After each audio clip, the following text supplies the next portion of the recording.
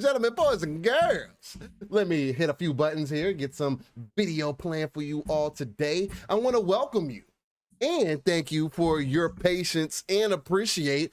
Ran into some ISP issues this morning with the internet and everything. That's back up and running though. Cox Communications. Gotta get back into it with them. But needless here there. I do definitely want to appreciate you all for tuning in today here with us at Living Splitscreen. It has been one of those weeks where, oh man, there's a lot of different conversations we can have today. Definitely what we have learned from the community segment is definitely going to be taking part. I know a lot of people don't like the drama in the community. Well, I'm not going to say they don't like it because a lot of people love it actually. But I know a lot of people try to say, oh, well, I don't want people to talk about this. I don't want people to talk about that.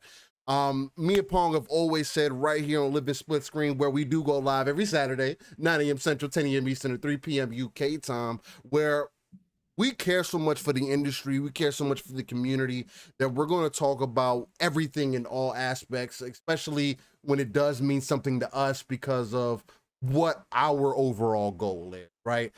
Just because we don't necessarily agree with all the trolling and all the extra BS that happens doesn't mean that we're impervious to smoke or we don't like to have fun or a good time.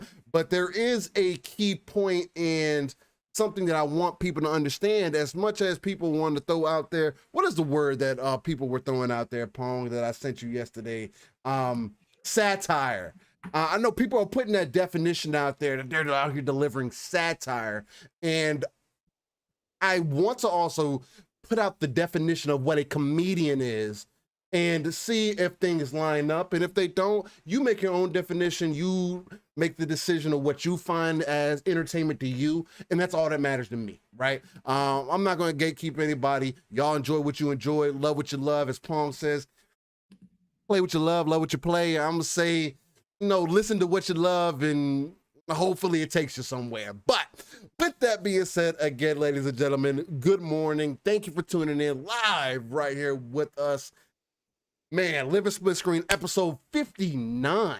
Ladies and gentlemen, it is I, one of your hosts, Steel Rain. Also, Steel Rain, the T is a 7 if you need to find me on any social platforms. And I have some amazing gameplay for you all today. And for the brief pause, I'll just be honest, I was trying to think of the name of it and I couldn't think of it at the time, but I got it now. Force Unleashed gameplay running for you live, raw, and uncut in the background for you guys today. And I have to say one thing, man. Pong, I have to give you credit once again. If there was anything, if you have not steered me in the wrong direction. You said that this was a solid game. Not only that, but you also said that this should be a basis for any other Star Wars game that kind of comes out in the future. And to be completely honest, other than me fighting against the camera, the poor lock on, the getting stun locked by random shit, and look, early games, you know what I'm saying? The game came out in 2008, I believe. Or whatever the case may be. So it was early, right? So it had a lot of those early game kind of bugs and issues. But overall, as far as story, as far as combat, as far as overall gameplay, the game is amazing, man. And it holds up pretty well on PC. Again, you could definitely tell the game is older, and there is a supreme difference because since I've beaten Force Unleashed, and again, I've been on the hardest difficulty. I also had all the DLC and everything. I got it on PC through CD Keys for about $5 or so. The game's actually still $20 if you guys wanted to check it out. I don't know if it's on Game Pass or not, but it's one of those to where it also, I have to play it with mods because it does not have 60 FPS support. This is one of those games that when it came out on PC, where some PC games didn't have, especially when they were ported over, they didn't have the additional options where, change all these settings. It was very minimal. So I had to implement some mods, do a little bit of research so I can unlock the frame rates, which also caused some additional issues for myself as far as the gameplay mechanics go. But as far as overall gameplay mechanics, telling like a Star Wars story, the presence of Darth Vader himself being felt, especially starting off with it in this game, Yeah. is Yeah. I can't explain to you guys enough. Hopefully you enjoy the gameplay. And the little Second to mishaps that none. you might run into. 100%. And the second game, first hour in, already leaps and bounds better. I'm still doing some modding on the background because again, not a game that's supposed to be running at 60 FPS apparently. And this was a kind of a conversation before I passed it off to you, Pong, that I wanted to kind of bring in early on in our conversation here at Living Splitscreen that kind of leads credence to why when we hear Jason Ronald come out and say that, look, you know, we've done what we could for some of these games, going back and updating them and doing what we could. It kind of leads credence to that being a it's truth, right? Because if I, as someone on PC who has access to PC, and I have to go through settings and get into the actually editing some of the code and everything for the game so it can run right or run to what I would like, then I can only imagine what they'd have to go through to make sure that it's going to work on consoles and for us as the end consumer not to have a problem. Because I cannot tell you how many times I've had to stop, play for 5 minutes, stop, adjust some things, stop, close out the game, pull it back up, oh, go back in, pull these files up, go into the local files. My Steam data for this game shows that I only have an hour played. I had to use an external client to run the game at 60 FPS because if I use the internal Steam client, it would cause the game to only run at 30. So there is troubleshooting that's involved. There's a lot of things that go into it, but overall, this is one of those games that needs a remaster. It needs a complete remake. They're missing out on a key opportunity if this game does not get a remake, to me personally.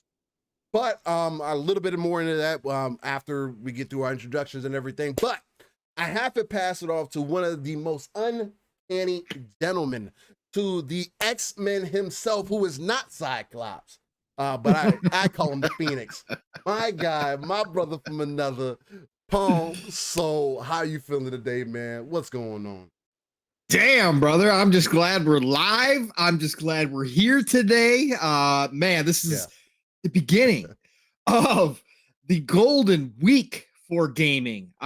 We are in the golden age, but this is the golden week coming up here. So I'm glad we could actually do this morning, despite all the issues in the background. And glad everybody's here. And still, I am ecstatic to hear that you are having a good time with Force Unleashed, even though you have to do all of this background stuff to get it to, again, as I've always said, some games, you can tell their age, right? But they're worth it in the long run. And for you to be able to do it on PC, to be able to actually get that 60 frames, even if it does cause problems, I am jealous, because these games are worthy. Like you said, The Force Unleashed is one of my favorite Star Wars games of all time. Starkiller is freaking amazing character, even though he does go against a lot of the original canon. It is still an incredible Star Wars story, and I'm glad that you're enjoying it, brother. But me personally, one heck of a week. We have been busy. You and I have not spoken at all one of those weeks, other than DMs. So it is great to be here with you, brother. You know what? This has been an enlightening week for me in some ways, as to some things. I've had to change my perspective on a couple things with the community, and you helped me out with that. But otherwise, gaming wise, man, oh man, look, we were knee deep in Sniper Elite 5. That game, we're gonna get back to that because we got to finish it out, and absolutely loving Sniper Elite 5. Have not played much this week at all. I actually got back into Dungeon Siege 3. Ooh, okay. Holy cow, backwards compatible. Brother, this is, for people who don't remember, Dungeon Siege 3 is published by Square Enix. They own the IP. They've done nothing with it, but Obsidian is who made Dungeon Siege. Yeah. Okay. So this is an old school Obsidian game. They got their fingerprints all over it. Great story. The lore behind it is freaking deep as all get out because it's Obsidian, of course. And I got picked it up because it was on sale for $2.99, man. And I haven't played it in a long time. So I went back to that. So I started diving back into that game.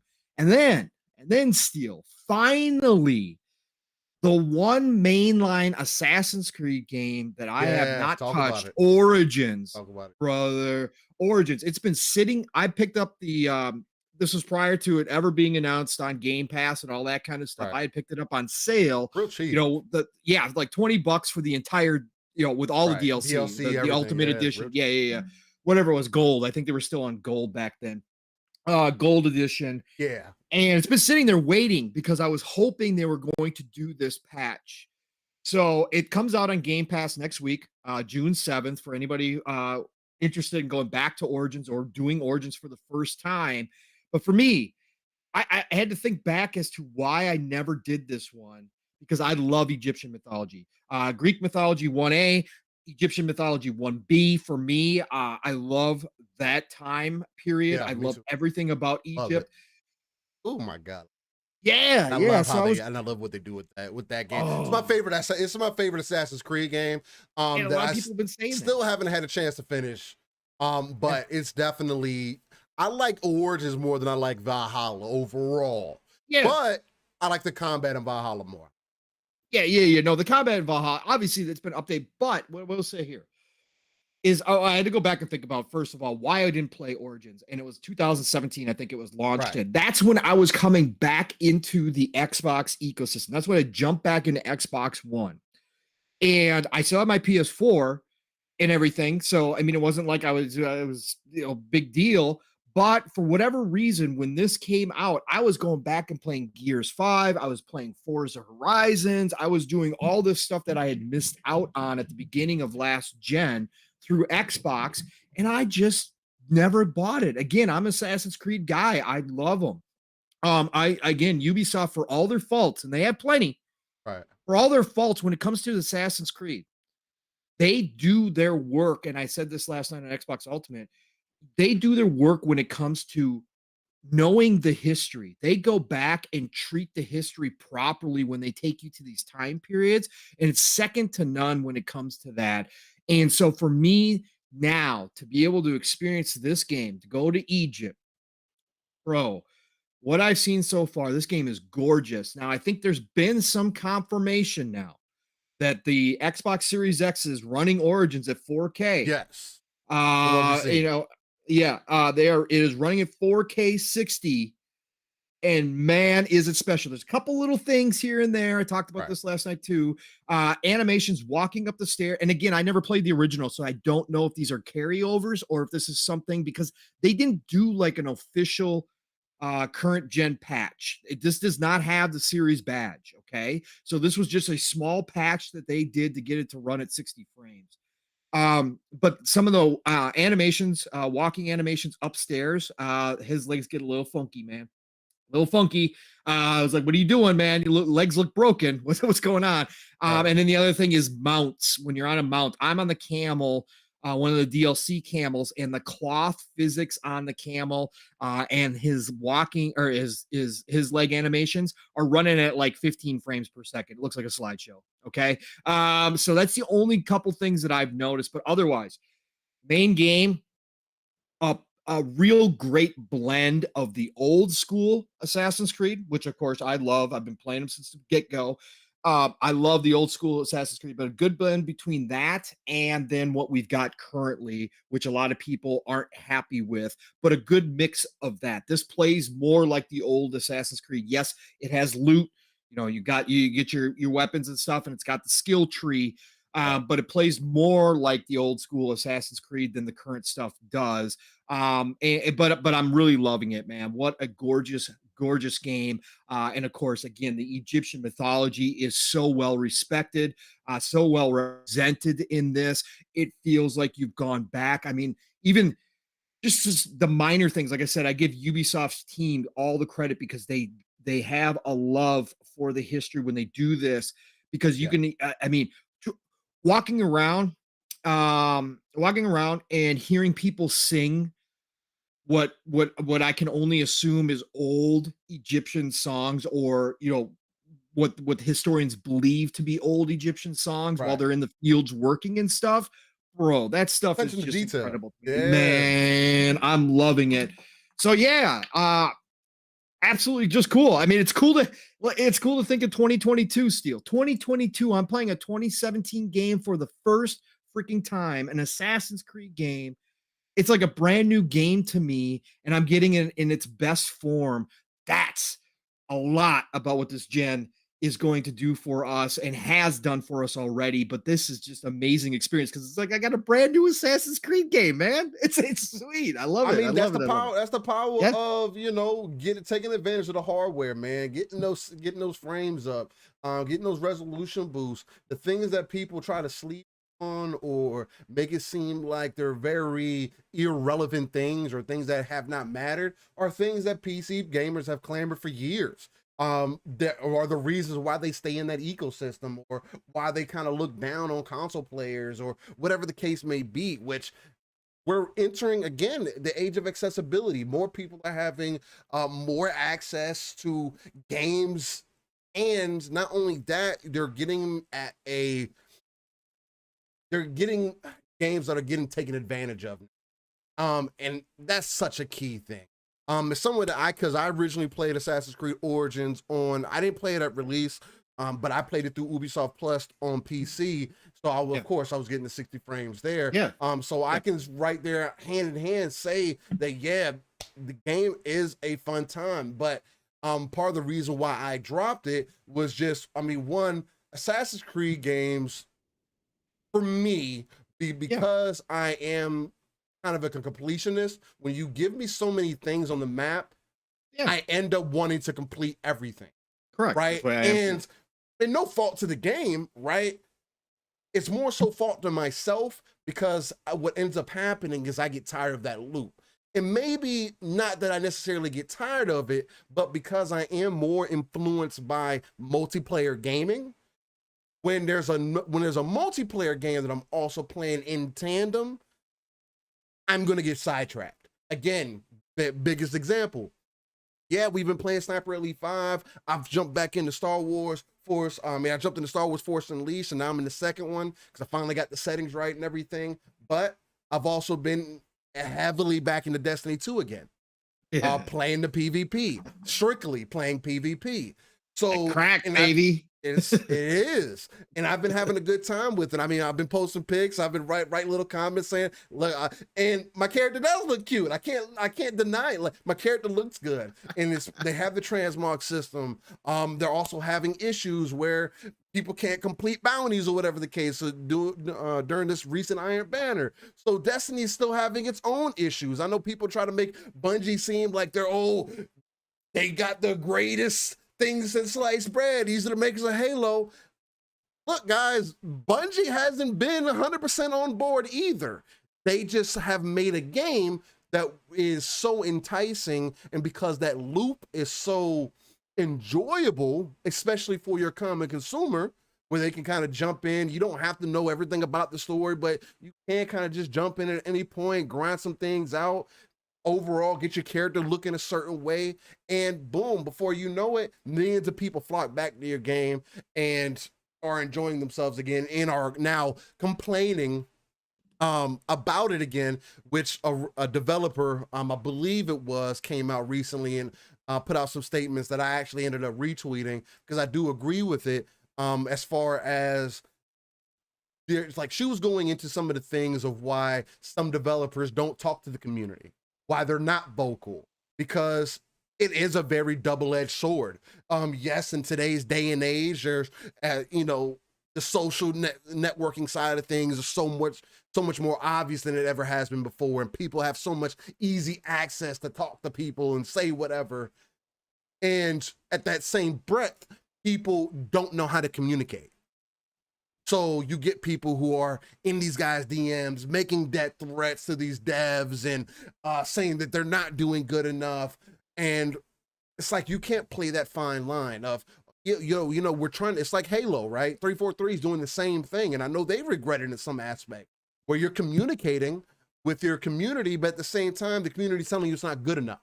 And it's like, well, fuck, why are we talking to y'all then? You know what I mean? That can wear down on people. At the end of the day, believe what you want, feel how, oh, they should be grateful to be in that position, and this and the other thing. Oh, how long has the internet been around? Get over it, get a backbone.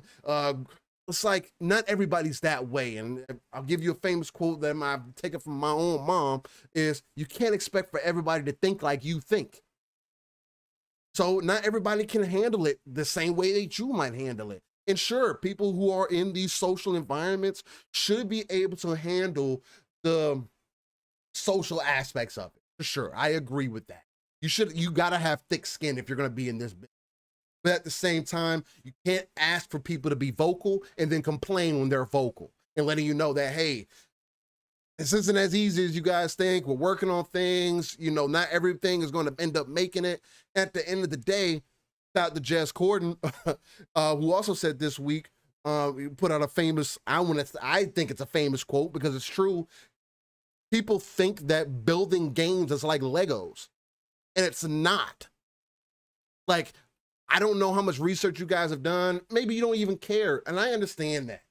That's 100% me. I'm not thinking about that half the time, but because I care about the industry, I do end up, like, in my free time, thinking about those different avenues because I care. Now, the consumer side of me is like, oh, give me the game. Remake it, remaster it, make it look good, give it to me, right?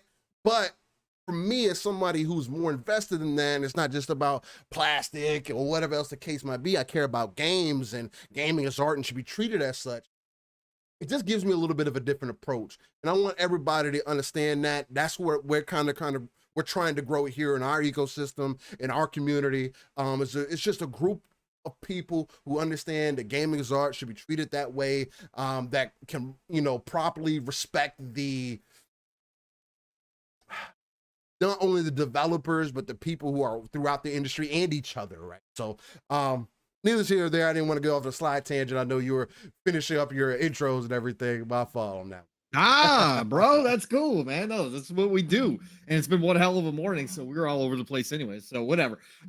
Listen, no, it's just great to be here still. It's been a great week. Again, we are entering the golden week for gamers. For those of us here that care about this industry, that always are watching the news, man. Look, we started off, Sony kicked it off. Amazing with the state of play, and we are going to talk about that. But this is Christmas for us gamers, and it's an exciting time. But still, your points are well made, well said. There's a lot to this, and there's a lot that goes into community, and there's a lot of different people. Again, I've said this previously myself, Steel.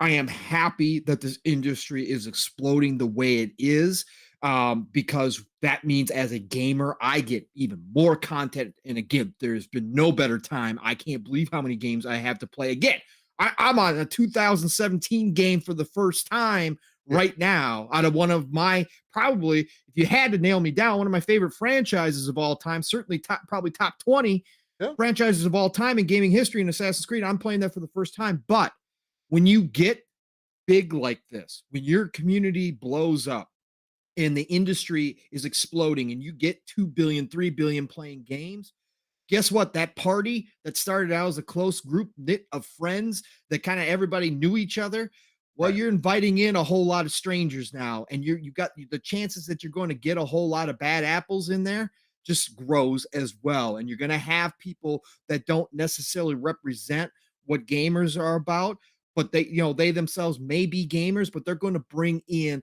a lot of negativity, a lot of toxicity, and you're going to have those problems grow as well. Just like all the good stuff that Right. comes out of it grows, the bad stuff grows too, and it is already one of those situations where we see this, especially with social media now and people having access to everybody. All of a sudden now a lot of good people are taking a lot of garbage in because the BS comes, man. The bullshit does not stop. People are going to hit you up where they can find you, and they're not going to be civil about it because, again, my bar for human beings is so low. None of this shit surprises me. None of this shit surprises me. But human beings being human beings, you're going to have a lot of just awful people jump in and start saying stuff that they shouldn't be saying to devs, to community managers, to everybody when it comes to those games that they're playing. And again, we could sit here all day long, and we do. We preach almost every show about treating people better, about realizing that just because you're behind a keyboard, just because you're not in front of that person does not give you the right. I mean, again, you can say what you want to, and you do, but you should think about that other person on the other side as a human being and treat them the way that you would want to be treated in their position, no matter what. Even if you can't put yourself in those shoes, you should understand that that is a human being with feelings, with thoughts, and that you should probably approach them from the appropriate way, not from a way of death threats, craziness, whatever the case may be. But some human beings are just built like that, and they're going to do it.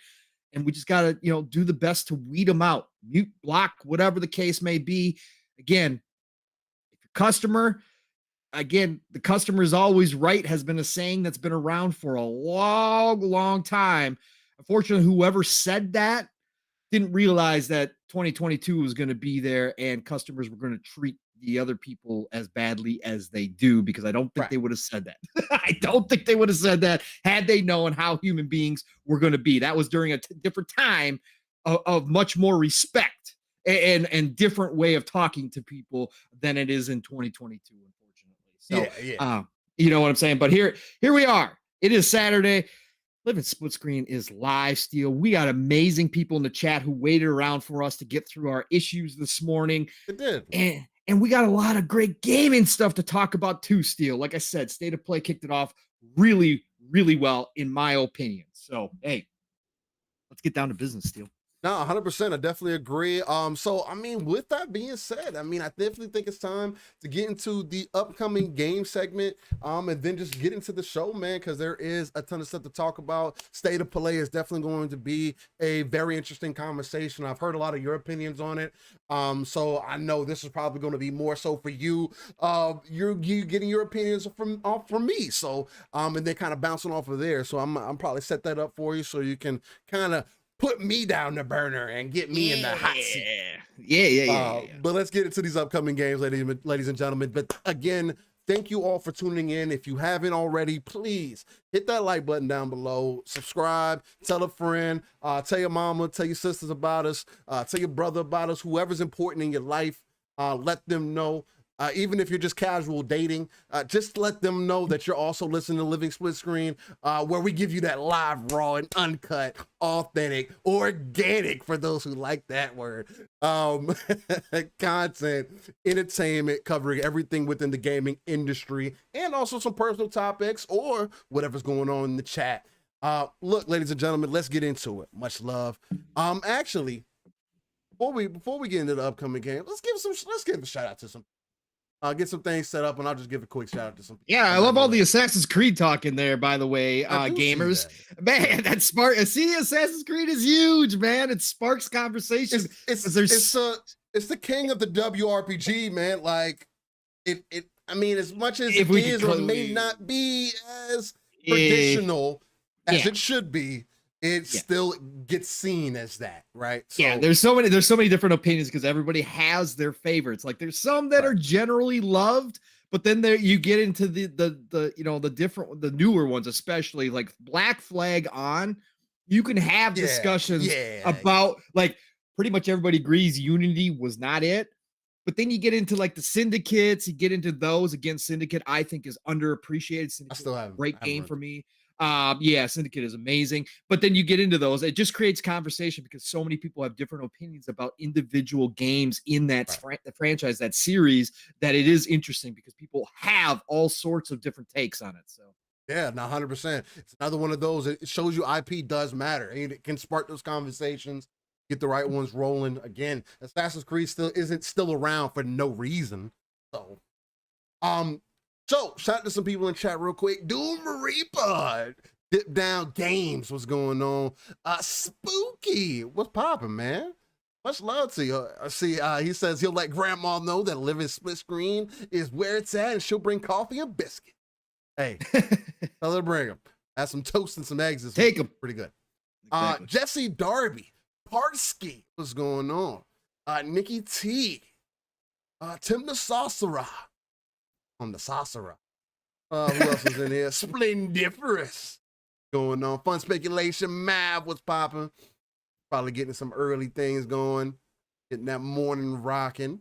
Tony Grosso, what's going on? UK lad, 3-bit is in the house. You know, whenever you get that rare spot in your 3-bit, you got to make sure that you shout him out. You'll never know. Yeah, well, it's just good to know that he's alive, man. 3-bit. Glad you're still around, brother. Glad you're still around. Hey, he's a hard-working young man. Hey, shout out to 3-bit. And he's got some young love going on too. So that is true. That is true. We gotta appeal to them too, right? Yeah. Until you get later on and you're like, all right, give me some space. Right. No. Shout out to ATL, what's going on? Jacob Novick, Ray Wade, going on? Nukem, Mr. Boom Boom Kaboom himself. Hopefully your break is going well, good sir. Hopefully you're getting some well-needed rest. Hopefully things are moving in the right direction. For sure. Big Thick Click, what's going on? Who else we got in here? If I missed anybody, Sick the Slayer. Stuff, Sean. You get the breathtaking gamer spotlight, otherwise known famously as Spooky Rocket in the house. I announced him just as spooky though. I didn't announce the breathtaking gamer spotlight. Dreadpool's in here. Andrew Cullinane is in the house as well. Good to see you all. Big Mad Mo showing up in here. Man, we got a lot of cool people in this chat. Andrew Cullinane. I got Fuzzy Belvedere. Now Muppet was in here. What's going on? Yep. Gotta shout you guys out. Caitlin was popping. Back from the Dead. Animated Evil. Hey man, some beautiful people in here tonight, man. Well, this morning. Tonight. Excuse me, it might be tonight for some of you guys. Maybe you're for those who listen on the back end, maybe it's nighttime for you guys, so maybe that works. But Fahim Scott, good to see you jumping in here. Ooh, Fahim. He says, I have returned. And Ryan. Hey, what's going on, Ryan, man? Hey. Ladies and gentlemen, it's beautiful to see you guys here again. Please share us out. If you do listen on the audio side, again, just a little more business. I have to let you know if you General C, I see you. General, what's popping? I do have to let you know for on the audio side. Please leave us a review on Spotify, Apple, whatever you get your RSS feeds or podcasting content. Definitely give us a rating that helps us a little bit with the algorithms and everything. Again, we are on mission 1K. We're doing it a little bit differently, and since me and Pong only do a show a week, and it's kind of makes it a little bit more difficult to get that traction going. But life is life, and until we can be specifically able to make this our main focus, it's just going to be kind of what it is until we get some things changed and switch some things up. But other than that, let's get into these upcoming games. There should only be a few. I don't think there's going to be too many, but definitely some we want to get in. For sure, Steel. So we are coming up on week of the 6th, June 6th, 2022 already. And I ended the show last week by skipping ahead, looking forward to this one. Again, it's not going to be a day one for me, but it is on my radar. This is something that I am looking forward to hopping into some point, and that is SpellForce 3 Reforged is coming out, and that is coming to PlayStation 5, Xbox Series consoles, PlayStation 4, Xbox One, and PC. This is developed by Grimlore Games, published by none other than THQ Nordic, which I love. What a great publisher and a great developer as well. But I played so many THQ Nordic games through the history of video games. It's crazy. Of course, they are now Embracer Group underneath that big gigantic umbrella over there. But listen, SpellForce 3 Reforged. SpellForce has been out on PC since December of 2021. Look, this is a mixture of RTS and RPG. something again that I love, obviously, both those genres. It's very cool idea. I've watched a lot of videos on this and I'm highly interested. So anybody looking for that RTS RPG, SpellForce 3 might be able to scratch that itch for you. So go check it out. It is, again, something I think that's worthy of, if you're into that. If you're looking for something right now, again, not everybody is, but if you're looking for something, that might be the one that just does it for you. So go check out SpellForce 3. What is it called? Oh God, Reforged. Reforged. Thank you. My freaking internet just freaking did this. See, look at this, Steel. We're having one of those mornings, man. I'm telling you. I'm telling you. Hold on. Bringing it back up. You're good. You're good. Good. Man, look at this. I actually think SpellForce 3 was not leaving Game Pass. No, or is the new one, or is that 2 I'm thinking of? It might. No, we never had it. This is the first Really? SpellForce coming to console. This is one of those PC franchises that is finally making the transition over. So we've never had SpellForce, at all. Yo, Game Informer, really? You gonna do this to me? It's acting up. Yeah, it won't reload. Interesting. Everything's good though. I'm still here video wise and everything. Yeah, we're good. Okay, all right. Yeah, I mean everything is good. You're still here live with us. I mean we could go into the next one. Yeah, go ahead if you got it. Ladies and gentlemen, guess what else we got coming this week? Star Wars: The Knights of the Old Republic 2: The Sith Lords is finally coming to the Switch. Look, man, Pong, you got to give it to the people more so than I do. I know you talked a little bit about it last week, and I believe I did. Tell the people about it, man. Well, I mean, man, is this worthy on the Switch? Yes, this is worthy on the Switch, and they need to now do this for all of us console players. They need to relaunch this game because on the Switch version, they have confirmed they are going to go back and add in content that was cut, that the PC community data mined and then modded to put back in on the PC version. You can get this cut kind of, it's like a director's cut at this point. Now, not out the gates. They said they're going to add it later, but Knights of the Old Republic 2, obviously, again, KOTOR is beloved. We know that the KOTOR remake is coming from Aspire. We know that it's going to be PlayStation timed exclusive to begin with. But Knights of the Old Republic 2, again, the debate rages in that KOTOR community. Which one is better? I personally like Knights of the Old Republic 2 better. I know the story is basically the same as the first one. Like in a lot of ways, the beats are the same. I just personally like the experience, the combat, and some of the decisions that you make in KOTOR 2 better than I do KOTOR 1. But both of them are up there as some of the greatest all-time RPGs. Of course, Obsidian here did, KOTOR 2. Listen. This is going to be worth it for all you Switch players out there because of the added content. Again, that's something I have not been able to experience because I don't play on PC. So I want them now to bring this back out, re-release it on all the consoles with this content so that I can play it. But it's looking pretty good. Again, the game is dated. The game has not necessarily aged well in a lot of ways, but if you got a Switch, this version is going to be worth it for everybody on the go. So Knights of the Old Republic finally making its way. Number 2, the Sith Lords making its way to Switch. Please go check that out. I am back up and running, by the way, Steel here, so we're good. Okay. Pro Cycling Manager 2022 coming to PC June 9th. Live out your dreams of being a pro cycler. That's right. There is a manager game for basically everything at this point. So Pro Cycling Manager 2022 PC June 9th. Yeah, why not? And then if you're not just happy with getting Pro Cycling Manager 2022, Tour de France 2022 is also coming. And this one is going to be for everybody because, this one's going to be for everybody. PlayStation 5, Xbox Series consoles, PlayStation 4, Xbox One, and PC June 9th. So you got 2 cycling games the same day. And if you're on PC, you can have both of them. So, hey, all you cycling heads out there, man, go get this stuff.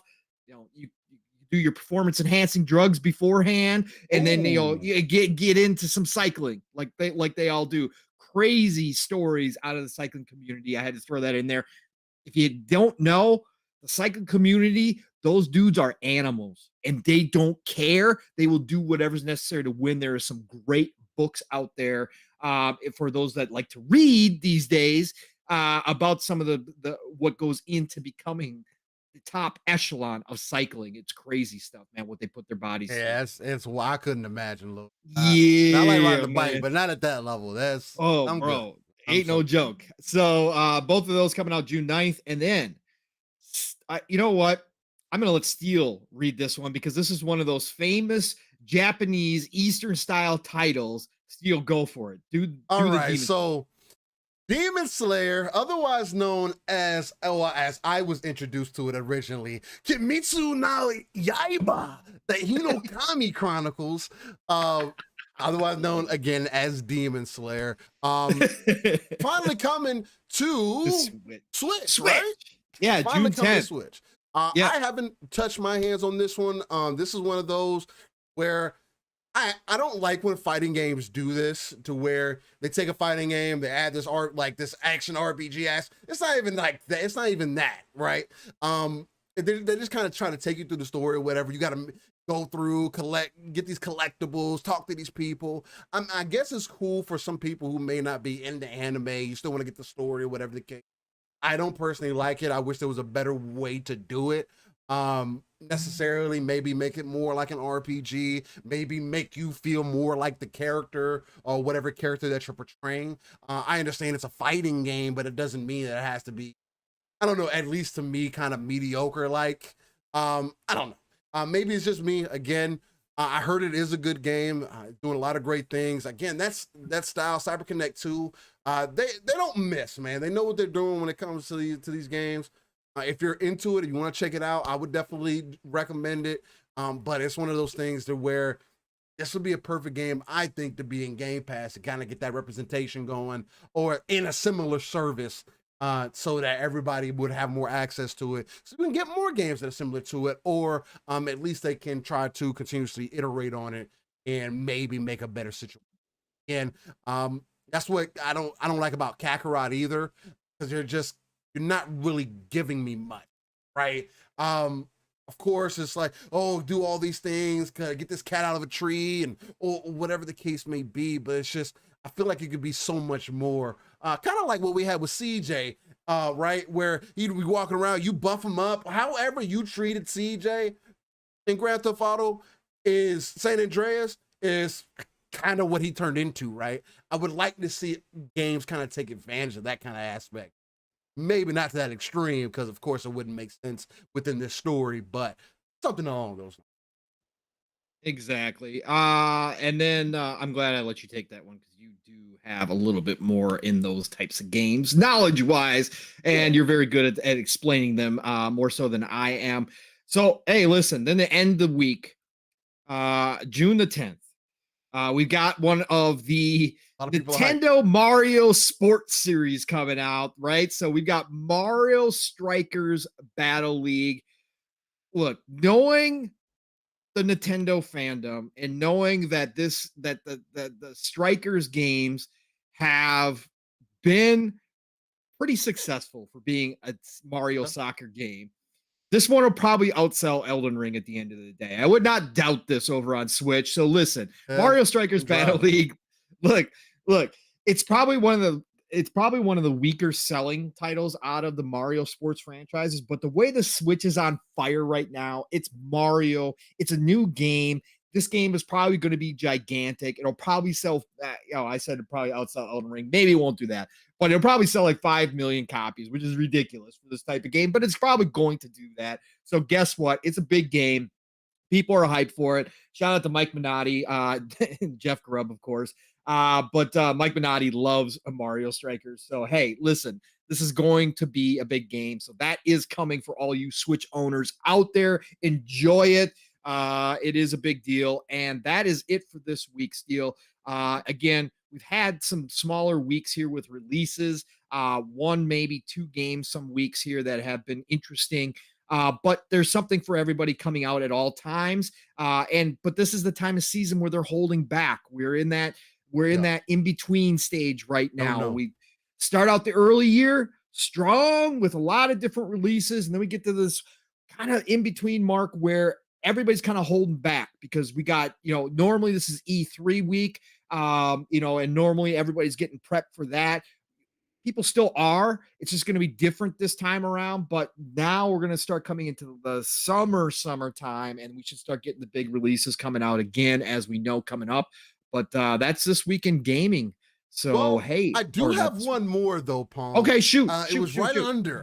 right under, Did I and miss it's it? also June 10th. We have the Quarry releasing Oh, also. hell, how did I miss Super that? Sorry. massive. Sorry, the Quarry too. Yes, yes, yes, yes, yes, yes. Quarry. Not my Oh thing, my but I know a lot of people are hyped for it. Yeah, Supermassive Games published by 2K. Again, this heavily narrative driven games.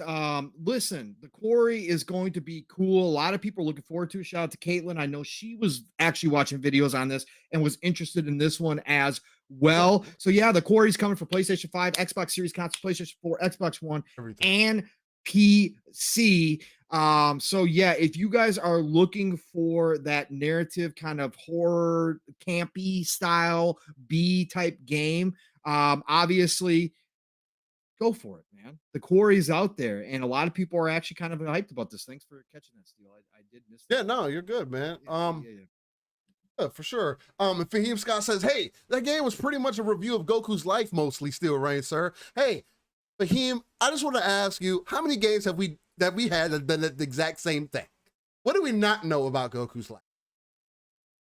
I'm just saying." And again, it is one of those that I'm not trying to give any flack to the game, because I have heard from people who have played and who are Dragon Ball fans that it is a pretty good game, actually. So I do want to give it its fair shake and give it a fair run. I want Dragon Ball games to kind of touch on like what Dragon Ball Budokai Tenkaichi 3 did, where it kind of expanded on the combat systems of Dragon Ball, right? Or Xenoverse. I want something that's going to be better than Xenoverse, right? At least to me, because what breaks the Xenoverse experience for me is the stamina system. I don't like it. Just to me, because people play extremely corny, and maybe it's just, oh, Steel, you just need to get good, and maybe I don't have that same patience for fighters as I used to. But it's really corny to me when I go into a fight and somebody's just waiting to hit the heavy attack, like that charged heavy attack, to break your stamina, and then you can't do anything. So they can do as much damage to you as possible while your stamina is broken and you can't do anything about it. I just think that that's kind of corny. I wish it was set up like Tenkaichi 3 was, where it's like you still kind of had that, but it was balanced, right? Every move took away something, so you just couldn't spam things or whatever the case.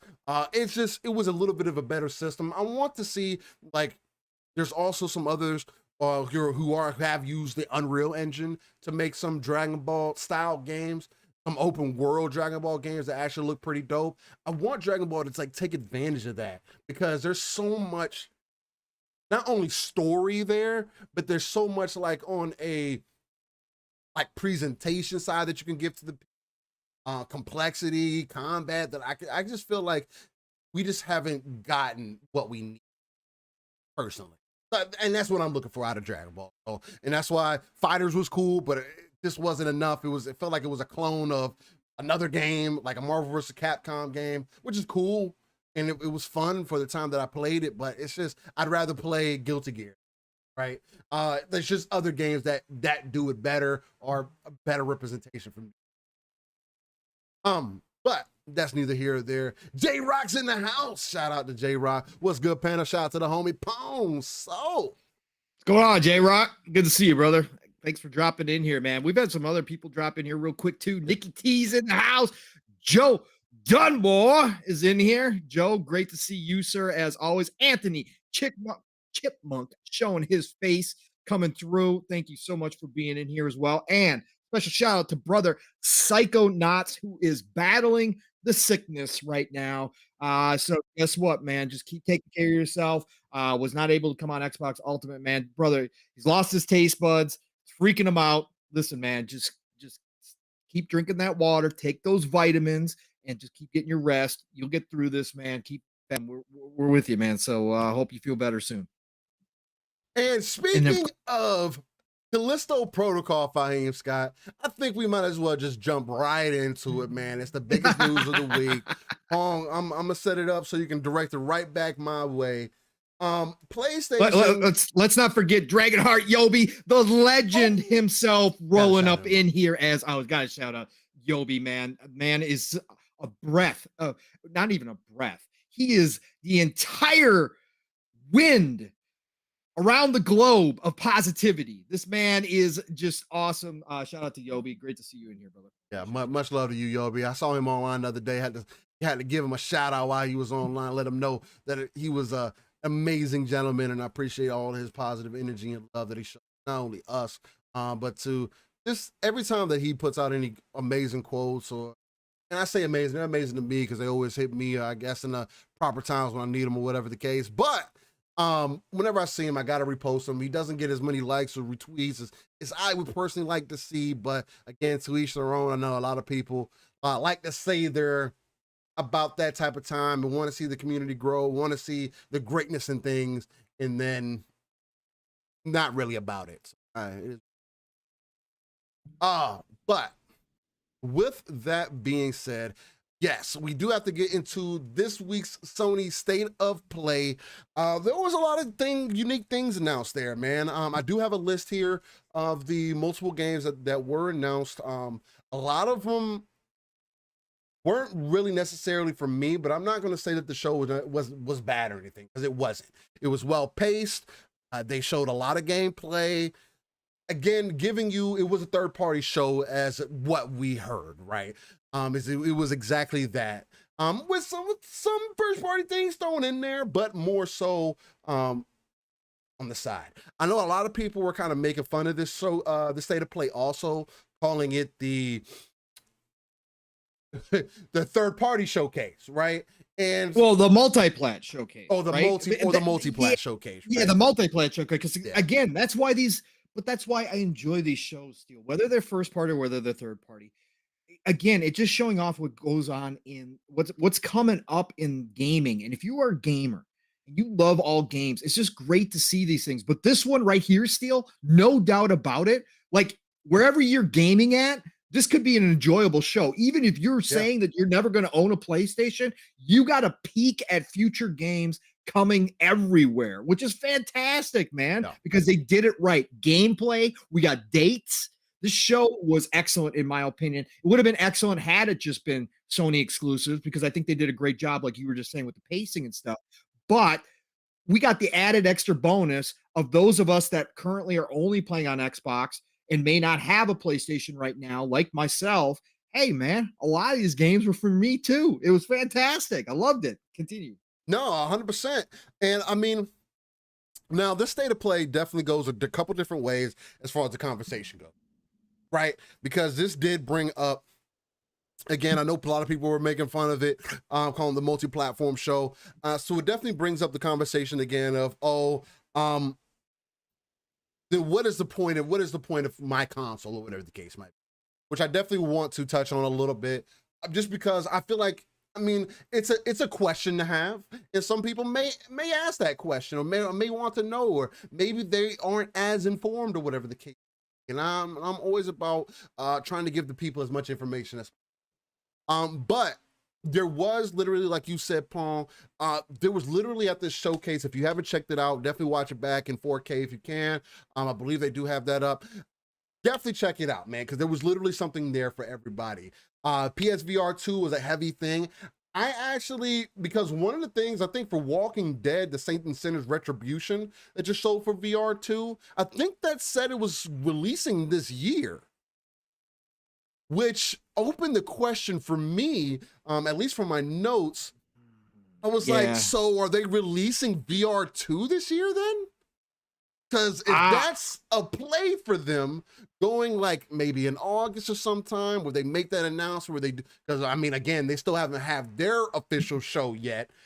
Is that going to be something that they announced at that show? Hey, this winter, holiday, VR 2, could it be? Or maybe was that just a marketing mishap? Because again, the way that it was pitched, at least from what I've seen, or when I was watching the showcase, was, or the state of play, I should say, excuse me, was that Walking Dead Saints of Sinners Retribution is coming out this year. So that kind of told me that VR2 was also coming out this year. Well, at least that's the way it came across. So I kind of wanted to bring that up on the show too, really quick. Do you think that VR2 could be possible to release this year? Could it be a shadow drop? Could it be something that they throw in there? Because again, VR2 isn't going to be for everybody, right? It's going to be for those who are already invested because you already have that barrier of a console. So you're only going to be talking to the people who have consoles already, who have that PS5, because that's what that PSVR2 is going to be for. And I know a lot of people are saying, oh, I don't have any games to play, or you want something that's going to make you feel like your console's important. VR2 could possibly be that for you, right? So could it be a play that they take, Pong? What do you think, man? Here's the deal. I don't think so. I think that because all the other, I don't want to say this. Look, it's very unlikely. Again, we never say never. I never say never because I don't deal in absolutes. Only Sith Lords deal in absolutes. Okay. Listen, with this game, I think the 2022 release means that this game is coming out on other VR platforms in 2022. That's what I was thinking. I don't think it's going to be PSVR 2 this year. I think that's next year. I don't think Sony's going to drop it this year. It doesn't make sense on a lot of levels for them to drop it this year, especially since we've got nothing outside of a showing of PSVR 2, and we got the tech specs, but we didn't get price point.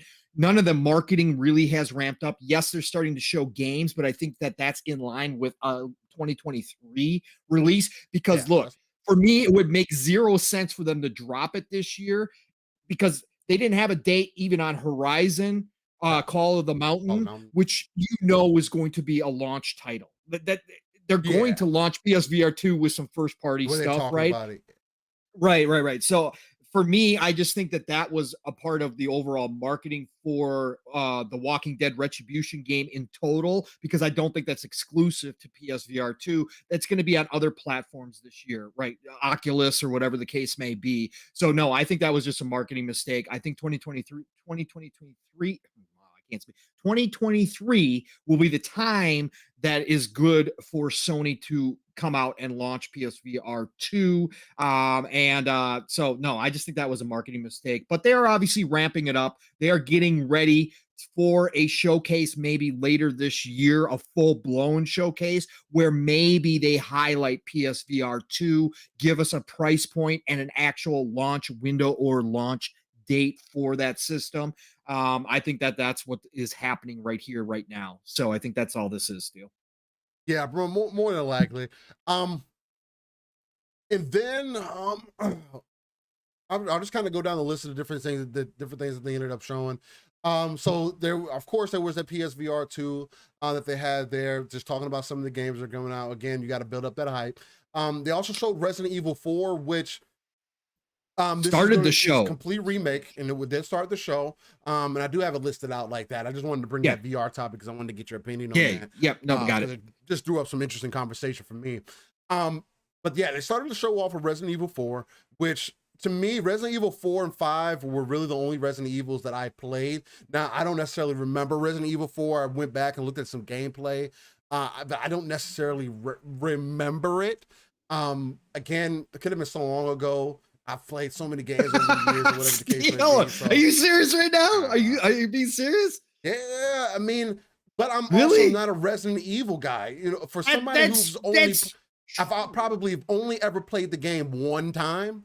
So okay. I probably don't remember it. Right? You still surprise me, brother. Hey, quick shout out to the Queen, Ash and Luca rolling through here. Hey, appreciate you, Queen, for showing up. Luca, thank you for the kind words, man. That's what we try to do here, is bring that energy no matter what at the end of the day. Animated Evil, great to see you too. But shout out to Queen Luca. Yeah, Steel, you shocked me. You surprised me again. I always forget sometimes with you because you are, younger than me. But there's so many games out there that is just kind of like, hey, yeah, no, these are like games that everybody's played. Like that when you come through and like, man, I don't remember Resident Evil 4. Like Resident Evil 4 is considered by a majority of Resident Evil people to be the GOAT, right? That Resident Evil 4 is the highlight in different ways. And again, that debate rages on. But when I hear you say that, sometimes it still shocks me, man. So sorry. Yeah, Didn't mean to for interrupt. me, it's like for me, you go back to Resident Evil 2. That Resident Evil 2 is from one of the main reasons why I don't like scary games today. Some of the early memories I had with it just the way they introduced Nemesis and the way some of the angles that they put him in and like they implemented in that game fucked with me when I was younger. I can honestly say that was some of the things they implemented in that made me turn my PlayStation off. Like I was just like, yeah, I'm not doing this. Back then, mind you, I was mad young too. So it's like Resident Evil 4, it's like I remember it, but at the same time, because for me, when I play these single player games and I only played them one time, a lot of people play these games, they've played it multiple times. That's why they say, oh, this game's the golden, damn, this game's great. And it's like, it's not me. You know what I mean? So, and to me, that kind of, I remember more Resident Evil 5, but that was because of the co-op aspect also. I don't know if Resident Evil 4 had that. I don't recall it. No. But because Resident Evil 5 did, I do remember that vividly because one, ended up playing that with my cousin. I played that with my brother. I've played that with multiple people, and I liked Resident Evil 5. I liked Resident Evil 6 also. But that's just right. So, but the way that Resident Evil 4 looked, again, some of the scenes that I see did look familiar. Like just started to pluck on those strings a little bit, those memory strings. I was like, damn, I do remember that. And then going and seeing the difference, I didn't remember what the old game looked like, but seeing the difference from what they demonstrated to what was there before, you're getting a whole new game. And not only that, but they're supposedly also tying it into Resident Evil Village, which is finally Resident Evil can have some consistency, because that was one of the things that I did like about Resident Evil before was that, you know, I had to talk to multiple people to understand what the story was. It's like I play like I've seen people play 2, I've seen people play 3, and then I get into 6, I get into 5 and 6. I'm like, what is going on here? People are like, yeah, you know, Chris did this, and then this happened, and Wesker this, and I'm like, dude, what the hell is going on in this story? What about the movies? They tie into this at all? No, the flow chart for Resident Evil Steel was long ago blowing up. Okay. Again, there might be some diehard Resident Evil fans out there that can obviously make sense of all of it. But look, this is just one of those games you play. Resident Evil is a series you just play to play because the games are so good for the most part. Again, they've Capcom went through their bad times, as we all know. Capcom was on the down and out because of some of their missteps, especially with some of their biggest franchises like Resident Evil that didn't really carry over, but now they're on the upswing, right, Steel? And to your point with Resident Evil 4, watching this during the show, and it looks like we're going to do this, we're just going to jump into each one here as we go along. So, but watching the show, look, Capcom has figured it out, and it's great to see because Capcom is one of those publishers, one of those developers that I never wanted to see gone, right? Because their IP catalog is so impressive and such a vital part of the video game industry. I never wanted to see Capcom die off and go away. And they were close to it at one point. Again, we can go back through those stories, but now they are hitting on all cylinders. Their remakes of 2 and to a lesser degree 3, again, people didn't necessarily like what they did with 3, and I can agree on some points. They changed the story. They did some things that just probably for the diehard Resident Evil fans didn't hit right. But as far as graphical upgrades, as far as updating those games and bringing them to the now, they have done a fantastic job. And this looks to be a continuation of that with arguably their most important game out of that entire franchise. Resident Evil 4 did blow up and is considered a GOAT by many. And so for them to bring that forward now, what I saw on the screen, they are taking their time and care with this one. And yes, it sounds like they are going to change some of the story beats to make it fit in. And yes, you are right, Steel. I've heard that as well, that it's going to somehow fit in with Resident Evil Village, which makes sense. Again, the town, the atmosphere, how many European towns, cities are going to be infected with the way that village was and how 4 is. Look, I think it's important. This is a big one for them, and it looks like they are doing it justice. And I can't wait, Steel. And maybe, just maybe, might get you to go back and experience 4 in its best light. Yeah. Maybe because you do play some more single player stuff now. So maybe you will hop into this one because Resident Evil 4 is absolutely incredible. Absolutely loved it back in the day. I've gone back to it, started it again, all that good stuff. You know me, I'm a grazer. So I always try this stuff out again. But this one right here, I definitely probably will be hopping into this because it is looking fantastic. Love to see it. It definitely looks interesting. And again, I mean, I've liked Resident. I'm one of those guys. I like the Resident Evil movies for what they were. So I've always had this thing low key for Resident Evil. I'm not a huge zombie dude, but I do like what they kind of do with that. They can go multiple different directions. They got the powers. They got the art direction that they usually use in there is pretty creative.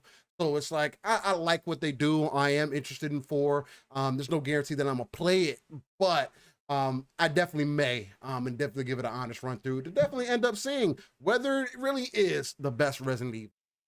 And we got a release date too, Steel. March 24th, 2023. 2023. Brother, 2023 just keeps getting better and better and better. Next year is going to be absolutely insane if all these games hit that are starting to get these dates and that we have launch windows for. Man, oh man, 2023 is going to be potentially the pinnacle of gaming years right now. As I don't even think it's potentially anymore at this point, because this is only stuff that we know of, which is the problem. Right. What about the things we don't know that are going to be of that similar quality, different styles and everything else? Like, well, guys, like it's gonna be interesting. 2023 definitely has the potential to be one of the biggest years ever in gaming.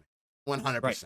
Especially if everything starts getting rolling in the right direction as far as these different services and everything, and people start really getting more consumers to lock in, and they're seeing more money's coming in than before. Like, it's going to be a perfect example with our next one that I'm going to bring in here, because right after they talked about the PSVR 2 stuff. Well, hold on. Let me add this to the PSVR 2 stuff for anybody out there who did not watch the show, but may have a PlayStation 5 and has not fired up Horizon Forbidden West. They came out and announced a major update for Forbidden West. Here's the deal. Seeing some problems online. Okay. Kay Asante, amazing member of this community. Listen, be wary of this. If you guys have not popped in Forbidden West, it got a giant update. They made an announcement about it. That's how big this update is. It is free, which is what they also highlighted, which I thought was hilarious, because whenever there's an update for Sony stuff, everybody goes, does it cost me money? This one is free. They've got a new Game Plus mode added. They added some, I believe, weapons to it. They're allowing you to reset your whole skill tree so you can go back and redistribute skill points again. All that good stuff. It looked like it's going to be a major update, but I just got to point this out. Kay Asante, again, trusted member of this community, really good dude. Obviously, shout out to him and Everborn on the Gaming Circle podcast that goes at the same time we do. Listen, he posted a video. He has 110 hours of gameplay in Forbidden West. This is a dude who loves it, okay? Loves Forbidden West. He did the update. It appears, and I have not seen an update from him since he posted this, but he posted a video. It appears that update corrupted his save file from the cloud. And even in the cloud, when he grabs it from the cloud and brings it down, his entire PlayStation 5 resets. Okay, so just be wary of this update, of this patch. It does appear there might be some issues for some people out there. Again, 110 hours right now that he does not have access to.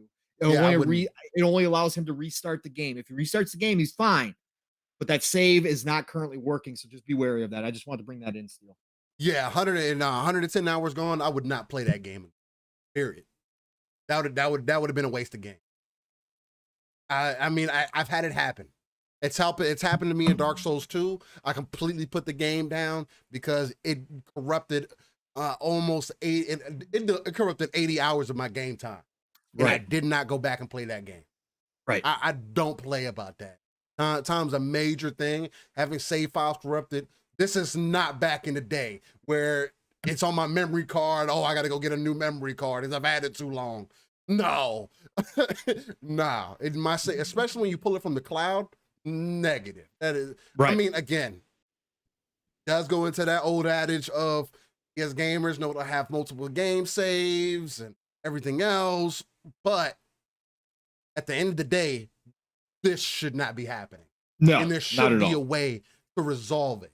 Hopefully, that's correct. The correct.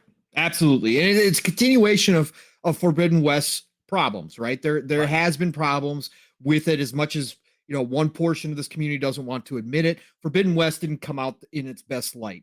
And they patched it. They've done a great job. A lot of people who have gone back and gotten this update and it's worked for them are saying that everything that was wrong with that game is being fixed by this update so far. I've seen a lot of that as well, which is fantastic. Again, expect nothing less out of Sony first party to fix the problems that are there. But at the same time, if your patch for some people does cause this issue, we got to put that warning out there. Hey, look, it might do this, and hopefully they can get this resolved because it is a big deal. So, you know what, Jesse Darby, I didn't see that wordplay you used earlier. You said Pong Steel must didn't like my wordplay. State of Stray. State of Stray. I like it. I like it, Jesse. I like it. No, I did miss that. Otherwise, we would have said that. So, yeah, no, sure. I definitely missed it. Tim says 200 plus in Elden Ring. If that would happen, I would never touch it again. Terrible. Yeah, man, it's any game. I mean, I'm the type of game, especially in a single player game, I'm the type of gamer that I could be 10 hours in. If my save gets corrupted, I'm not going back. Oh, well. Yeah, look, Fahim, I don't know who peed in your apple juice, but it was definitely not me, sir. So I don't know who did that. Why did Pong have to pee on my apple juice? I hope he didn't. No, but I mean, he's just keeping it real. Hey, gotta be careful with updates, man. Yep. Maybe do a second save, put it somewhere else, put it on a removable drive, because but we shouldn't have to. We really technically shouldn't have to do that. Well, 2023 Steel. But yes, the history of gaming has shown us that there can be issues. It's just that you never think it's going to happen to you until it does, right, Steel? That's the way it is. Yeah, you don't expect it, and and I'm giving that advice. And I don't necessarily do that all the time, right? Right. It is what it is. But I take that risk knowing, right? So, and I rarely have that. It's when Different says, but it's Guerrilla Games. They're supposed to be one of Sony's top studio. And they are. And they are. They are. But things happen, man. Things happen. People complain about bugs and everything else. As games get bigger, you're going to run across more issues.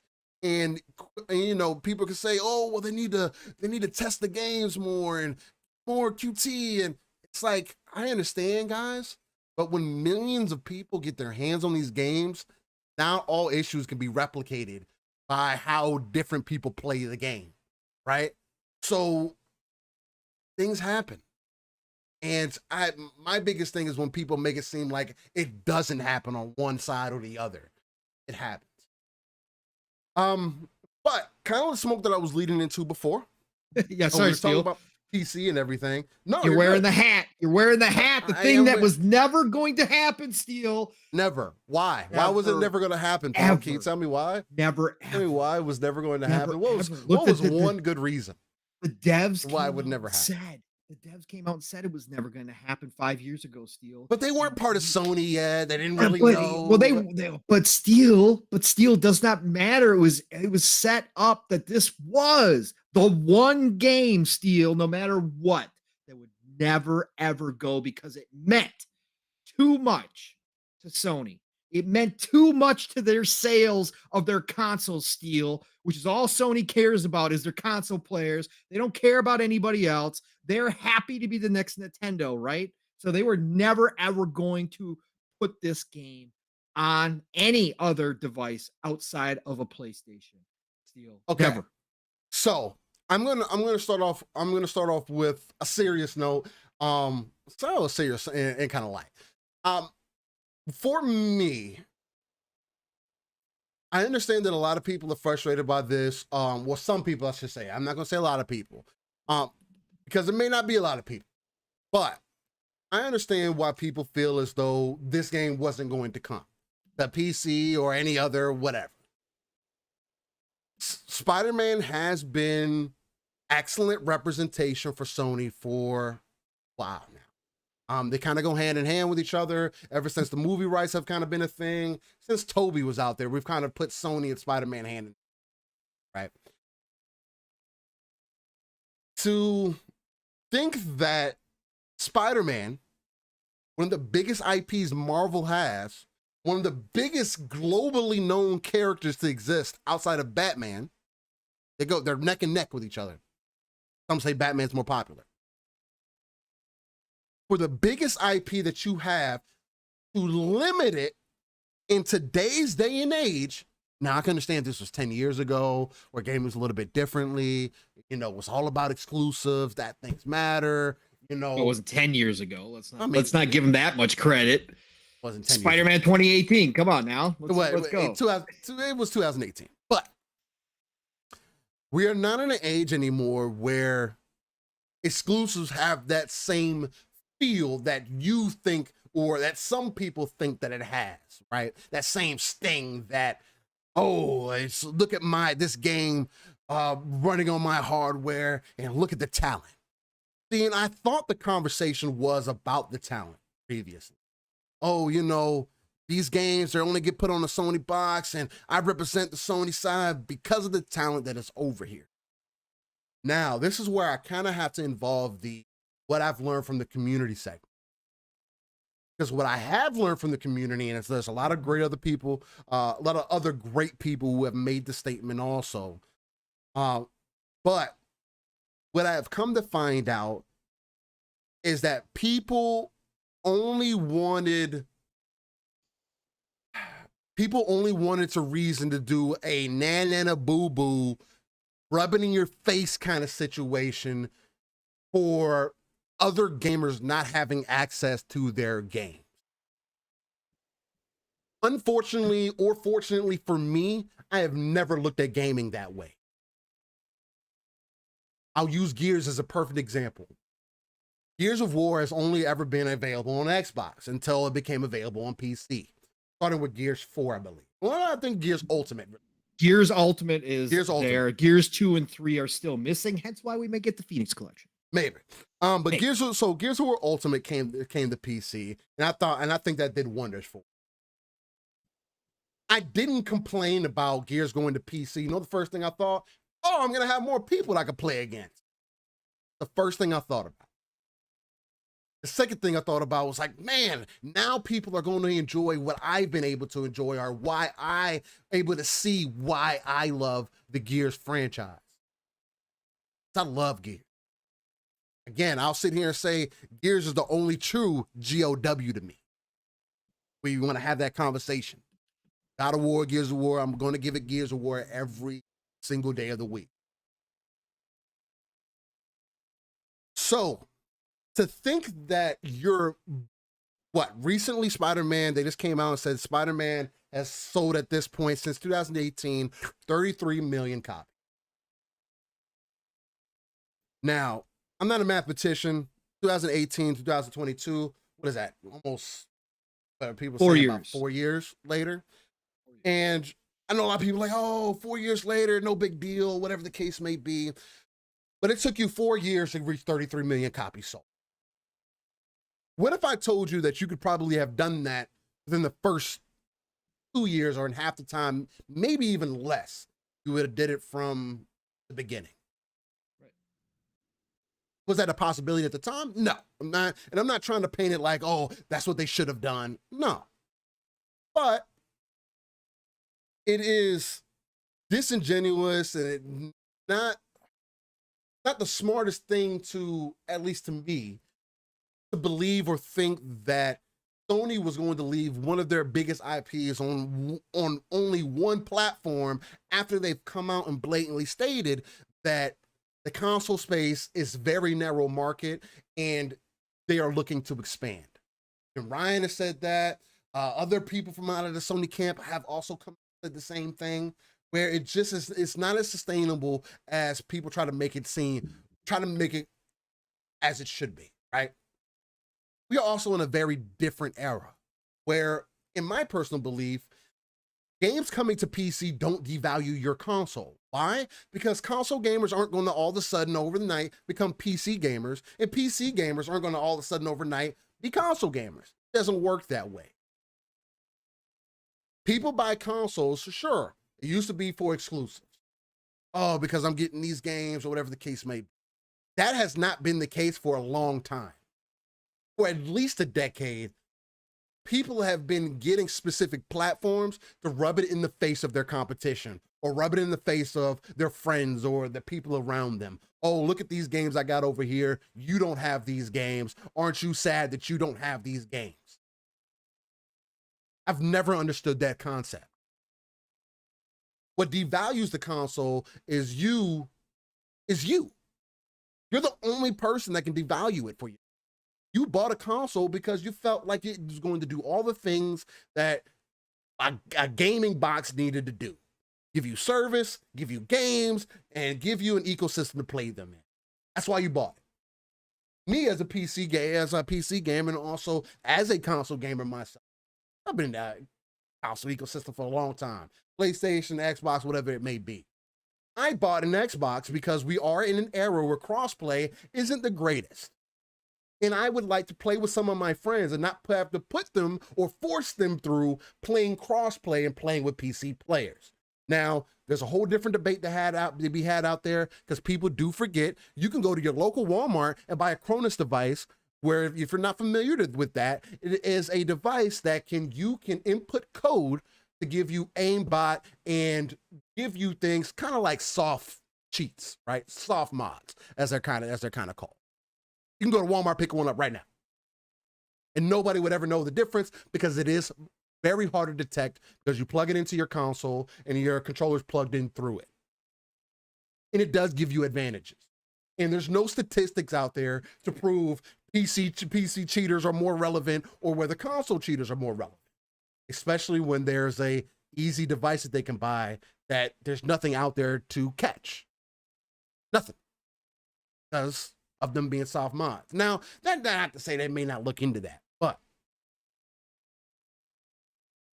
Spider-Man coming to PC is something that I have been on the mountaintop, not necessarily shouting, but just kind of ducked off in a cave next to my fire, warming my hands, letting the people know that kind of climb that mountain with me as they come into the cave, kind of get some rest. Let them know, hey, by the way, I know you're warming your hands up, you're saving yourself from the cold. I want to let you know before you get back out there, keep climbing. Spider-Man's coming to PC. I actually said it was going to come out in 2022. Why? Because there wasn't much else for Sony to kind of put out there for them to sell and to market to people. Sure, you got God of War that's releasing. Yeah, you had Horizon Forbidden West that got ate up by Elden Ring. So what is one more trump card that you could play that is going to entice people? Because obviously Sony doesn't have the most for this year either. Now they got some third-party deals as they've shown at this, and they're probably going to have some things to show at their own showcase whenever they end up.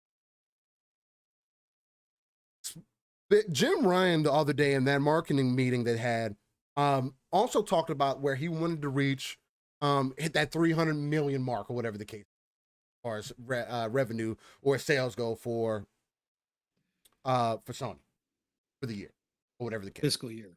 Fiscal year, sorry. Fiscal year 2022. Thank you. Yep. And there's only so many ways that you could do that. One, not keeping things only on PlayStation. That's not going to.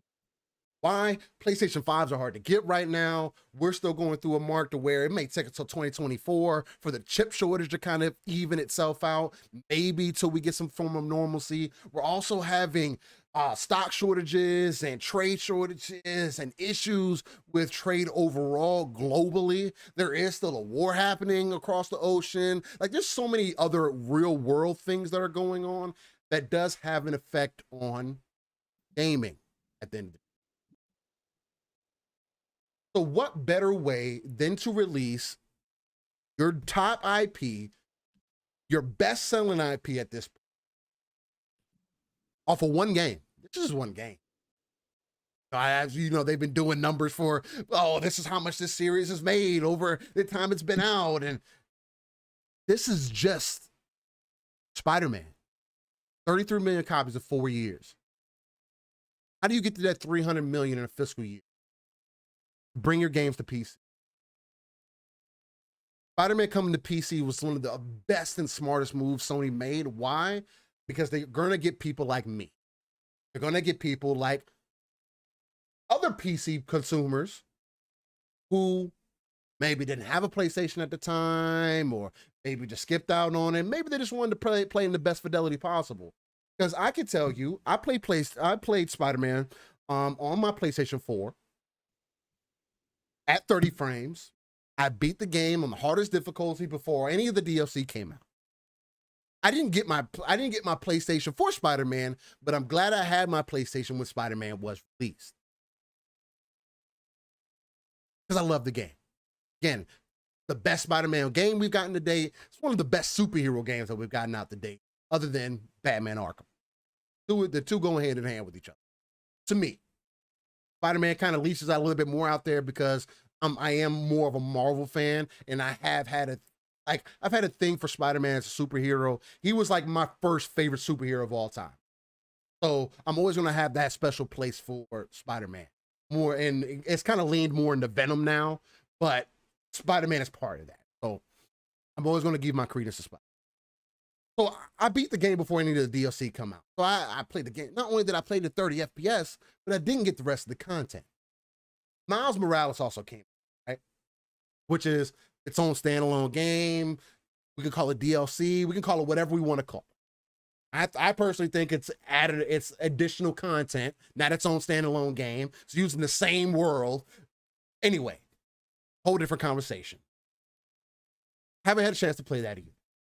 Guess what? That's also coming to PC after the Spider-Man release. So not only will I have the ability to go through the game again on the hardest difficulty, but now I have all the content. I get to play it in the best fidelity possible. So ray tracing, and not the ray tracing that they had to make specifically for consoles, because that's completely different, right? That it has to be tailored.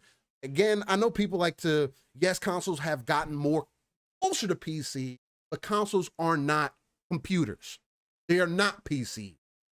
There's more things, components within a PC that make it what it is versus what a console does, and it's specifically to play games. So what's going to end up happening with this release, with Spider-Man coming to PC, there are going to be more options. Things that I could turn off, things I could turn up, things. I'm going to get the best quality, the best fidelity, the best frame rate, and I'm getting all of the content on release.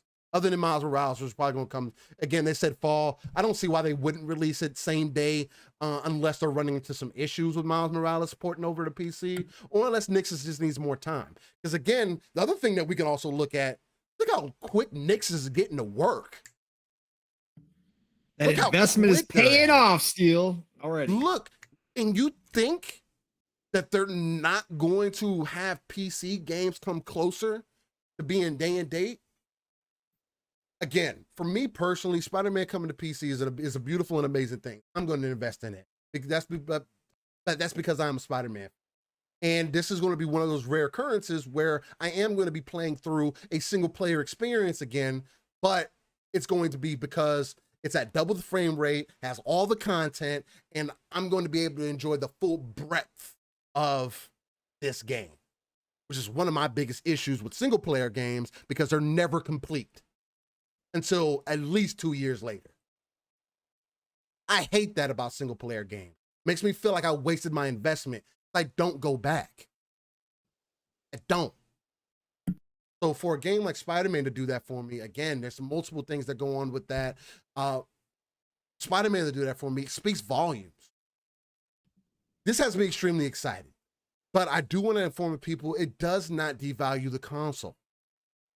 You played, for those who played the game already, I want you to be thankful that more people are going to be able to play this IP, because what does it mean for the future of Spider-Man 2? You're going to get more iterations, you're going to get more DLC possibly quicker.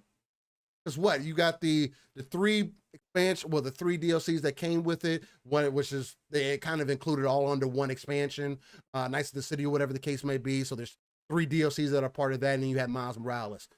What if you're able to get more content because you have more of an investment, or you have more people that are interested in this game up front now, right? Spider-Man 2 is I don't think it's gonna come out in 2023, but 2024, you have another, what if another has been proven with like games like Horizon Zero Dawn that's come to PC? What if you could sell almost another 10 million copies? Isn't that what you want? So again, if you feel like this devalues you, it devalues what you've bought, or your piece of plastic, what you've bought, excuse me, or your piece of plastic, or whatever the case might be. Look, man, unfortunately, you need to go get another hobby or something. Get some help. Because it doesn't. Get some help. The reason it devalues it for you is because now you can't rub it in the face of other people that they don't have access to this game. And I don't get that mentality. And there are some people who are like, oh, I'm out here doing jokes and satire. People don't understand what satire is, and people can't take a joke. If that's the way you like demonstrate, if that is the way you like to demonstrate yourself, hey, kudos to you, shout out, cool, man. I personally think it's corny. I don't think it's funny. Y'all aren't comedians. It's not necessarily satire, and the fact that you have people that are around you that are backing this up and like, ooh, look at them, they really fell for it. Instead of pulling you to the side and be like, dog, I don't think that was the greatest look. Now, again, the people that do these things do it for attention. Guess what? That's exactly what they got. And they've actually grown their follower base. So congratulations, ladies and gentlemen. You complained about something and actually helped people benefit. That's the way the world works. Shout out to politics. But with that being said, again, you have to come up with your own reasons on why you purchase the things that you purchase, right? You have to. I don't think about it. I don't make a purchase and then double back and be like, damn, I wish I wouldn't have. When games come to Game Pass, this is the best example to use. Me and Pong have both been in this situation. When I buy a game and the game 3 months later comes into Game Pass or whatever the case might be, I'm not salty. I'll give you a perfect example. Scarlet Nexus. I bought Scarlet Nexus day one. Loved the game. I'd recommend it to anybody to buy it full price. It came out to Game Pass like 3 to 6 months later. Was I mad about that? Did I feel like my purchase was devalued because it was all of a sudden in Game Pass now? Yeah, I mean, as a consumer, it kind of makes you look at things a little bit, but I don't devalue my purchases. I bought it. I felt like it was worth it at the time. I'm not going to look back on it. I can't take that money back. It is what it is. It was a worthy investment to me at the time. People bet all the time, right? You don't bet. A lot of people bet and they don't even make safe bets. You bet at the chance of winning greater. Sometimes you take a loss. That's part of the game. Life is the same way. So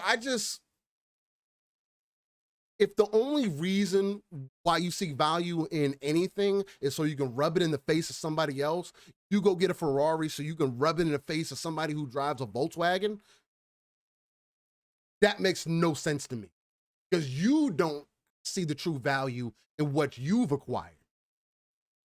You're just doing it to stun on people. And how I came up, that's corny behavior. That's childish, whatever you want to call it. And nobody cares about that except for the people who like drama. And if that's what you're here for, ladies and gentlemen, great. But I can also tell you, there's also a lot of other mental things, life things that you might want to deal with before trying to decide whether Spider-Man coming to PC devalues your PlayStation. Actually, what it does is going to actually help build out your ecosystem, because Sony is now realizing that they can make, and I'm not sure that they're not just now realizing, because these things are worked in advance, but they are seeing that more people involved in the ecosystem, no matter where they're playing, at the end of the day, you can have exclusives to your ecosystem. If more people are involved, it's only to the benefit of the people that are within that ecosystem. Like, gaming is a direct democracy, I feel like. It literally is. It's like the perfect democracy, and honestly, it could be, as long as we continue to keep speaking up about it and everything else. It could be.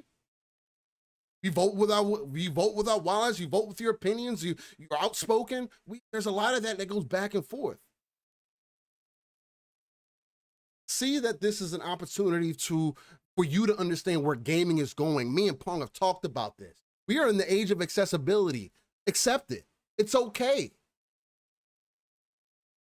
Some point we may have a PlayStation service and an Xbox service. We have it now. They just don't have all the games specifically there on wherever. Xbox is moving that direction, and it is working for them. How well will it work? We don't know yet. But I'm not looking at. I have a PC. The number one thing people say, why get an Xbox if I have a PC? I have a Series X and a Series S and a computer. Do I feel devalued in any aspect? No. I play games wherever I want to play games at. And until, again, Sony gives me a reason to invest, I'm not going to. And if they're going to release games on day and date to PC, yes, does that give me less of a reason to invest into a console? Sure. But I'm still buying their software. And that's where they see that return on investment. Software. Again, this is my personal opinion. Pong, how do you feel about the Spider-Man scenario? And is it doom and gloom? Are consoles off the map where they no longer exist? This is the ultimate trial of your Xbox Series X or your PlayStation 5, your PlayStation 4, Xbox One is completely irrelevant. You should throw it in the trash and go to your local Best Buy, buy the most expensive PC you can find, boot it up, and just play on it. Is that what everybody should do now? Because all games are coming to PC and consoles don't matter? Do you feel like your value is going out the window? That your hardware is devalued, Pong? Steel. Is that how you feel right now? Come on, man. We've talked about this too many times. We constantly talk about this. Look, it's an option. It's an option. Everybody gets options. The more options, the better. There will always be console-centric players like myself who only want to play on consoles, especially with certain games. Now, again, RTSs, things that I enjoy. Would I love to have a PC right now because there's more of them on PC and that I can experience them? Yes, of course. Of course. Right. And if I wind up getting a PC, not only just for content creation, but the ability to play those games on that device, I will do so because that's where I can find the games. But at the end of the day, Sony is now finally opening themselves up to allow people to experience their games in more places, just like we've heard Phil and the rest of Xbox and Microsoft preaching. It's about accessibility, Steel. The thing that we drive home the most here is that's what this new generation is about. That's what going forward gaming is going to be about, is accessibility. That's why we have so many people playing on mobile, as much as a lot of us, talk about mobile and say, it's not really for me. Look, I played Diablo Immortal. I tried out Diablo Immortal. It's fantastic. Blizzard did an amazing job. Sony sees the light. Jim Ryan, I should say specifically, sees the light. The rest of Sony is catching up at this point. We've talked about that. Jim is proving his point time and time again to get that board of Sony to agree that this is the new way of doing business, because the old way, while highly successful, drove them to the top of the mountain. That old way is not the way forward. The old way is capped. Jim Ryan has talked about this specifically time and time again. Spider-Man, the PC, made all the sense in the world. Again, we talked about this just last week, Steel, with the $300 million estimate that they were saying for revenue for fiscal year 2022 coming from the PC side of things. We talked about it here. How are they going to do that? How are they going to do? I specifically came out and said, Steel, and you did too. Spider-Man makes all the sense in the world. I said Bloodborne. I said Bloodborne or Spider-Man, right? Spider-Man makes all the sense, and it came true because they went out and invested to go get and acquire Nixxes. Nixxes, we knew there was people out there claiming that Nixxes was going to make a brand new IP. No. What? What? Terrible. That's not what Nixxes specializes in. That again, all these people out here that try to convince themselves that this is not the way forward, that the Sony is never going to do this. They are going to become the new Nintendo, which they certainly could.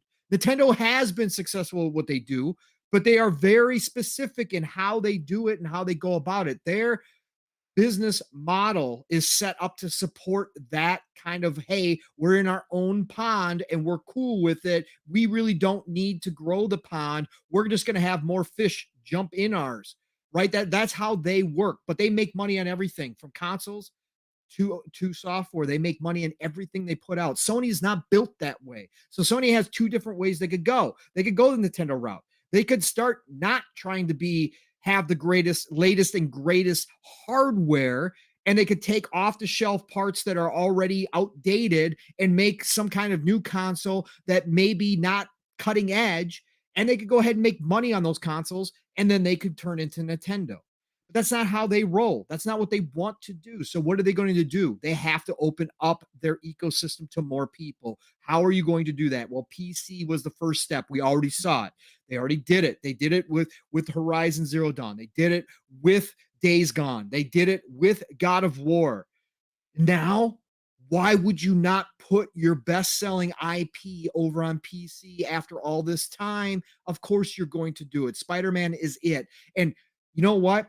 Still funny, Steel, as much as we talk about how Sony does not listen to their fan base, that they don't care about their fan base, they are still very conscious of those loud mouths over there, because guess what? They didn't announce Miles Morales at the show. They put that in a blog post saying, oh, by the way, Miles Morales is coming later too. Listen. This makes all sense in the world. This is the perfect time to do it. August 12th, 2022 is the date for Spider-Man to PC.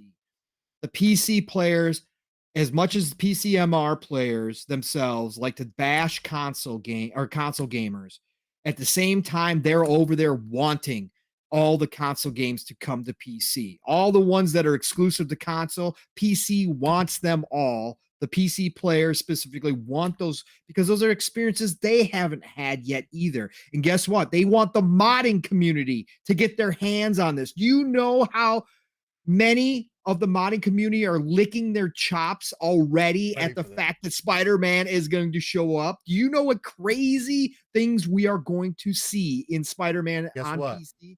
Yeah. What does that do for that IP, Pong? Going to drive it even further, man. It's going to get more engagement because more people are going to hop in when they mod in whatever they mod in, whether it's, I don't know. I don't even know. They're probably going to go back and mod in the original Spider-Man, not the the current day. They can put Toby in there. Yeah, they could put Toby in there, right? It's going to happen, right? It's going to happen. Yeah. And more people are going to hop in just to play with the mods themselves, right? So again, this is a whole new audience. Some of them already an older audience that may have played it on their PlayStation, but now are going to replay it like you talked about, Steel. But there's going to be a whole new community that opens up to Spider-Man because they just never wanted to play it at 30 frames on their console, or they didn't get a PlayStation 5 to play it in its best light. Now they can play it even better in the remastered version. They even call it Spider-Man PC Remastered. They're going to be able to play it the best version ever on their PC, whether it's the first time or whether it's the 10th time they're playing Spider-Man. That is sales and engagement for Sony, which is exactly what Jim Ryan wants. Jim Ryan has flat out told you all the full slate is coming. Now, again, day and date, that's the question. When do they flip that switch? I think sooner rather than later. Do we see it with God of War Ragnarok? Probably not. Like I said, but I expect to see God of War Ragnarok. That's not going to wait years to come out on PC at this point. They're going to have God of War Ragnarok probably within the first year of release, okay, on PC. That would be my guess. Nixus right now is wrapping up Spider Man. They're going to entrust Nixus with their most precious IP. I expect them to flip right over if they already don't have a small team working on Ragnarok, getting that ready. These games now with x86 architecture, and I'm not a tech guy, but I do understand the basics. Now that the consoles are running on x86 architecture, it's easier than ever to port these games to PC. So why would they not be doing this? Of course they are. And the rest of all those Sony first party titles that everybody loves so much and claims gives value to their purchase as a console owner, those are all coming to PC, folks. There's no doubt about it. Okay. Spider Man made perfect sense here. I thought this was a great announcement.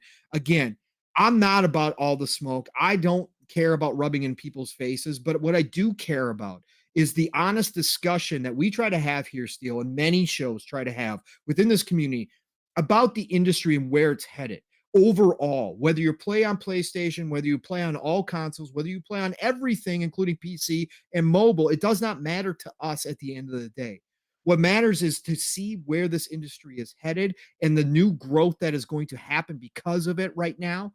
That's what's important. And to have Sony on board with what Xbox has been doing now for years is fantastic for all of us as gamers. The more money Sony makes, the more investment they can put into their product, to their ecosystem. It does not matter what device that ecosystem happens to be in. They're creating a PC launcher. We know they're developing a PC launcher right now, Steele. That's huge. We know now that they are jumping into the subscription service space as well. That's huge. We're going to talk about the next game, Stray. They announced Stray.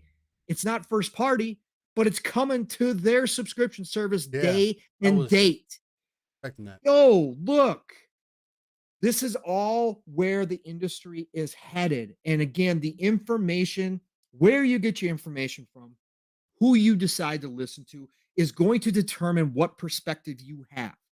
Okay. And if you want to have a limited perspective, if you want to have a tribal mindset, if you just want to go and have jokes all day long about the other side, cool. You can go find that content.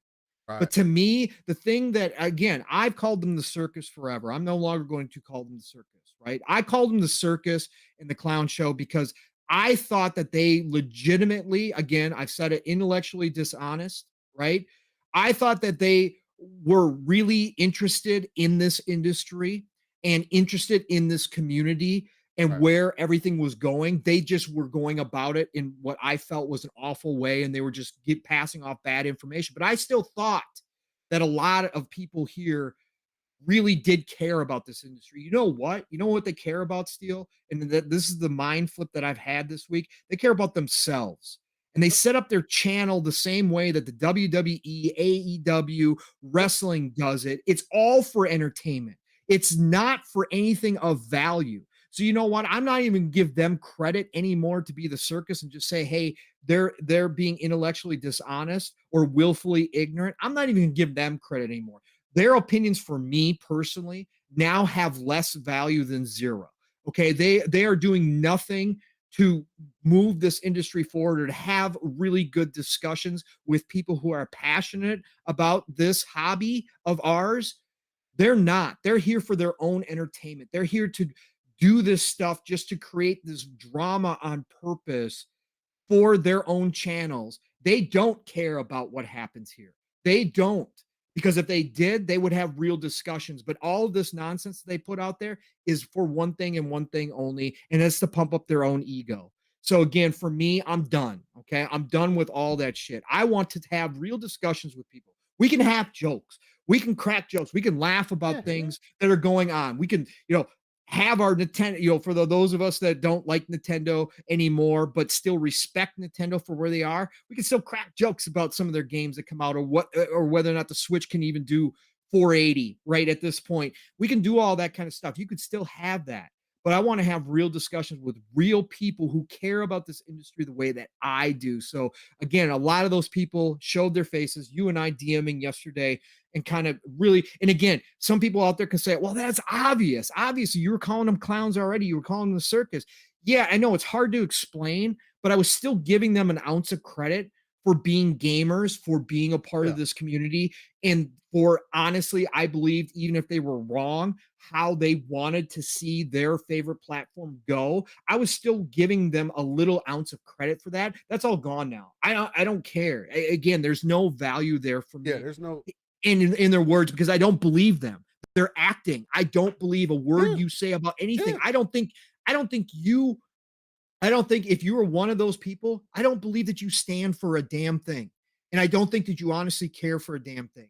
Right? At the end of the day, again, it's for your ego, it's for your own self, it's not for anything else. Again, Steele and I are here for different reason. Many of the shows, obviously all the shows that we appear on, the people that we run with, I believe have that passion the same way we do and really do want to have these discussions. Everybody else, go fly a kite. I don't care anymore. You guys, again, to me, you are now wrestling. Yeah, you guys are wrestling, man. You guys are just out Yo, here acting. You I'm about guys to go aren't tell real somebody, man. people. Yeah, Yo, you yo, guys, tell us how to fly a kite. you guys aren't real people anymore to me. You guys are actors who are Funny. here not to move this industry or this community forward, but to do your own thing. Cool. So you know what, Seal, Spider-Man to PC, great announcement. I am happy for Sony. I am happy that they're moving in this direction. It's something that again we've talked about time and time again. They can't do it the way that Xbox does it. They don't have the resources. Jim has to do this in baby steps. But this right here, this one move with Spider-Man will get them to, I Oh yeah. believe, that 300 million, along with the games of service they plan on releasing also this year and all that kind of stuff. That will, because those games as a service are also going to be on PC day and date. I believe those Oh yeah. ones will be there. Oh yeah. That's going to get them to that $300 million estimate that they put out there. And that $300 million is going to be reinvested into Sony games. And what that means is they can continue to do what they do best, which is make that single player experience that everybody has come to know and most people love. Not everybody, but most people do love what they do over there. They're going to be able to continue to do that, but they're also going to now be able to move and get other games, get diversity, start making multiplayer games again, even though, hey, look, they tried in the past and they didn't have, Killzone is the one that everybody points out. They promoted it as the Halo killer. Yeah, obviously that did not happen for them, but there was still value in those games. And I want to see them try again. That is the biggest thing about this is they're going to be able to do more now in the spaces that they used to. We used to get the Twisted Metals out of Sony. We haven't seen a Twisted Metal type game from Sony in a long time because they've been focused on what makes them the most money and most success. Now that they are doing this stuff, now that they're going to have these revenue streams from other sources coming in, they can go back to that. You know what? Maybe had their ecosystem been set up this way a while ago, they wouldn't have had to close down Japan Studios, which made some of the most creative games that I've seen, some of that Eastern flavor games during the PS3 generation. And then unfortunately, it turned them into more of a support studio. But maybe if they had this all set up and they had all these streams of revenue coming in, they wouldn't have had to close them down and they would have let them get back to what they do best, which was creating unique experiences that maybe weren't the biggest sellers, but they still were a part of Sony and they were still a part of what made their library freaking ridiculously good since PS1 era. Right now, it's stagnated. And again, I'm not saying that they're not successful because obviously they are, but it's stagnated from the standpoint they don't do anything outside of what they're the best at right now, which is those third person, over the shoulder, heavily narrative driven action games. I want them back to doing what they used to do, which was everything. Even if it didn't work out, it still was there and it still was somebody was enjoying it somewhere. So Spider-Man PC, awesome to hear, awesome to see. Great announcement here. Can't wait to see what the PC community comes. I can't wait to see the videos of the mods that they're going to come up with. All of that stuff. It's going to be exciting to see. And again, for me, Spider-Man wasn't all it. It really wasn't. I played it on PS4. It really wasn't. It was cool, but again, I'm not the superhero guy either. So again, for me, it was, hey, I understand why people really love this. I understand why Spider-Man fans and Marvel fans, especially superhero fans, love this game. Highest quality that we had seen at the time. It was fantastic from that standpoint. But again, I still want to see those other gamers excited and get what they want. And I can't wait to see what the PC community does. And the more people, like you said, Steel, that get to enjoy games, I don't care where it's at, who you are, what you are, I'm happy for you. If you are loving it and it's something new that you get to try out, I'm all for it, man. So great Yeah, move by Sony. yeah, 100%. It's probably one of the best moves they could have made. Again, that's why I'm going to continue to be on that fence. A game that we're also going to talk about a little bit later. Well, I'll just save it for later because I got another mountain that I'm going to stand on that I think a lot of people probably may not agree with, but it's kind of along the lines that I believe in at this point, just because it's starting to make sense. But we'll talk about that here in a little bit. Spider-Man, love to see it. Hopefully, the modders can make New York feel more alive than I remember. Stray. Now, this was the next thing that was announced. Again, guys, if you're here and if you're new, definitely hit that like button down below if you're here with us live. If you're listening to us on the audio side, after you get done listening, if you don't mind, please leave us a review. Let us know how we're doing. Let us know how trash we are. We can't improve without the community's involvement. I always appreciate honesty. Again, I want to be able to build a community of people that can grow. I know a lot of people look at the bigger people and say, oh, well, I'm trying to get to there. For me, I think we can build something so much more expansive if we come together as a community. We come through, support each other, build each other up, and then grow from there, man. I think that's going to be the best avenue. At least then we know we're getting good, solid, authentic, organic content. And Nix, if they do bring back SOCOM, brother, let me tell you, if they do it right, gotta do it right though. Yeah, that would be an instant buy for me. Okay, if they do SOCOM right, my God, I can't imagine, especially with the group of friends I now have through this community, Steel, Fun, everybody out there, SOCOM coming back.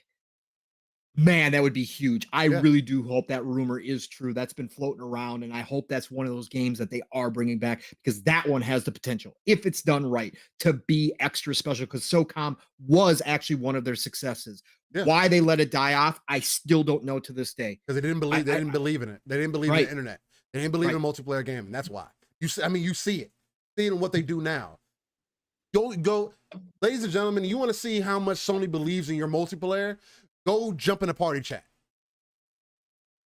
You tell me what your experience is like.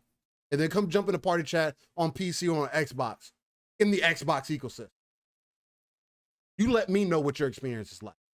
And that will tell you leaps and bounds what you need to know about where Sony is at in multiplayer, about how much they care about it. Take that as you will. Just saying. All right. So Stray.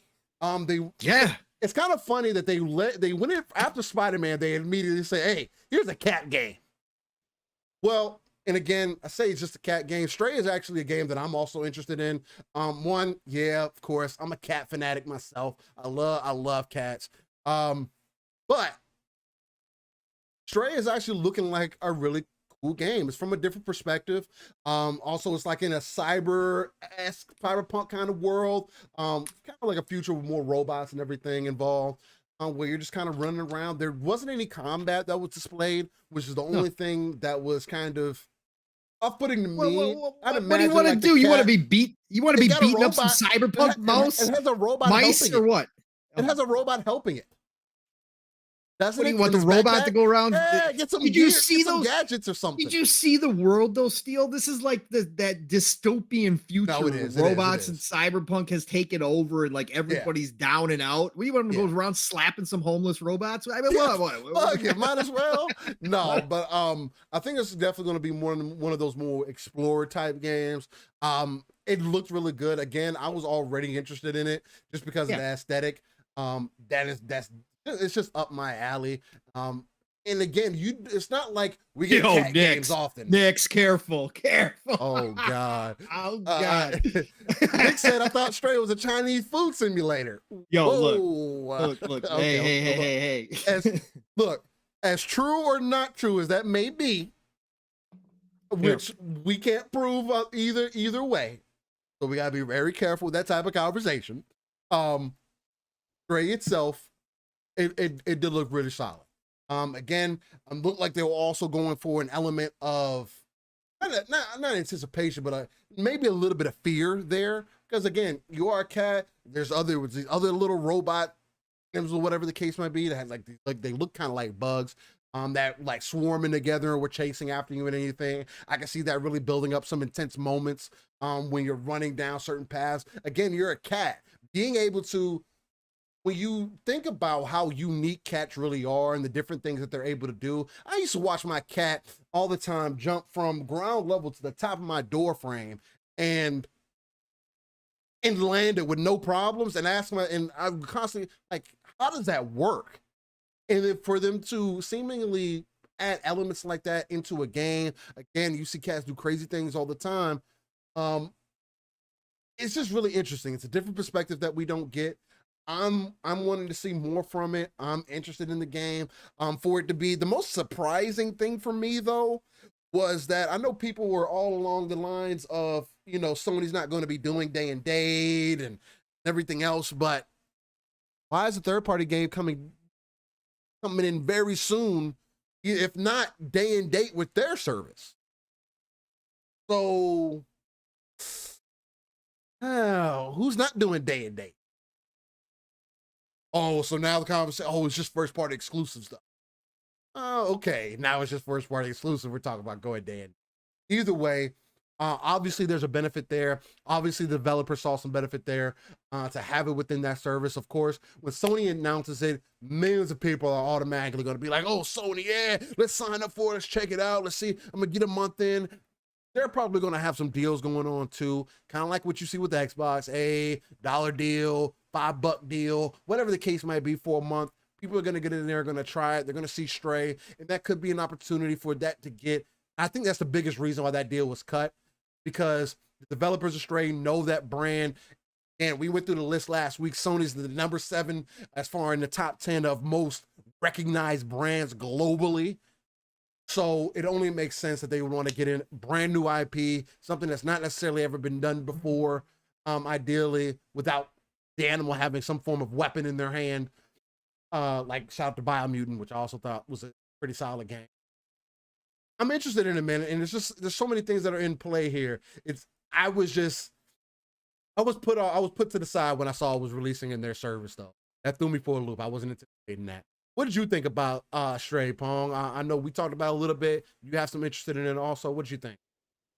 Yeah, is it the Starfield killer? Yeah, no. No, this is just one of those cool, unique games that comes along, right? And how many cat games do we have? Like, again, I can't even think of the last cat game that we had. And they did like Biomutant. Yeah, I guess you could maybe call that, but they gave him human characteristics. But literally, they put a lot of time. If you watch the animation and stuff, they put so much time in getting the cat movements down and that kind of stuff. And then the world, of course, the cyberpunk dystopian future world. Steel, you know that. The neon, the dreariness. I love that, bro. I love that. And again, whether or not it has battle combat system, I don't care. If I'm just on missions as a cat and I'm doing deliveries and finding out stories from these AI, these AI kind of some of them are humanoids. Some of them look like they have like TVs on their head. I mean, look, I just love the aesthetic of this game. I love the cat movements and all that kind of stuff. And the world appeals to me. So I'm interested in this game because I think it's cool. Again, I love indie games. So they come along and they bring experiences that we can't have anywhere else, right? And this is one of those for me. And as of course, I'm an animal lover. I love dogs. I love cats. I love everything. So for me, yes, this is a game right up my alley. I can't wait to get my hands on this one. It's a timed exclusive, I think, from what I hear. So hopefully we are going to obviously get this at some point on Xbox if I don't have a PS5 by that point. So it's coming on everything too. Stray is still coming to everything. Yeah, it's still coming to everything, but it is exclusive to them first, right? No, I think it's still day and date. It's releasing on everything. Okay, well, if that's the case, Understood. cool. Because then I'm definitely down. I thought this one was a time exclusive, but July 19th is when it's coming, so we'll find out soon enough. I'll have to look into that and see if it is. But yeah, I just think that this is going to be a sweet little experience, and I can't wait to try it, man. And the fact that it's dropping into their service day and date, good on them for starting to cut these deals for sure. So, correction, it's coming to PlayStation and PC. yeah. Okay. And then Xbox is a that's what I thought. I thought it was console timed exclusive. That's what I thought too. So, anyways, yes, I am excited for it. Still love what I see. We've seen a lot of this game, and there's some games where we see a lot of that. I'm like, okay, we've seen enough. Please stop showing it. Every time I see Stray, I still get excited, and I'm like, nah, man, keep showing me more. I like what I'm seeing right now. So, again, I'm I cool look at the small animations, I look at the details and everything, because again, there's a lot more that goes into it than just, oh, it's just a cat walking around. So again, it looks interesting to me. I might end up trying. Yeah, yeah. And Six Layer, they are making a Twisted Metal TV show. If you did not know. I heard about that. Yes, they are doing that. So, and again, the rumor is there's a game in development somewhere as well, which would make complete sense. Why do a Twisted Metal show after all these years without a Twisted Metal if you're not going to have a game to follow up to bring back the hype? So I don't even know how that's going to be a good show, but I mean, the stories were crazy. I mean, they're going to have to keep it very dark. I mean, Twisted Metal was not like lighthearted. No, like if no, you, not at so, all. Not at all. So it's going to be interesting. Yeah, no, I agree with you, Steele. It's going to be interesting to see how they do it. Very messed how up. they will. Yep. All right. So then Sony goes into dropping the trailer for and some gameplay for Callisto Protocol. And for those who are not familiar, this is a game that does have some of the original people from who made the original Dead Space. And excuse me, and a lot of those elements you could definitely feel were in this. This literally looks like a middle finger up to EA for dropping them, for breaking them apart, and them really bringing Dead Space to life the way they wanted to, right? That, at least that's what I got from it. Again, this looks a lot scarier than Dead Space does. Dead Space, I was able to finagle. Again, me and Pong are both along the same lines. You give me guns and stuff, I can figure it out. But at the same time, like when he walked down that alley and he walked by that guy, I knew he was going to open his eyes up. And he walks by him and he opens his eyes. I'm like, I don't know if I'm able to play this game, man. I'm already kind of sensitive to the spirits. And hey, look, it's a whole different conversation. And things like that could keep me up for a little bit.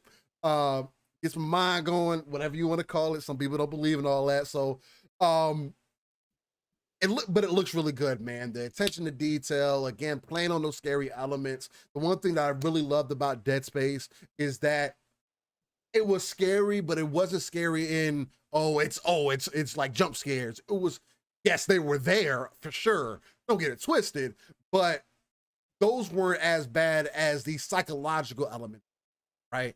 It's when you have the headphones on, you're moving through these corridors, you're moving through these different sections of the game, and you hear these noises, right? And it's making you second guess and make you question it. And that's what causes the jump scares more than anything else, honestly. Because after the first like hour, 2 hours of playing Dead Space, you kind of get used to it, the noises and everything.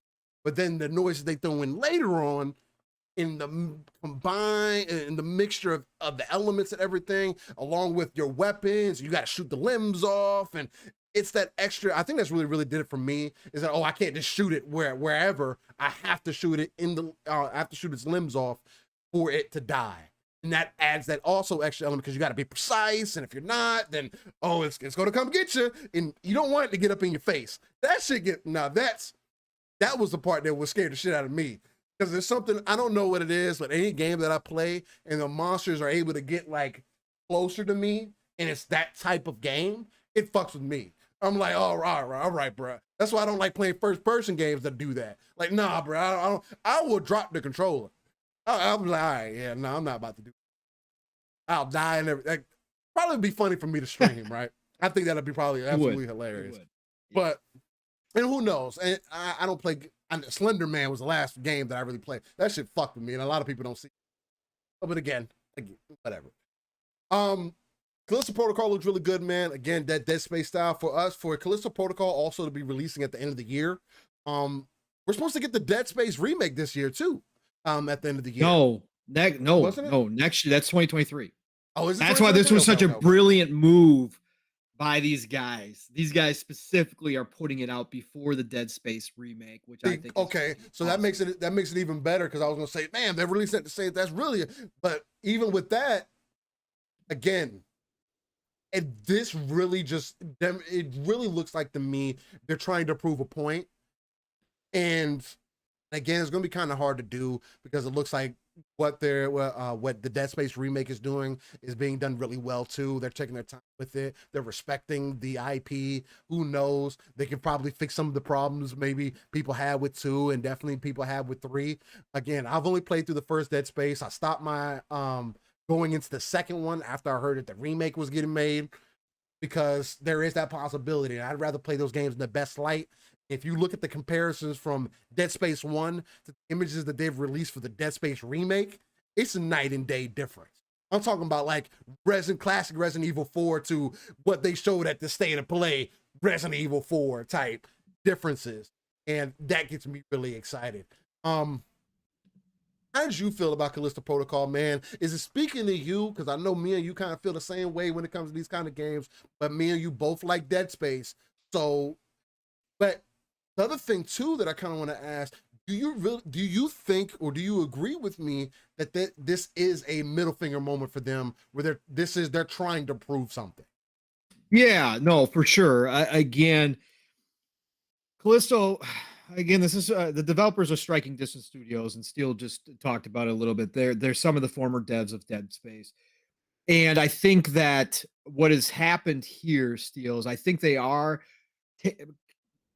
they're finally getting to make the game that they probably originally envisioned Dead Space to be. And I think that EA probably had a little bit of control over how far they went with it, because when I watched the Callisto Protocol trailers, and especially this one that they just did for State of Play, bro, they've taken it up about 5 notches. They've taken it up so far that I'm questioning whether or not, as beautiful as this game looks, as amazing as it looks, as much as fun as I had with Dead Space, I don't know if I can do this one. And even with all the guns, and I think they even ramped up that part of it. I think that you probably will get some big guns later in the game, but I think they're really going to lean into the survival aspect of this one. And I think they're going to make you feel more even on edge than you did in Dead Space. And for me, now I don't know if I can do this, because I think these developers said, look, we've got freedom. We're our own team now. We can do whatever the hell we want, because some of that stuff and that big tentacle mouth thing that grabs onto him, like it appears in the background in 2 seconds, it's popping all over, it's like on top of him and it's eating. No, man, I don't think I can do this one. I don't think I can. I'm gonna wait and see what people are saying, but I think this one is gonna be too jump scary. But shout out to this team again. I love this, Steel. This is what's supposed to happen when you break away and you get the freedom that you want to do what you do. You make the game for you. Again, they talk about this in writing, they talk about this in movie making. If you try to make something that you believe everybody's going to like, a lot of times that doesn't work. You got to make the game that you want to play. And I think that this is what this team is doing right now, and they're getting high praise. Again, we're seeing a renaissance of horror games right now, Steel.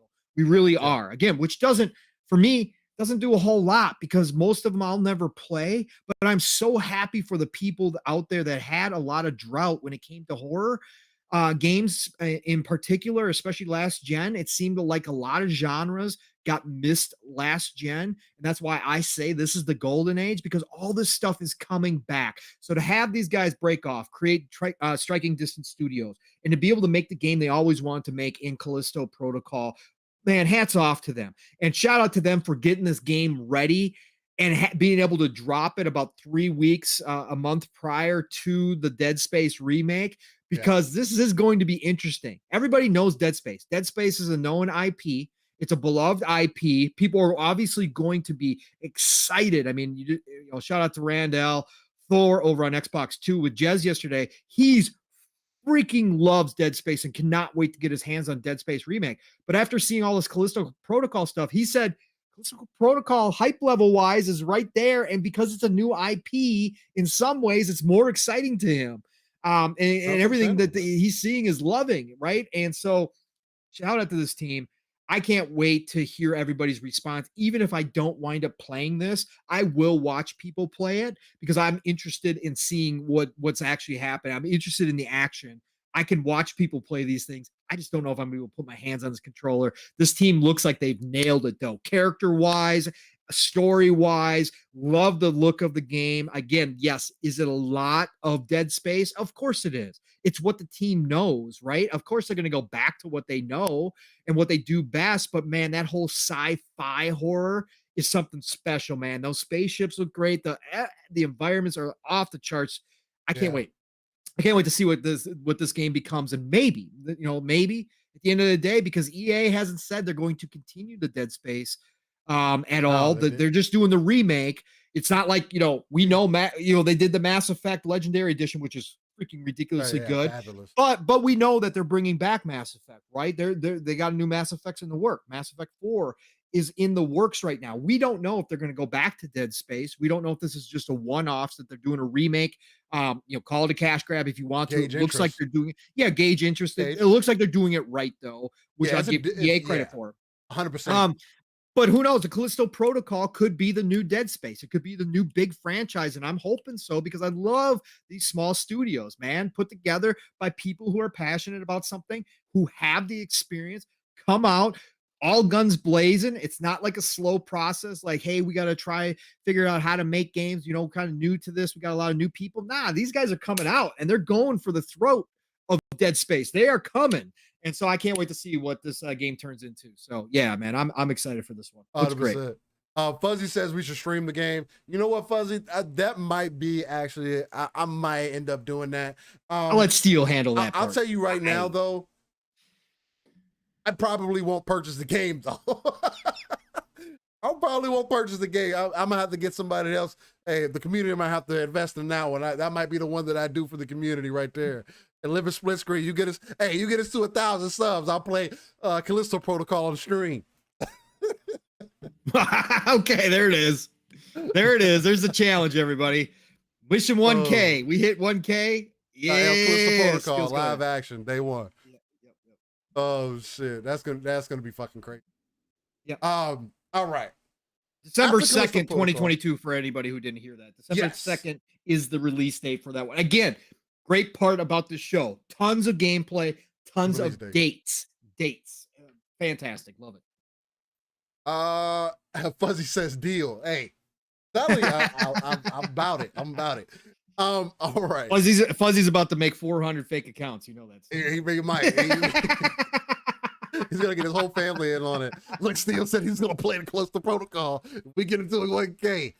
Well, that's funny. It's a quick shout out to Xbox Obi, great member of this community. He tweeted out that he is listening to us. He's not in the chat, but he's listening to us while he is grocery shopping. Shout out to you, brother. Thanks for tuning in, man. Appreciate that.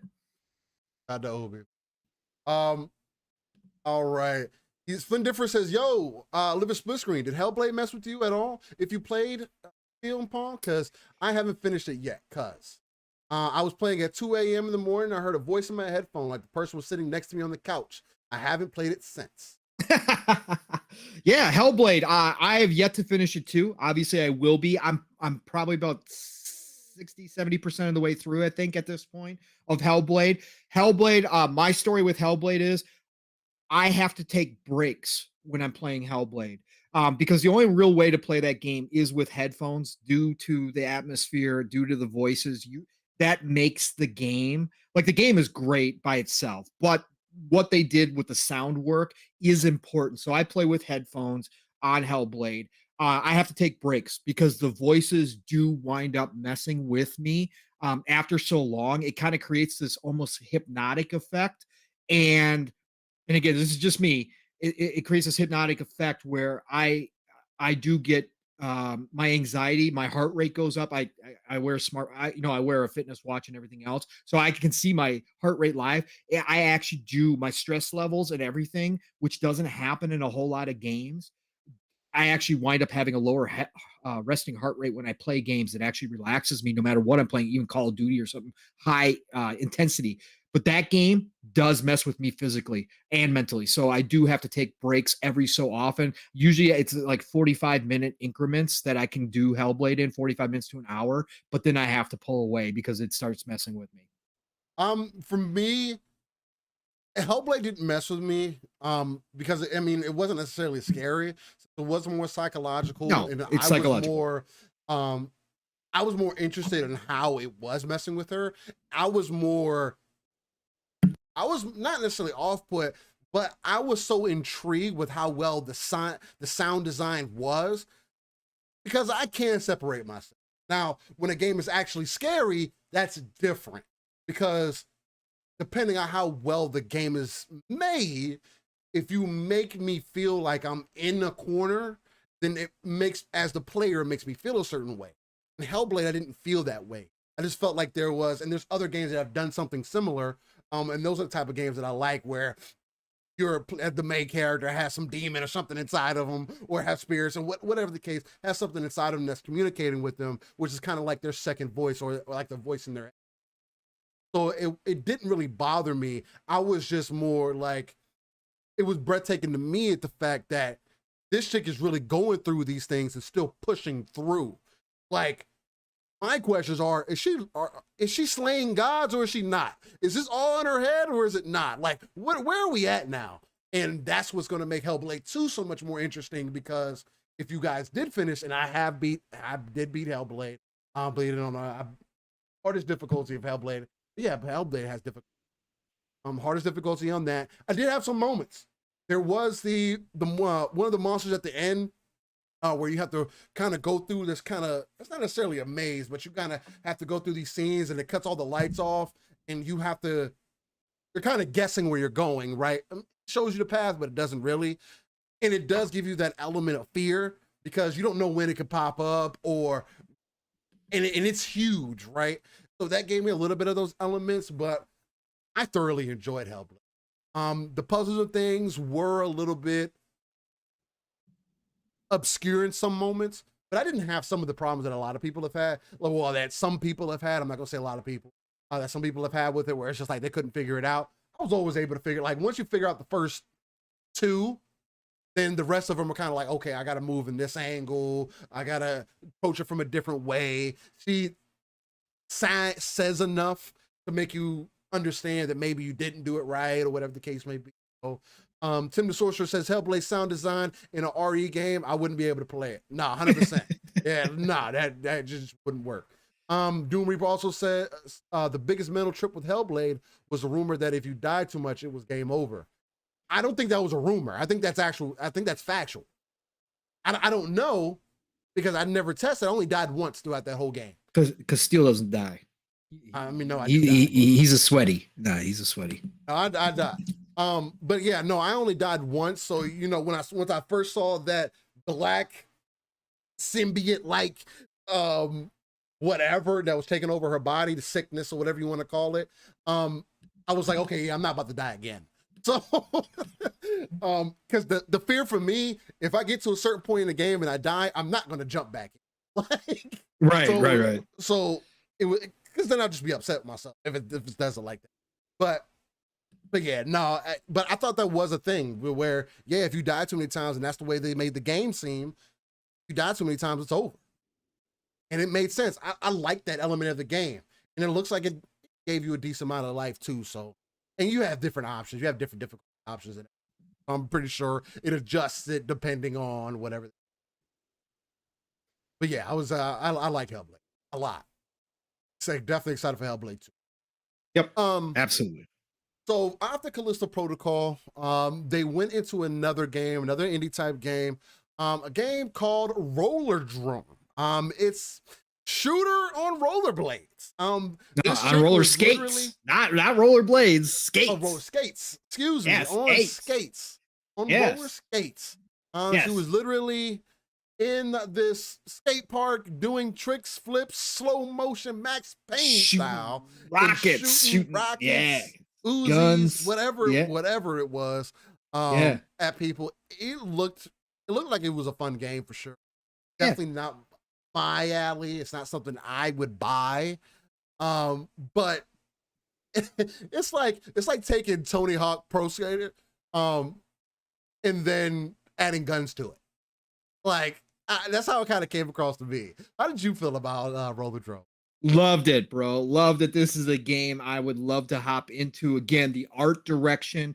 Anybody here who has played Sable, anybody listening Yes, to us, thank you. Sable, the indie game, is the exact same art style. Like Not I choppy. was shocked that it wasn't the same studio. That's how much Sable's in this. And for anybody, I can't describe Sable. So anybody who doesn't know what I'm talking about, go look it up or just go look at Oh, Roller you definitely. Drome. Go look at the video. You'll understand immediately. It is there's something about that art that once I saw Sable, I was like, oh my God, this is so gorgeous. Same thing when Roller Drome showed up, I was like, oh my God, look at this. Yeah, bro, this looks like fun.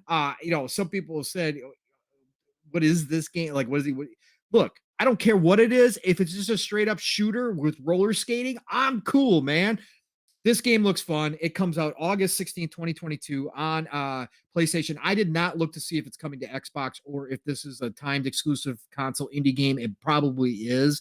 But at the same time, if Roller Drome hits anywhere else, I'm all about it, Steel. I think this looks freaking cool. I can't wait. Again, I love indie scene because they bring us this just out of the blue, just off the wall stuff. And it's just got this great aesthetic to it that just appeals to me. So I'm hyped for Roller Drome, man. So I can't wait to see more about it. Yeah, 100%. Doom Reaper says also earlier, speaking on Hellblade, he was like the voices help you in combat. Yeah, I did notice that too. There's just a lot of elements. Roller Drome is definitely interesting. We'll see how that ends up turning out. Again, indie game. They are doing something a little bit different. This could be a start, man. Could be a potential for it to expand. Maybe there could be a multiplayer experience at some point. That would be really interesting. Or they can keep it as is. I mean, again, it could be a fun game. Depends on how they sell it. That could be another one that they put in that service. Say it there, but after Roller Drone, the other thing about this showcase, okay, this is one flack I did have about it. So this showcase, yes, it had gameplay and dates and cool. Everything looked good. But like what games are you showing back to back off of, like when you go from Spider-Man to a cat game, from the cat game to a scary ass game, from a scary ass game, let's go to Roller Drome. And then Yeah. from Roller Drome, we go into Eder Knights, which is an action-based, looks like a JRPG type game. Etern Dating Nights. sim. Yes, It's Steel. an action Weird, dating wild, sim wacky game. stuff, man, from the East. I love it, brother. I love it. Anime. It's freaking amazing, man. Yo, the game looks absolutely over the top. It did pull my interest in it again. There's just something about I don't. When I saw the kid, he had an arm, and then he lost his arm all of a sudden, and then he had a phantom arm. I was like, oh, Yep. they got me. I was like, that's all Yeah, I with a needed to see. tentacle. He had a tentacle arm, Of Steel. course, They've even of got the course, you bought the tentacle tentacle. in there, Yeah, that was bro. like in a little cutscene or whatever the case. It hit R2 to hold hands, man, or R1 to hold hands, man.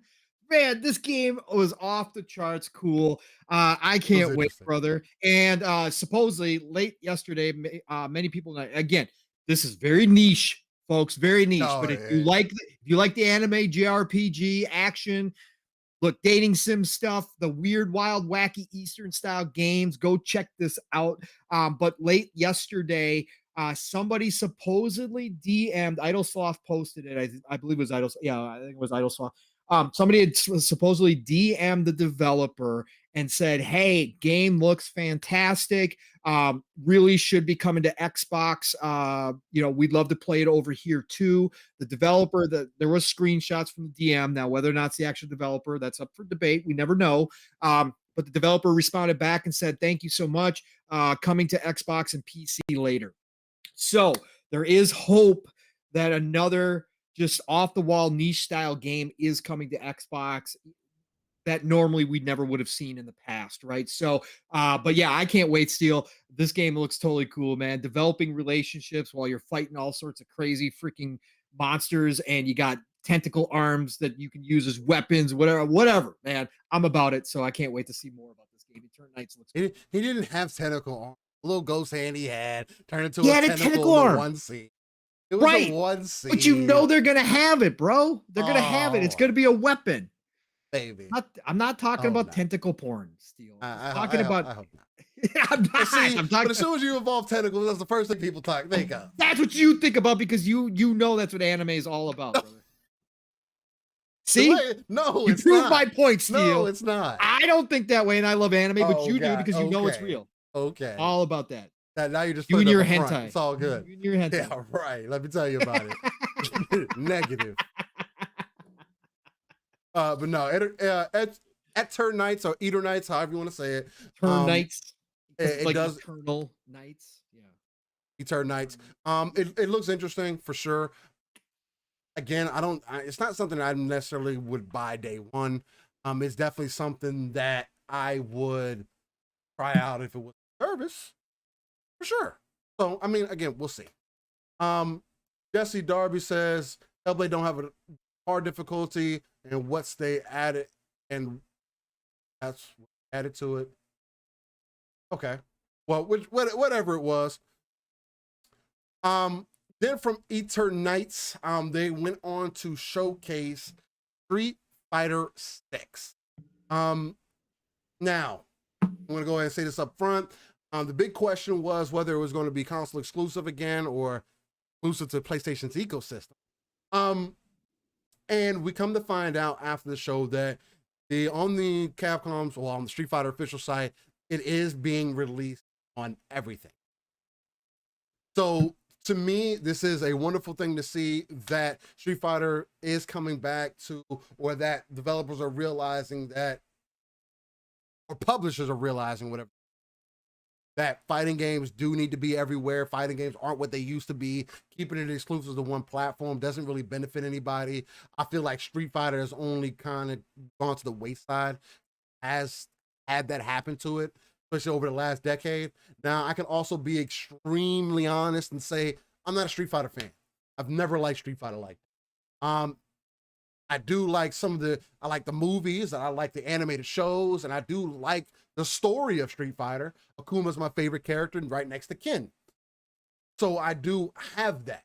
But there was nothing in this trailer, in this display, that made me say, oh, I want to play Street Fighter. Me personally. Looked like the next iteration of Street Fighter to me. Yes, not even the Chun-Li butt physics, Steel, no, that somebody pointed out on Twitter yesterday. I don't really care about all that. That's the Neo. Shout out to Neo Games for looking at the butt physics on Chun-Li. It was somebody else who actually posted first. It was somebody else. No, it was Neo. No. Was it? No. Was it Neo? No, probably. No, I think it was somebody else that picked it up, though. But yeah. No, it probably Chun-Li butt physics, everybody. A reason to buy Street Fighter 6. No, 100%. So I like the art style that they're going for, that they've went for, and I do like how the presentation is and everything. It kind of reminds me of what they've done with like Tekken, where they've kind of made it kind of over the top with the specials and everything. So I don't know.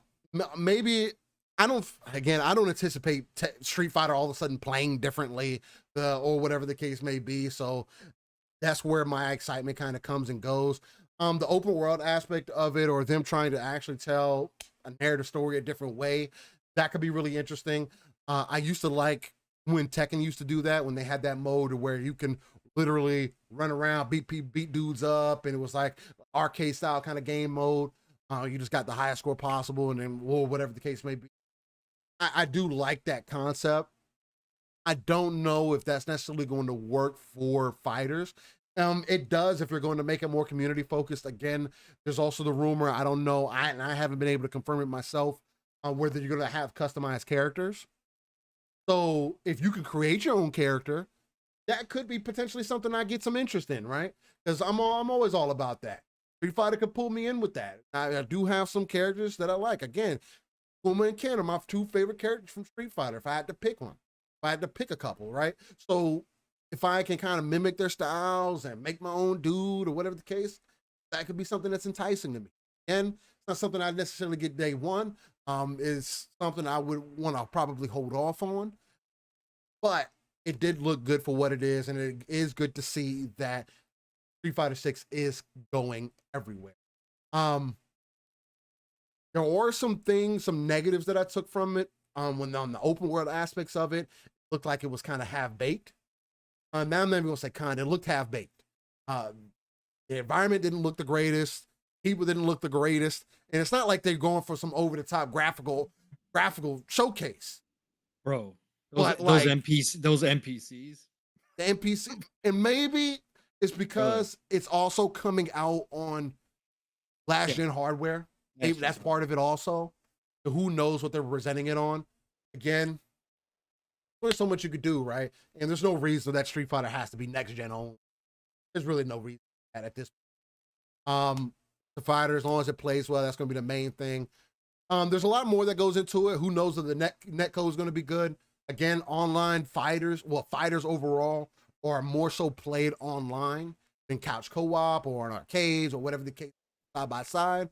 So hopefully they're putting a lot of effort into that. That's what's going to matter to me, because there's very few games that really take that serious. So how did you feel about the Street Fighter announcement? We knew it was kind of coming, but the biggest question was whether it was going to be released on everything. Of course, Sony marketed in their PlayStation event that kind of came across like it was going to be PlayStation exclusive, but to come to find out it's not. How are you feeling about Street Fighter Pong? Did it get you excited? Does it give you a reason to think about jumping back in day one? What do you think?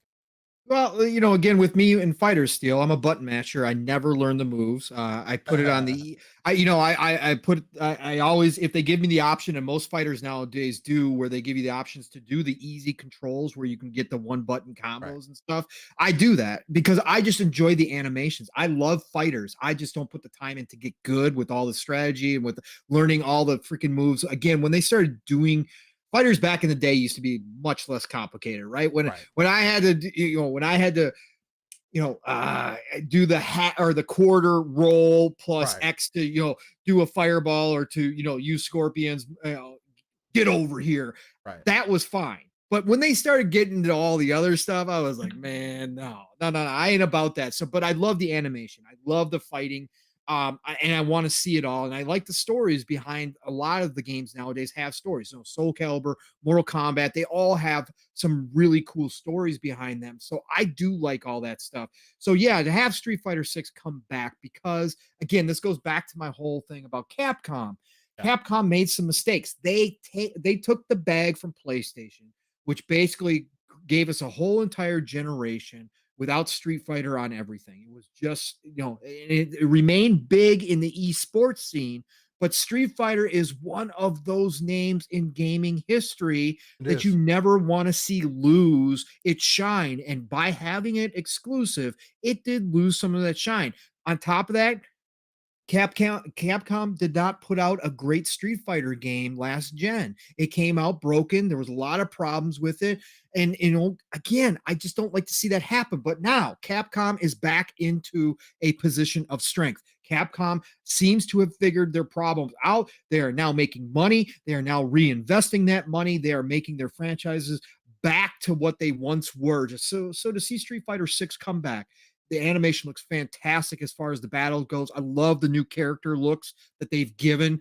Again, it's always interesting. Street Fighter reiterates their characters more so than a lot of fighters ever do. And so it's always interesting to see how they're going to do the new styles. I love what I'm seeing so far. So I can't wait to get my hands on this. And now that it's back on all platforms, yay, that is a huge win, not just for Capcom, but for gamers. Again, more people playing Street Fighter is nothing but a great thing for them. So yes, no, I'm excited about this deal. I think it looks great. I do have some reservations about the open world. I'm not against it because, again, Mortal Kombat's campaign is freaking ridiculously good. Like all the stuff you can do, that's another level. So I'm not against this, but they need to pull it off in a quality manner. And like you said, if they're going to have a create a fighter mode where you can create your own fighter, cool, awesome. I think that some of maybe the last gen, like you just talked about, is holding it back a little bit, which is always a concern when we talk about this stuff, especially when you're trying to introduce something new to Street Fighter series like that. You want to see it in its best light, and you want to have the best opportunity for it to be something that people go, wow, this added something to the Street Fighter franchise that I didn't think that maybe I wanted, but now that it's here, I like it. This is cool. You don't want to have that first impression be like, oh man, I don't know about this. And from what we saw, that was a lot of people's reactions. And it doesn't, I'm still trying to, I've watched it a couple times now back again, and I was trying to get a good feel because at first I got you know, Shenmue, Yakuza Right. vibes, you know, Or that old kind of stuff. Yeah, old yeah, Mortal yeah. Kombat, like Shaolin Yeah. Monk Oh, type yeah. style. Exactly. Exactly. I saw somebody post that. You posted that in our DMs, and it's spot on. And I got those vibes, but man, you know, I just don't know where they're going with it because Yeah. they showed him climbing a ladder on top of a building. Like, is that like just to get to another, Level? level battle? Are you searching for things? Are they going to have collectibles? I mean, like, what is going on here? So I do want to see more on it. I hope that this was early stuff. Maybe it looks better now. Maybe what they cut into this trailer wasn't current stuff. Maybe it was a little bit older build, and maybe some of those NPCs will be looking better, and the environments might be looking a little bit better. But anyways, I'll give it a shot. It doesn't matter. Again, I'm excited to get my hands on Street Fighter 6. Is it going to be day one for me? No. No fighters are day one for me, but will I eventually have Street Fighter 6? Absolutely, I will, because I want to play through it. Just the characters and all that kind of stuff. I'm never going to go online and be competitive with it, but I do like the games themselves. So yeah, man, I'm excited about this. Another little interesting tidbit that came out that I don't know if people caught, but on Twitter, Ed Boon actually came out after this Oh announcement, yeah. and he said that they tried. Like, you don't get this. Developers don't talk about like things that they went for a lot all the time. They kind of, that's like the stuff that we never know about. But Ed Boon came out and said they tried to cut a deal with Capcom to make Street Fighter versus MK, and it didn't work out. They couldn't get the deal done. Man, that would have been freaking cool Yeah, too. I But don't see them wanting to be too happy with yeah, yeah. Ryu and them getting obliterated by Mortal Kombat. And that might be a part of the deal, right? But again, it was cool to see. It was cool to see that, and Boone was happy to see it. It's just great to see, because the fighting community, as we know, the fighting game genre in general has been down compared to where it used to be. Street Fighter 6 has the potential again to recapture some of that glory. Mortal Kombat is obviously outside of the norm. Mortal Kombat continues to sell, but the fighting genre as a whole has not been what it used to be. Having Street Fighter back on all platforms, if they do it right, if this becomes another great Street Fighter in the franchise, in the series, then it has a chance to bring back some of that luster to the fighting genre, which I'm all about. Again, even though I'm not the hardcore fighter guy, again, a lot of gamers are. I can't wait to see more people get excited again about this. So yeah, no, it's cool, man. It's cool. Great showing.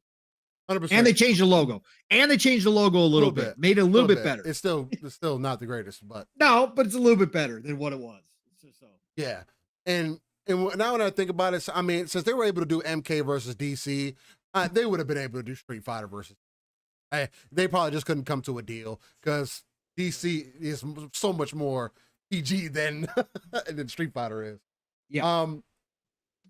The next thing that was introduced really quickly, so I can give my kitties the kisses going to their grandmamas over the weekend. Oh, nice. Nice. The next thing that was demonstrated after Street Fighter, again, it's just interesting the way they displayed these games, man. Yeah.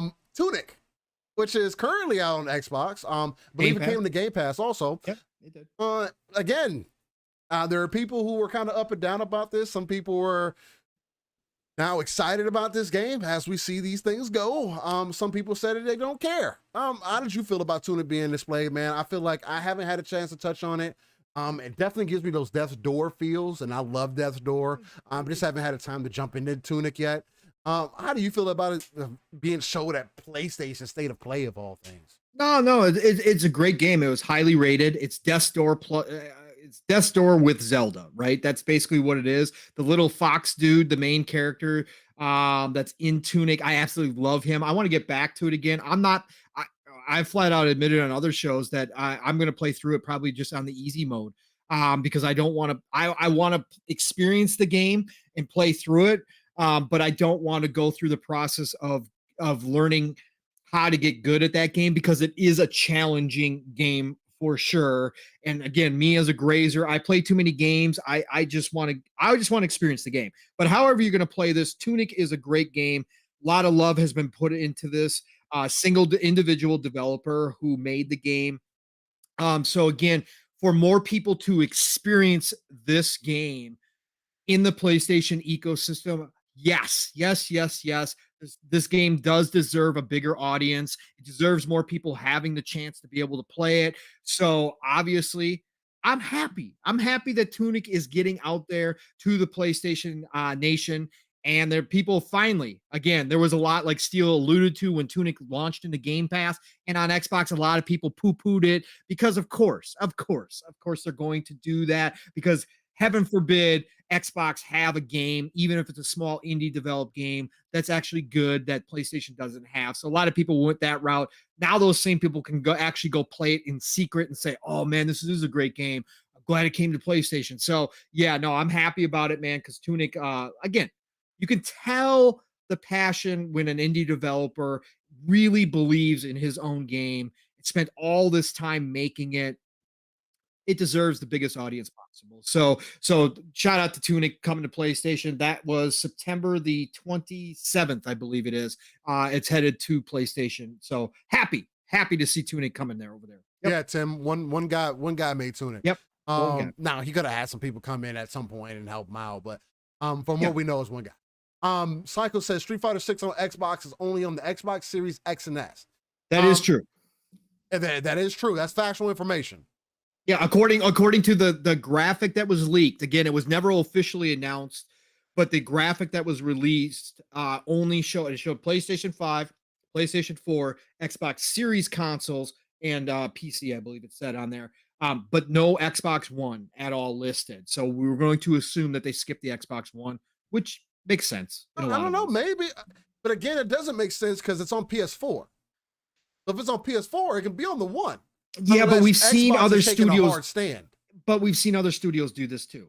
There has been other games already come out that have launched on PlayStation 4 that have not come to Xbox One, but have come to the Series consoles. Yeah, there have been a couple already. I think that the Xbox One, it's a hard stance. It is, but I think from the developer standpoint, the time and effort to get it on Xbox One, because let's face it, Xbox One was, it has its issues, especially at this point. I mean, yeah, especially when you go down to the VCR, Right, the VCR. That's what I'm talking about. I'm not talking about 1X or 1S, but the VCR. Too, yeah, it's got its between issues, the VCR and the 1S.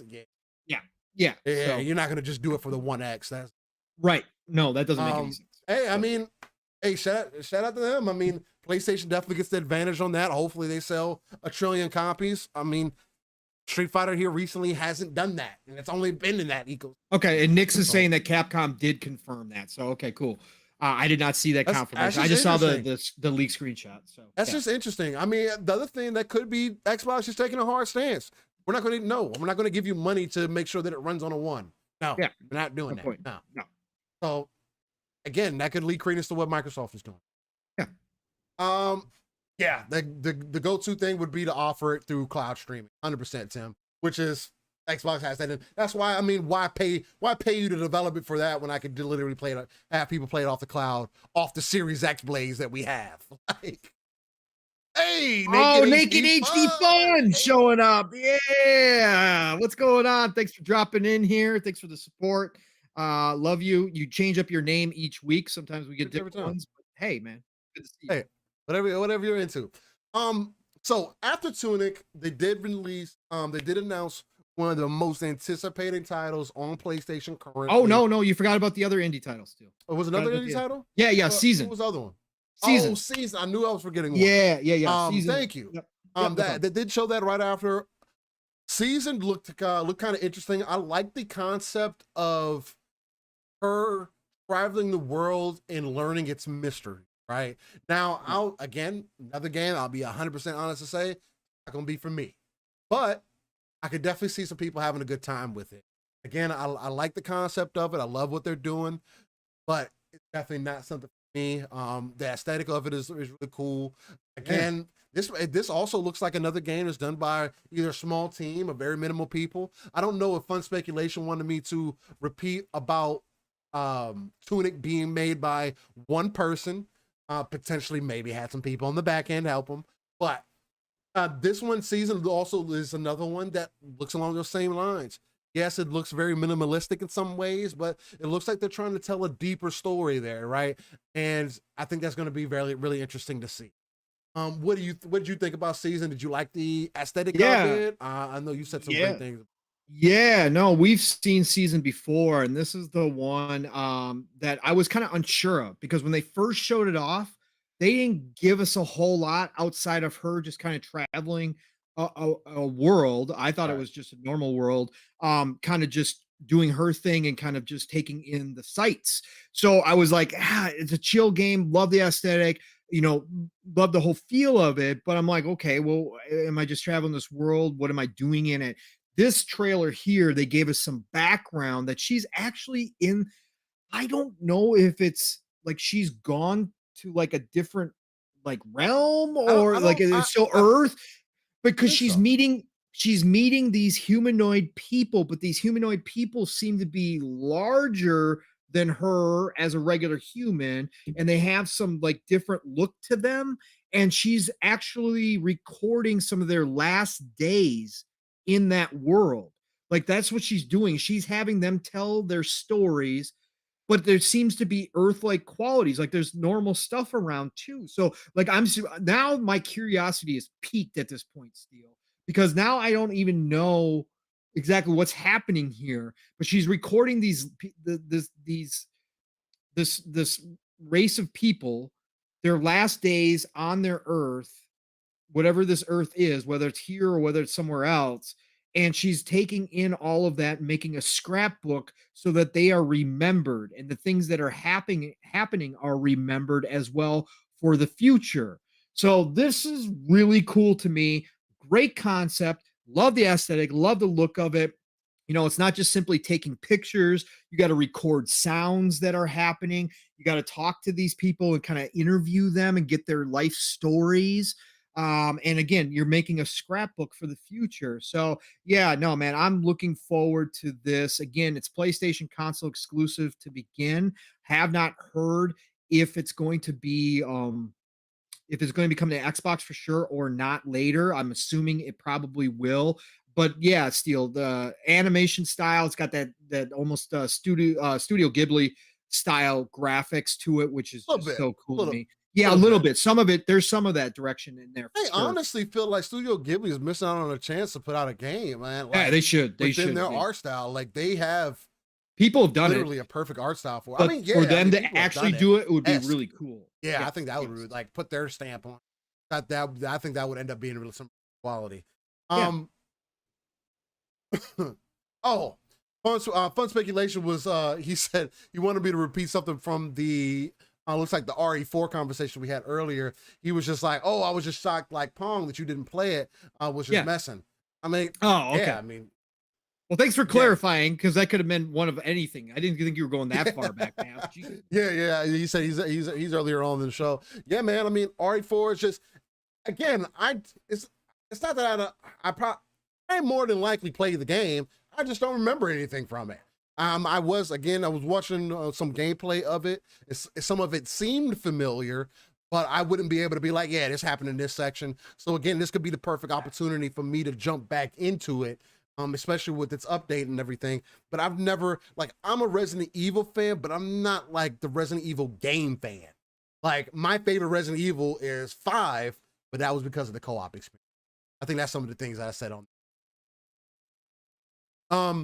But after after they showed season, the very next game that has been a highly anticipated PlayStation game, that we've been waiting to get an update about, they ended up releasing not only a gameplay but some story beats for Final Fantasy 16. And this was something that has, lo and behold, been in the works for a long time. I am a fan of Final Fantasy. I'm also just a fan of high fantasy in itself.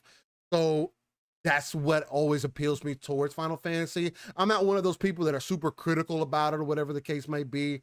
I'm looking at some of what the chat was saying. Jesse Darby says you can put it in God mode and get all the achievements. Yeah, he's talking about Tunic, I think.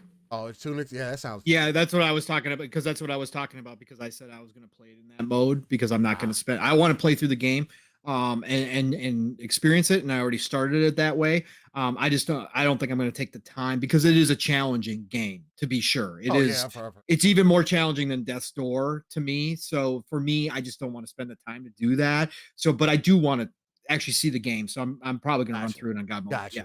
I was reading that. I thought that was interesting. I was like, oh, okay. Well, I was wondering if he was talking about RE on that. I was like, there's a God mode in there. That's weird. I wouldn't do that, but yes. Anyway, Final Fantasy 16, long beholden, anticipated for a long time. Since Final Fantasy 15, who a lot of people were not satisfied or happy with. The boy band.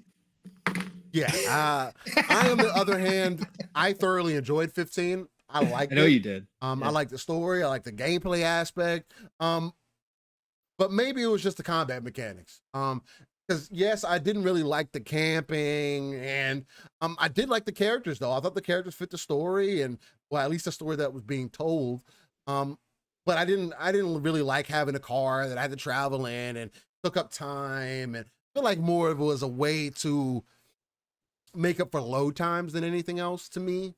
So I didn't necessarily mind it, because once I got past the first 3 hours of the game or whatever the case may be, I liked the car, right? I wanted to make sure it would look cool and everything else. Like, I got used to it. My wife also thoroughly enjoyed Final Fantasy 15. She loves that game. There was a co-op aspect to 5. Yeah, she's beat it twice. There was a co-op aspect to it also that we jumped into a little bit, but fell off of it pretty hard. Honestly, we didn't give it much of a shake, but to see Final Fantasy 16, and I do have Final Fantasy 7, which I haven't played yet. I do have the remake. I have it on PC. I'm one of those Final Fantasy fans that, again, I like the animation, I like the movies that come out, but I haven't really honestly played a Final Fantasy since this OG 7. So that gives you some space to think about. That, and I've touched on 14. 14 is cool. I played a little bit of it on PC. It's just not an MMO for me. Again, maybe I just didn't get enough of a fair shake. But when I keep having people tell me that, oh, you get past the first 100 hours of the game, it finally picks up and it's a good game. That doesn't make me want to play it, right? I'd rather play Black Desert if that's the case. For me personally, if it's going to be one of those style of games. But for me to have that experience from going to 7 into 15, I always like the way Final Fantasy presents its art style. Again, using that play off of gods and summon, putting all those different aspects into it. They put a lot of that into 16, where it has me questioning how that combat mechanic is going to actually work, because it seemed like when they did implement the summons, that those bosses were doing high damage, which kind of leads credence to me if they do the same thing that they did with 15, where if you did a certain amount of damage to whatever enemy that you were fighting, or you did things a certain way, there it would allow you, if you had it unlocked or whatever the case might be, you could hit certain buttons and it would cause that god to do its interaction, and it would send its move down or whatever the case may be. And it'd be a real epic moment. It kind of comes across to me it's going to be something like that. It's not going to be controlled, which is, I don't like the way that it was pitched, because it did come across, you put the health bars above me. If you made it seem like you're going to be able to control them, but at the same time, they were doing moves that were taking half the health bar or more, which doesn't tell me that you're going to be controlling them, which takes away from that aspect. And it's kind of like, not necessarily like you're doing like fake marketing or whatever the case might be, or you're trying to pitch it a certain way. I want them to actually show, I want a true gameplay. Like, okay, what causes that to happen? Do I actually get to control the summons like this time around? Because that would be different this time. Also, Final Fantasy 16 kind of doubling down on the action RPG side of it. of really being action based and taking it to the next level, more Devil May Cry-ish, but on the Asian side, whereas they take advantage of the combat mechanics and combos and over the topness and all the fidelity and the art style, and just being kind of taking some of those anime-esque moments and adding it into Final Fantasy, which I honestly think that they should, because there's one that could do it. Why not take advantage of the game that's using the high art style? You know what I'm saying? So that me and Pong love a lot. So it has me really intrigued, has me really interested. I did want to step on the mounds though, and I want to kind of make my statement here is I do think, sorry, my mic got weirdly adjusted. I do think that Final Fantasy 16 is going to end up coming to PC day and date. Why? Because Final Fantasy hasn't garnered the attention that it needs. Let's see. I hadn't done the research. I wanted to get this done ahead of time. But I believe Final Fantasy Remake sales, from what I can see, the game only sold, what I can see at least here, this is going back to 2020. I imagine this sold a little bit more than that. 2021, it looks like they sold up to 5 million copies of the game. You compare that to what Spider-Man has just done in 4 years, you're not hitting anywhere close to that mark. And I know some people were saying, well, they want to make Cloud, another classic IP for Sony, and he kind of has been, although there's kind of been that Nintendo going over the PlayStation kind of thing from back in the day.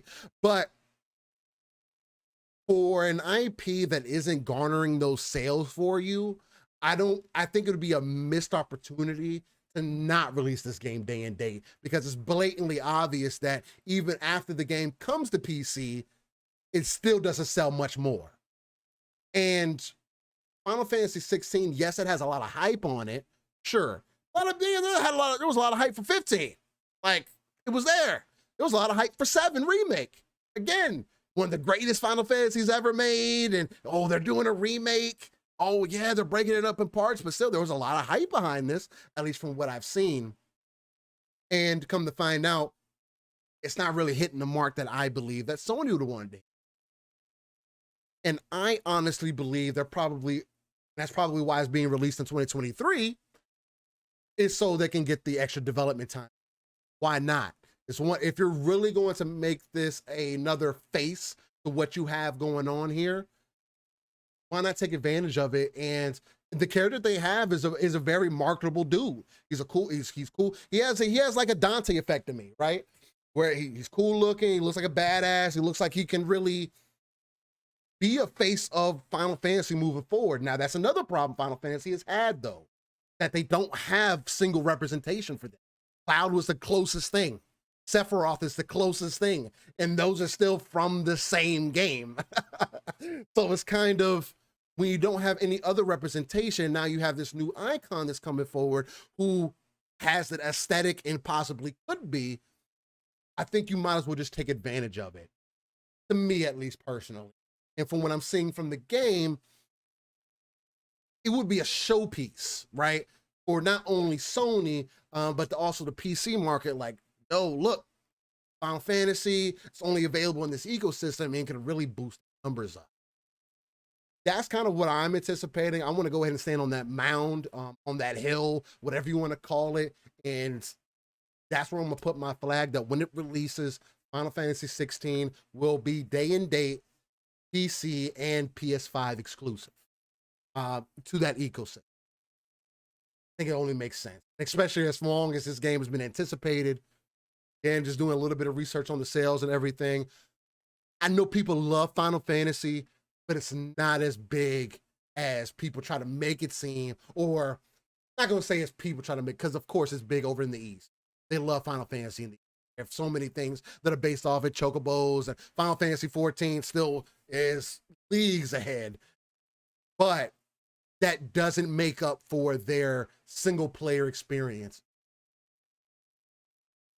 What do you think that Final Fantasy 16 has the potential of doing here. Were you impressed from what you've seen out of Final Fantasy here? Was some of the combat mechanics really impressive, or do you still think that maybe they need to go back to the older style Pong? I know you're more of the I'm your team turn based. I'm team get that shit up out of here.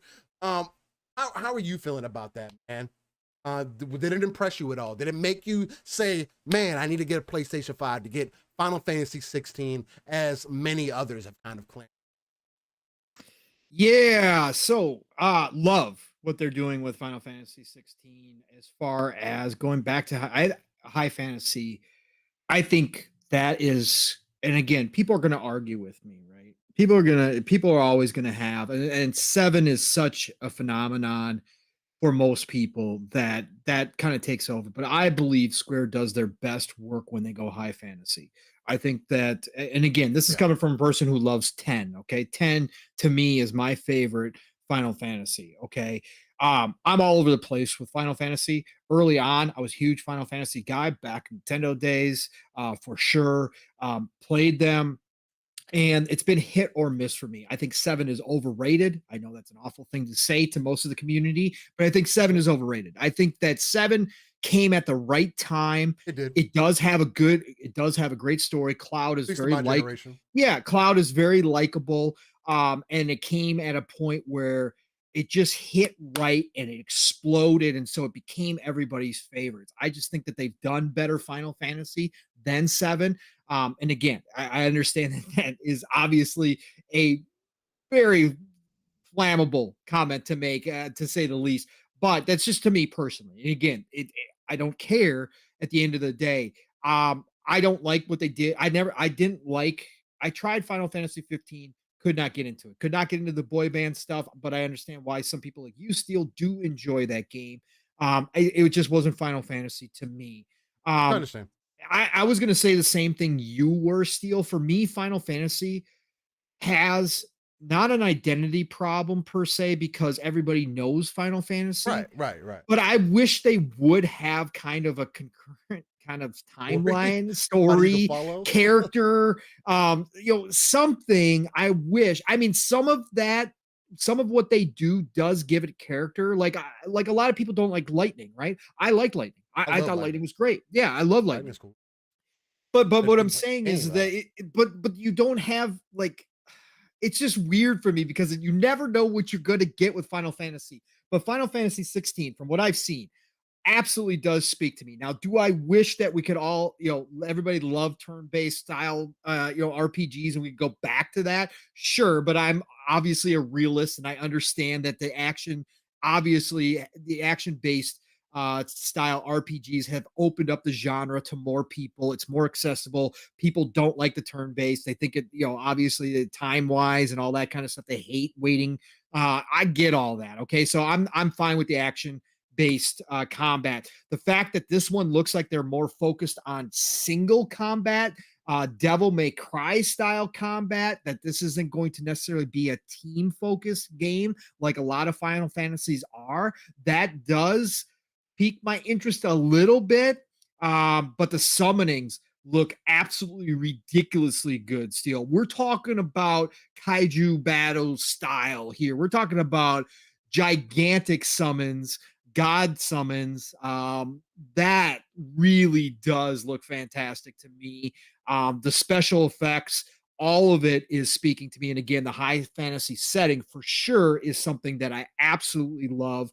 My love hate relationship with Square is strong, because again, in 2022, I understand that Sony's your best buddy. I understand that, but why we're still limiting ourselves and our games to certain consoles at this point when you're Square Enix and you're not being acquired as that we know of right now, I don't get that, because Final Fantasy, again, you may not sell as much on Xbox, but the fact that Final Fantasy is so huge that you would still sell a good amount on Xbox, and to say now we're just going to cut that off, I don't like that. I think you should want to expand your audience. You should want to curate a new audience over on the Xbox side of things in 2022. So that does upset me a little bit, but I understand it. Again, they're going to take their bag. They're going to run with it. That's fine. You got to do what you got to do. It's business at the end of the day. Square's made many poor decisions, as we know.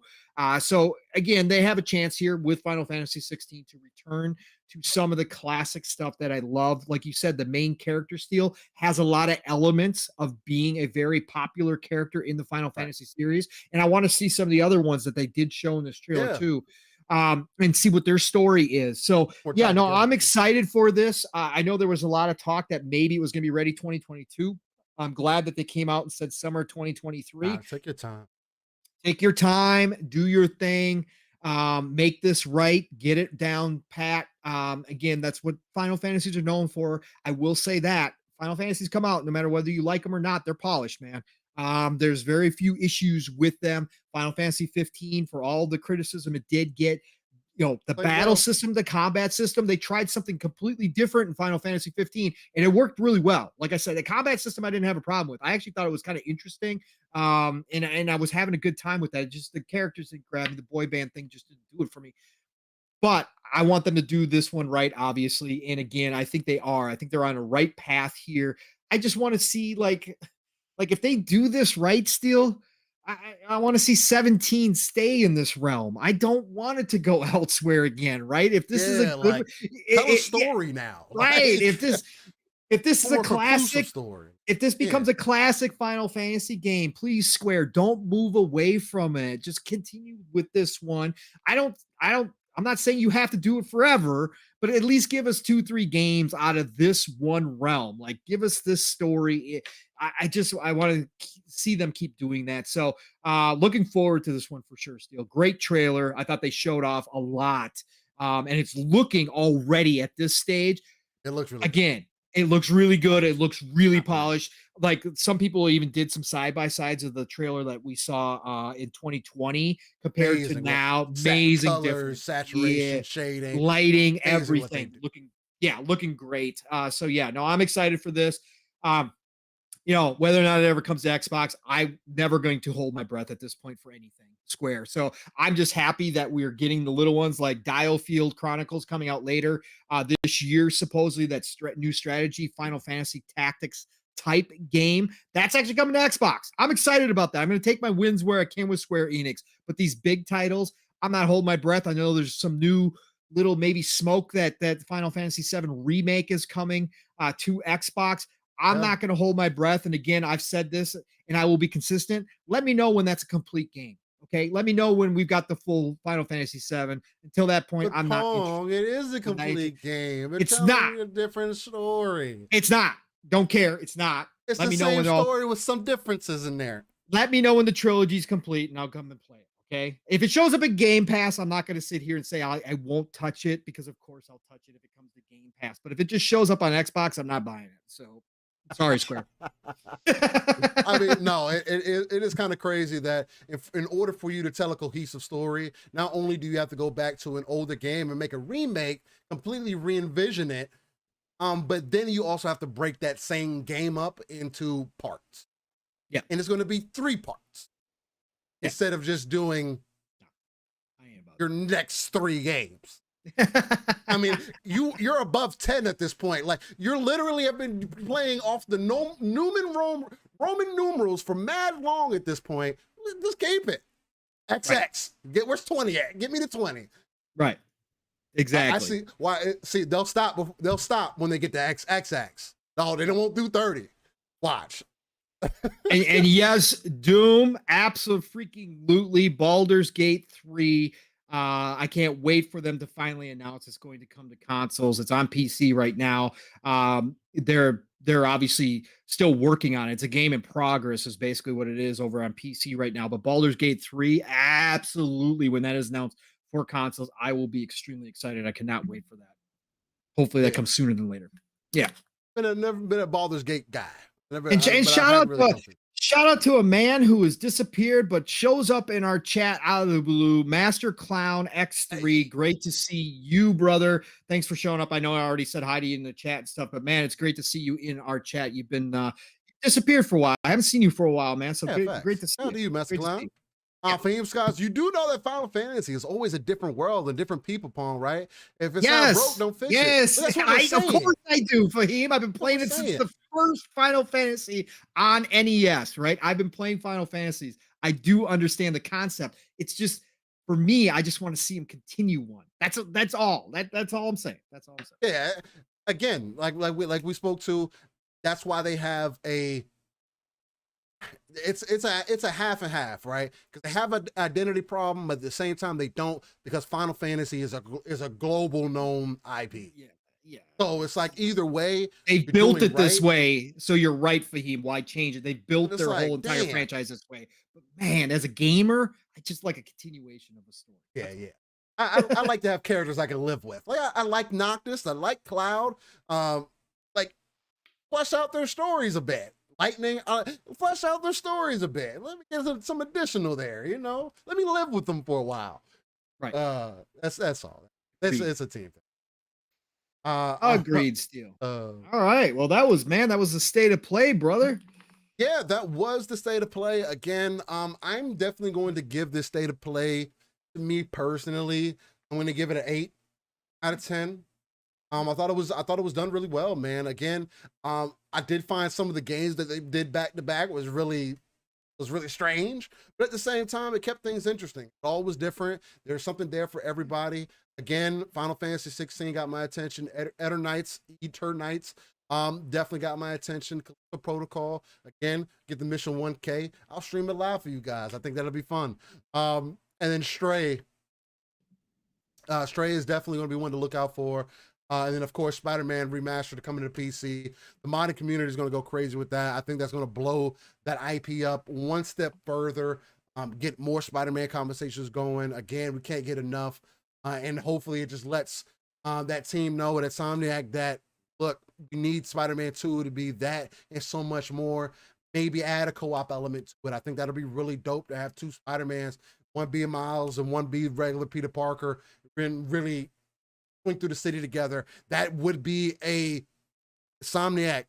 You did everything right with this recent Spider-Man. You have an opportunity to really go into that multiverse of Spider-Man and take advantage of it.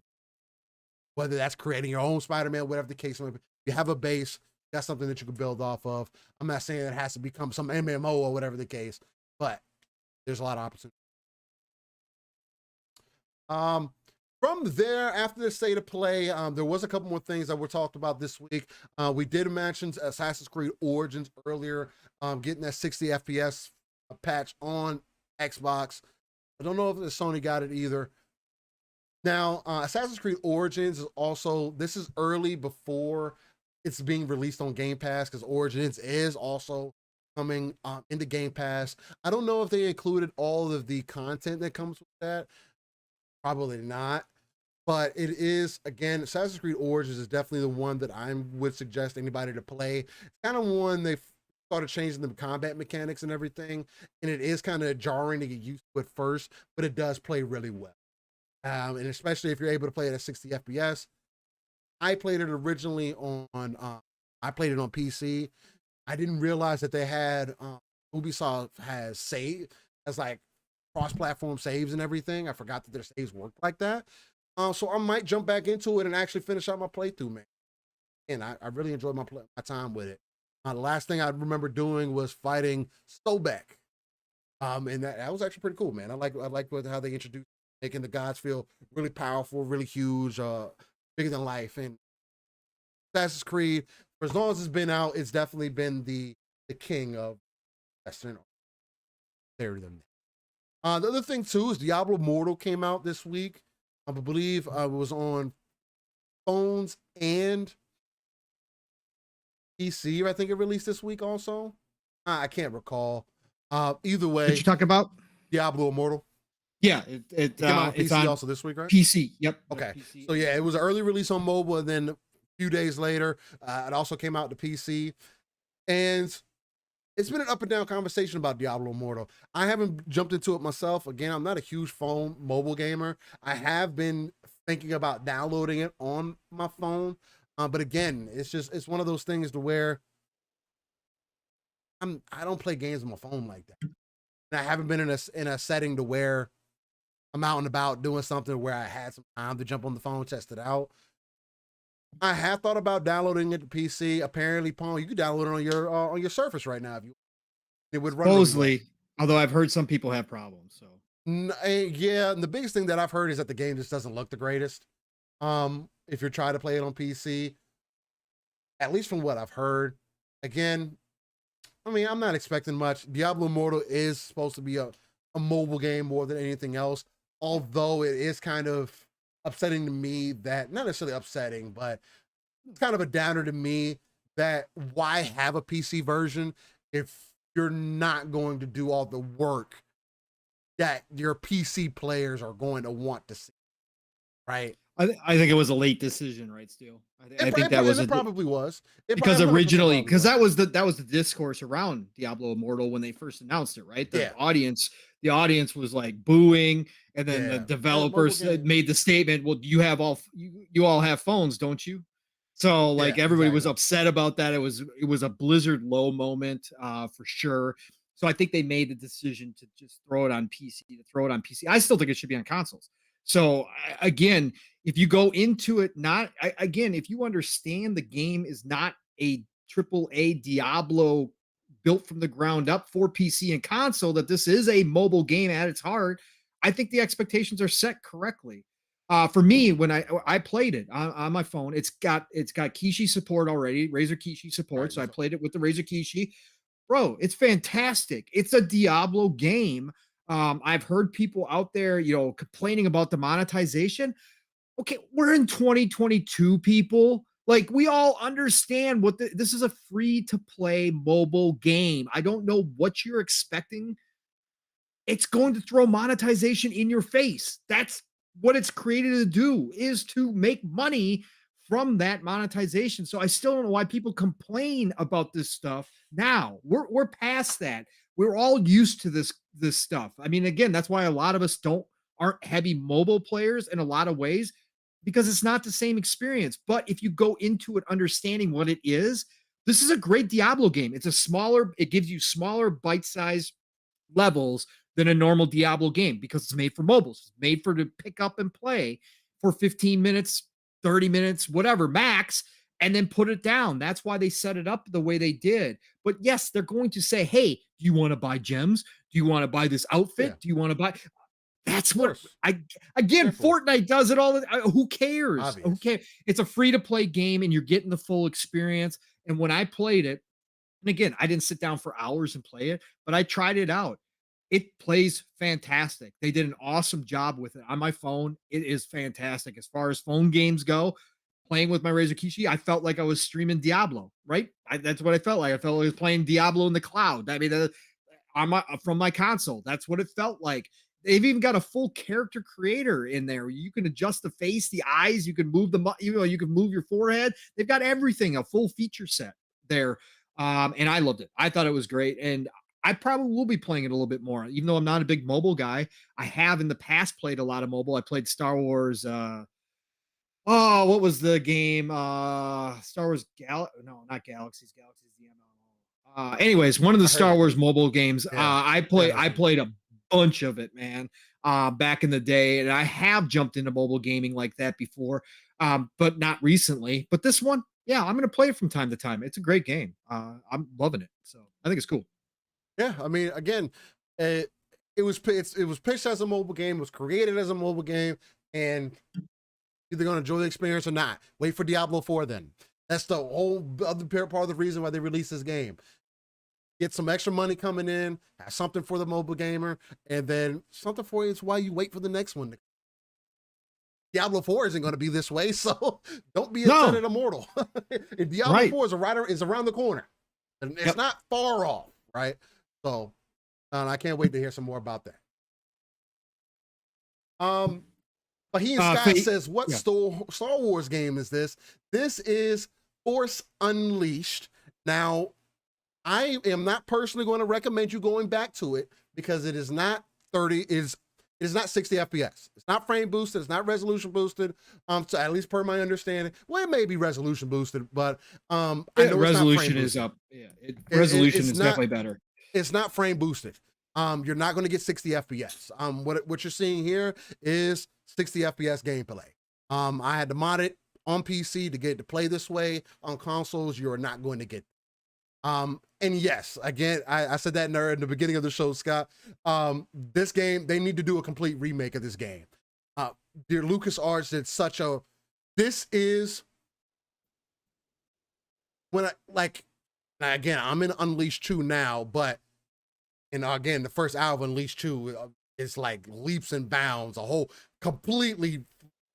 When you want a next iteration of a game, Unleashed 2 is a perfect example of that. So far, and I'm again only an hour in, still in the beginning. This is kind of what I probably would have wanted from the new Jedi Fallen Order game. Personally, I think this would have appealed to a wider audience, to those people who don't like the Souls-ish feel that Fallen Order has. Although I don't mind Fallen Order. I think Fallen Order is a good time also. But the only reason I say that is because Force Unleashed really demonstrates Force powers perfectly. It makes you feel it. The saber abilities, the combat system, like the way they're just interchangeable with each other, it feels really solid. Now, again, because the game's older, it has its issues. And I don't get why I can't attack enemies on the floor, but they can attack me all day long. That makes no sense to me, and it drives me up the wall, especially when you're playing on harder difficulties. Because, of course, back in the day, they just said, well, the enemies are just going to do more damage to you. Not necessarily the game's going to be harder or whatever. This is going to do more damage. So, of course, I'm on the floor, can't get up, can't recover, because there's no buttons to recover. And your guy's just like, oh, I'm going to just take all this damage and I'm going to hit with. So that could be annoying, but I definitely agree. It needs to be remade. But there's nothing better than throwing a whole group of stormtroopers around, man, with the Force. Bro, Force cooking stormtroopers in this, like, when he literally just says, ugh. With the ragdoll effects, ragdoll off the map. It is fucking hilarious. Or when you get the ability to grab multiple of them. And yep, that's what I'm saying. Oh my god, bro! When I got to that moment, just a quick side tangent. When I got to that moment that you were telling me about the Star Destroyer, when I got to that moment and you were doing it first. The first part was annoying. When I was trying to grab the TIE fighter jets and they fucking and I couldn't grab them for whatever reason, or they wouldn't go where I needed them to go to destroy that last one that was just like just out of range. That shit was annoying as hell. But when I finally got to the moment where he was like, hey, reach out there and grab that, I was like, there ain't no goddamn way he's about to grab that shit. And he goes out there and he gets it and he's like, I'm like, okay, this guy's a fucking savage. This guy's a beast. Yes, sir. Again, he broke so many canon rules, but whatever. Again, Starkiller's still one of the best characters ever created in the Star Wars universe. Hands down. It's amazing. Yeah. It was serious enough that Vader had to make a clone, and even the clone is having problems. Yes. Anyway, so far, for what we've seen, again, I'm still early on. So that was Diablo Immortal. The other thing, too, that released this week was Sonic Frontiers. They actually ended up showing some gameplay. They also showed some combat gameplay. I'm of two minds, man. There's a lot of different feelings that I have about Sonic Frontiers. I'm a Sonic nut overall. I love Sonic more than I love Mario. Mario doesn't hold a candle to Sonic. I think Sonic's a better character than Mario is. Sorry, guys. Feel however you want. I could honestly, like, if I had to pick between which IP would exist over the other, of course, it's kind of hard to make the decision because Mario kind of set the playing field for others. But I think we would have made it all right if we would have had Sonic instead of Mario. It just completely replaced Mario with Sonic. I think we would have been all right. I think gaming would have actually been better. But no, that's a whole other side tangent, and I know people are going to go crazy with it. But Sonic Frontiers is definitely it gets me excited because I really wanted to be the Sonic Adventures. Do I think it's going to end up being that? I don't know.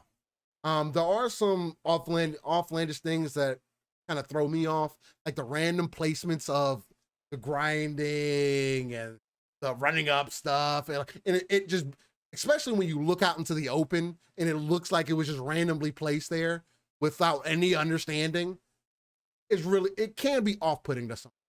Now, not a lot of people weren't complaining about that. Main thing people were complaining about is, for an example, like the birds T-posing. come on, man. Like there was little things that kind of made it come across as if the game needs more time. At least that's what it told me. I do like some of the mechanics, the combat mechanics that they had, that they displayed. Looks like Sonic is actually going to have some combos. He was throwing out some air combos. Also, he has this effect to where he can circle things, they get pushed up in the air. And there's a lot of interesting things that there were. But another complaint that I saw people having was the conversation of momentum. And this has been a constant conversation that's been up and down, because since Sonic Adventure 2, the momentum for Sonic has really kind of gone out of the window. And it is a very integral part to Sonic. Again, it's one of those things that makes it unique, because it adds an extra layer of, okay, I have to have a certain amount of momentum to do certain things. Not just, oh, I'm going to half-ass go up this grinding pole and I'm going to make it up all the way regardless. No, you had an understanding like, okay, I gotta run at a certain speed so I can make sure I can get up to the top. And they didn't really hit those points in this recent trailer. Again, led along the lines of what people have been complaining about, where he just was, the things were being done for you, where it doesn't make sense. And that's really unfortunate, because they're doing a lot of great things. Yes, you could say, oh, it looks like just another one of those Unreal demos or some fan-made thing that somebody put together. Like, sure.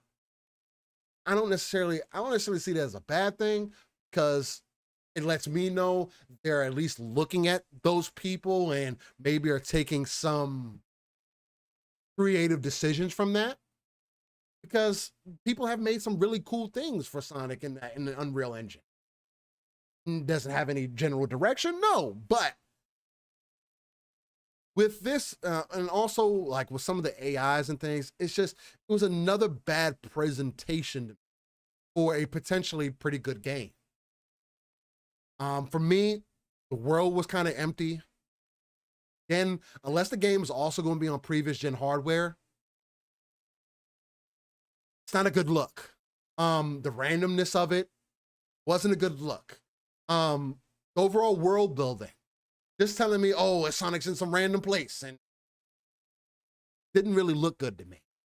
Now, if you would have came out and said, hey, here's some free roam gameplay, we want to give you kind of an idea of what we're going for, this isn't final production. If they would have came out and said these things, I'd be like, all right, well, at least I have an idea of what we're looking at for Sonic Frontiers, not just some CGI cutscene.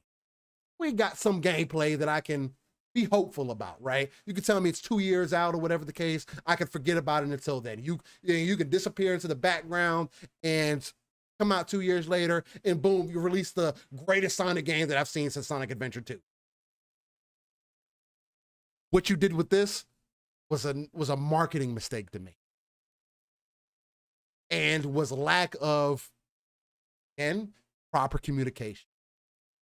Game looks good. I'm excited for it. Of course, 3D Sonic. I'm not one of those people who are like up in flames and saying there hasn't been a good Sonic game since 2D Sonic. No, I think that's not a very honest statement to make, and maybe Sonic isn't that character for you. Because if he was, you'd be able to see that the Adventure series did really well. So those are some of the things for me that are kind of just like, that are off-putting for me. That have me kind of in a state of worry for Sonic, that maybe the Sonic team still doesn't take it as serious. And it's definitely unfortunate, because the Sonic movies are really doing well. And this is your prime opportunity within the next 2 years, by the time you release Sonic 3, because it's coming. By the time you release that next movie, sometime before that, you're in a prime space to release a really premium experience Sonic game. And if you do not take advantage of that, Sonic team, stop making Sonic games, or just let Sonic rest and just let it be a movie IP. And when somebody else has a better idea, or when these other people are making again, modders, whoever the case might be, when these third-party people are making these games, how about we stop like copyright striking them and actually like fully make a game, or maybe hit them up in the DMs or in a message, an email, and say, yo, you obviously have a better idea than we do. How about we just support you? Like one way or the other. Because honestly, y'all are lost at this point. To me. Pong, how did you feel about Sonic Frontiers? From the little bit that I got from it, from you at least, you said it hit some of the right right notes for you from what you expect from Sonic. But what are you thinking about it? Oh, what's funny is perfect timing, Steel. VGC just put out an article, fans call on Sega to delay Sonic Frontiers following gameplay reveal. They just did. Damn. Yeah, listen. See? Yeah. So my initial reaction, I put it on Twitter. I said, don't call it a comeback.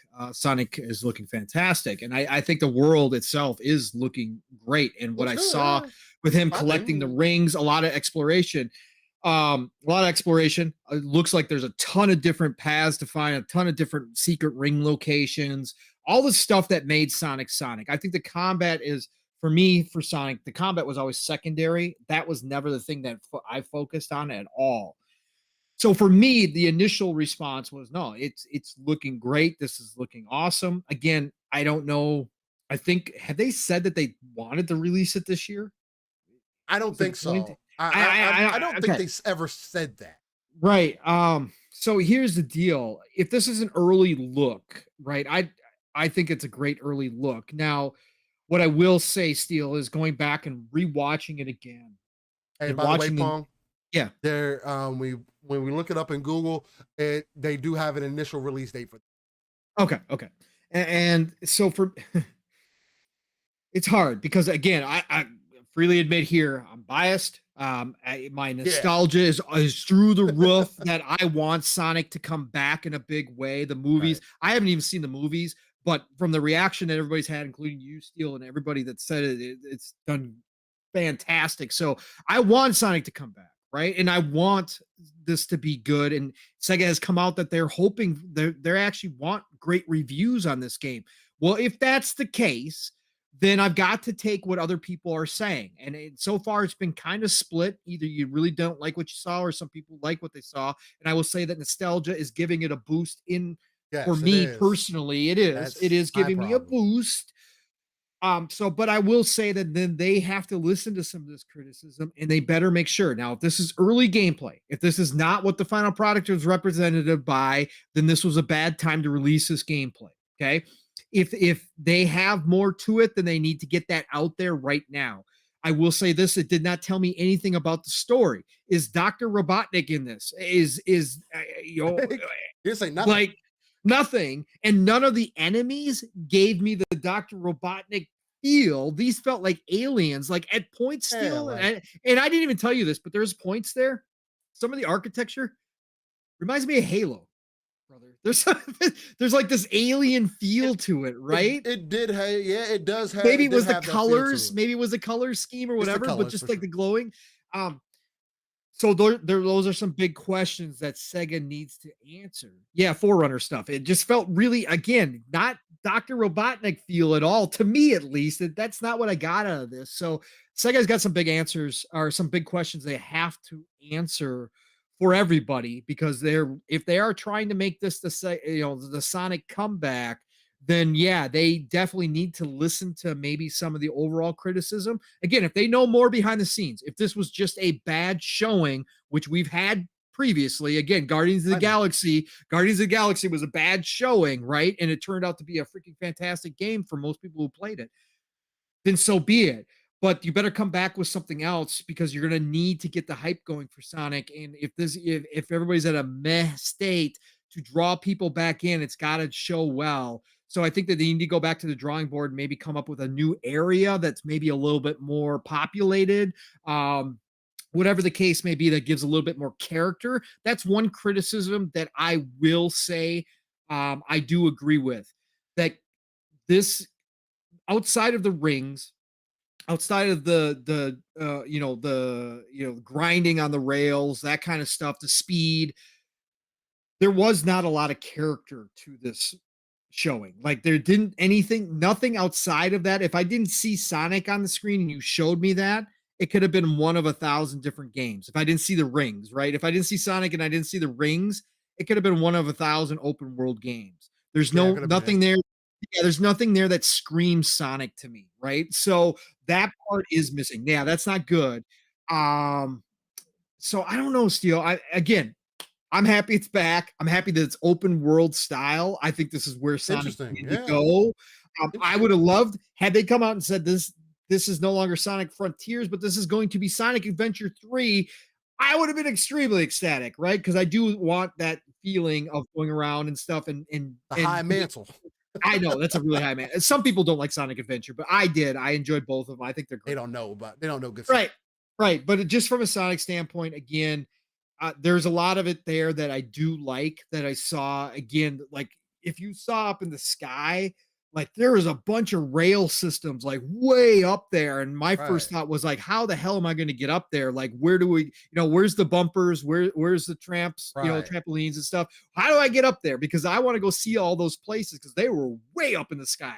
So that stuff excites me. But yeah, I think Sega does need to go back to the drawing board a little bit here, unless they know more than us. Again, unless this was early, they Totally. just specifically took a slice, a vertical slice out of the game, and they just want to give people the feeling of the open world and kind of show off a couple things, but they're keeping a lot of the other stuff kind of hidden and secret because they want to surprise people. Okay, but I don't know if they can afford that right now because Sonic has been on a downturn That's what outside I'm of the saying. Like, movies. They got to kind of give it all. They got to go, hey, this is everything we got, folks. Come back, play some Sonic because we're excited about the new direction we got for Sonic. yeah. So yeah, man, it's been a mixed bag now that I've sat on it for a few days and kind of gone back and watched it. So I just want the best for Sonic at the end of the day. I really That, do. yeah. That, yeah, yep, that's where I'm at. So And that's my thing. And it's just, and it's the other thing that bothers me about it too. I mean, again, article comes out, fans wanted for it to be delayed. Again, I mean, there's a lot of pop in, there's a lot of thing. There's just yeah, I saw certain that pop in issues. too. There's certain issues you cannot have in a Sonic game. Like this isn't some whatever. Sonic is based off of speed, and if you're having issues getting the speed right, you have to address that. And then I'll be honest, the railings and everything have always been kind of weird and out of place, but somehow they've always fit within the world.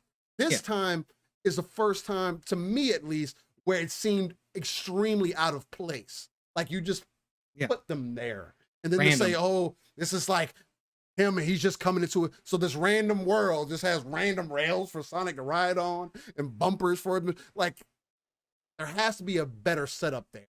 Like make it make a little bit more. Like you can make it open world, make it make a little bit more sense for me. Again, I want it to be the best Sonic game possible because the Sonic games are on an extreme downturn as far as games go. I can more than likely guarantee you those games have not been selling well. No, And some of it's been unfair. There's been a couple good ones in there that just should have probably hit better than they did. But yeah, overall, Sega is not in the position right now with Sonic to dismiss criticism. You can't listen to everything because if the fans made games, let's be real with ourselves. If we all made the games, or if they made the games based upon what we all had to say, the games would be a freaking mess. Okay. oh yeah, They would oh be yeah, they would be a shit show if they allowed fans. But fans, especially the main core fans, sometimes do have valid criticisms. Look at what happened in the movies.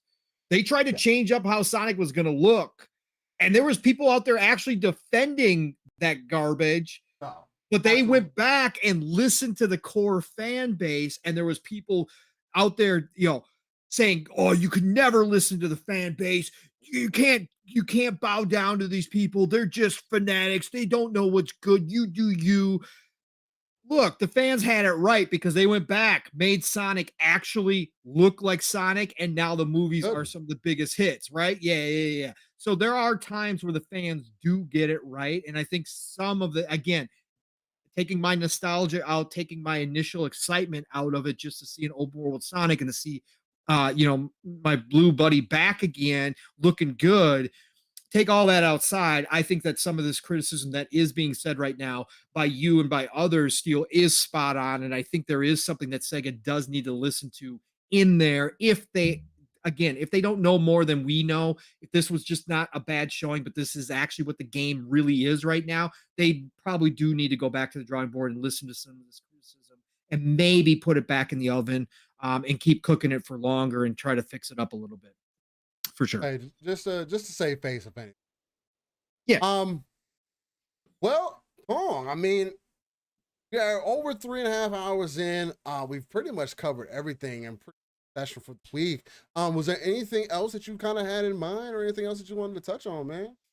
No, man, the state of play was the big thing, and obviously you and I did it in our style, piece by piece, and deep dived each thing. So, which is great. That's what I kind of figured the show was going to be. Again, slow news week.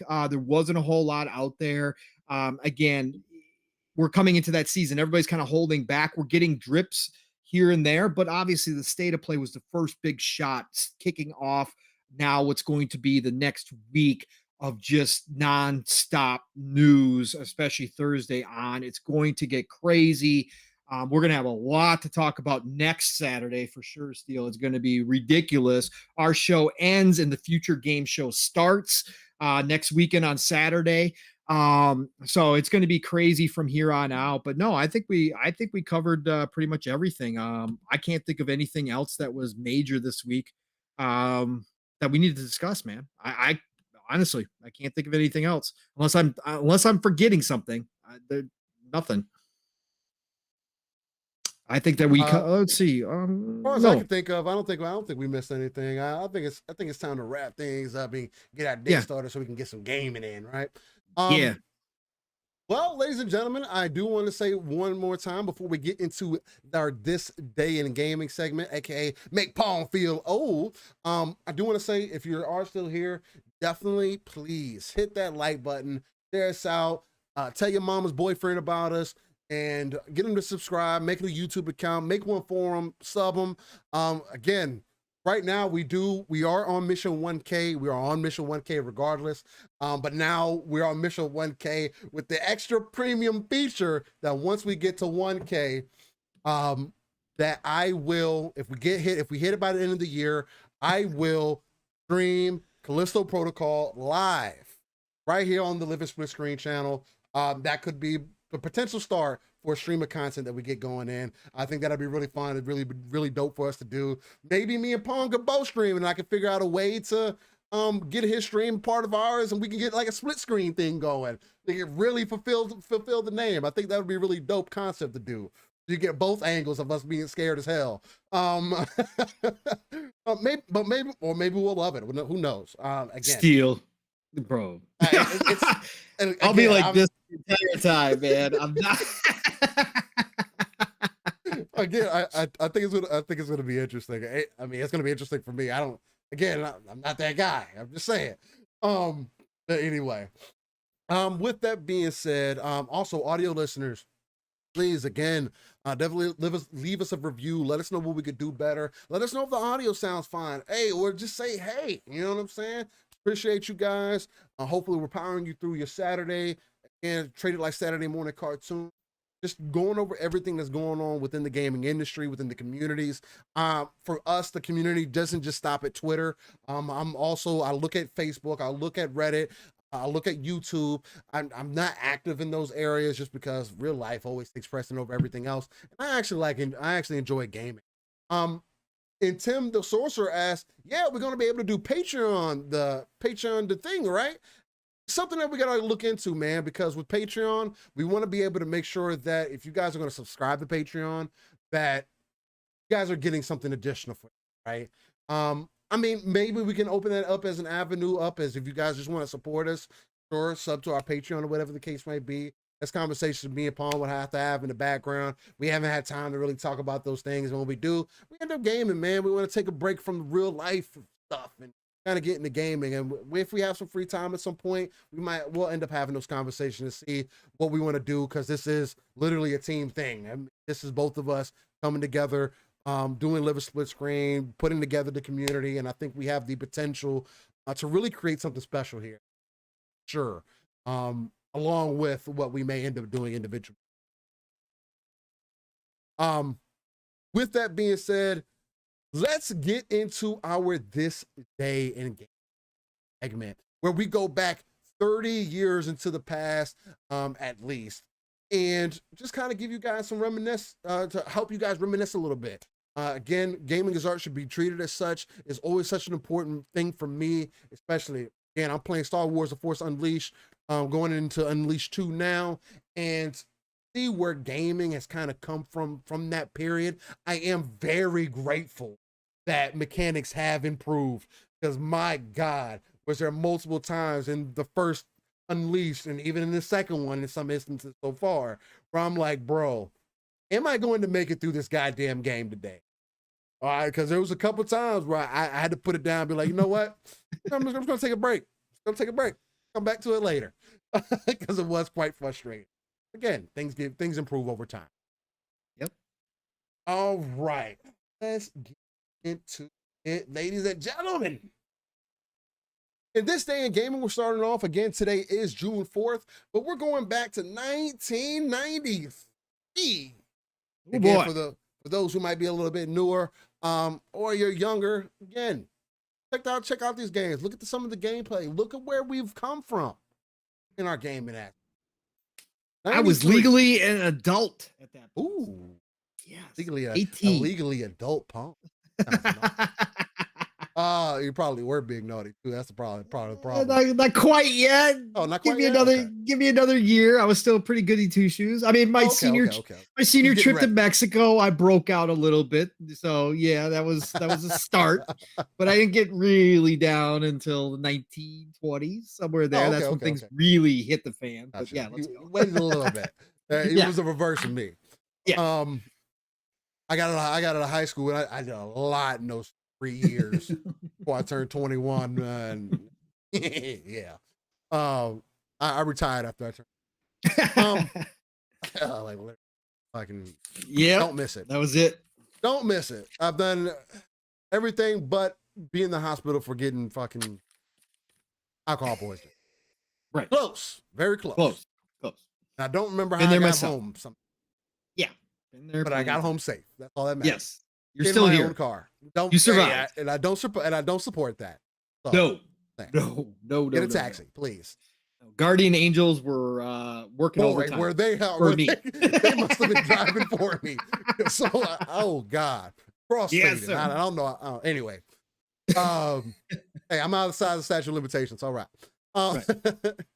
Anyway, Super Nintendo 93 released Dragon Slayer EU Densetsu 2 in Japan. Ooh, boy. Then they also released Rock and Roll Racing. Rock and Roll Racing. I remember that game. That game was fun as shit. I feel like I played that. Yeah, I'm sure you might have touched it. It's a great game. Probably. Then in 94, Super Nintendo released Stunt Race FX in Japan. Then in 98, Game Boy released, and Nintendo 64, International Superstar Soccer. And it was Nintendo 64 released. Why is one called just soccer and the other one has 98 actually? That might have been the time I don't know. Started adding the date on. Probably. Really weird. Yeah. Really weird. Anyway.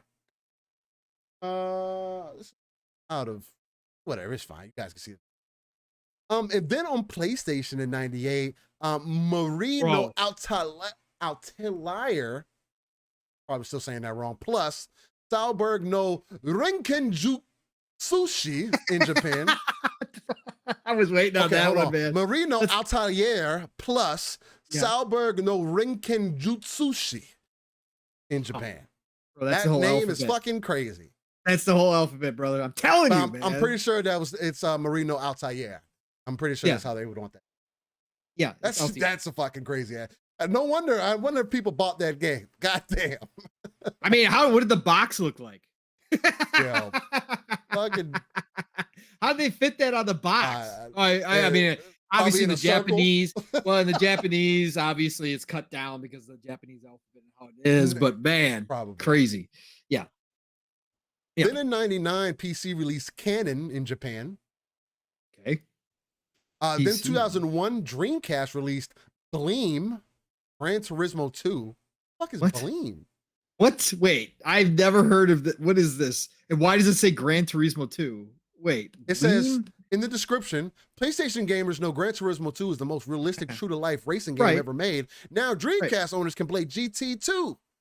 Get Gleam in GT2 and see why PlayStation owners are green with envy.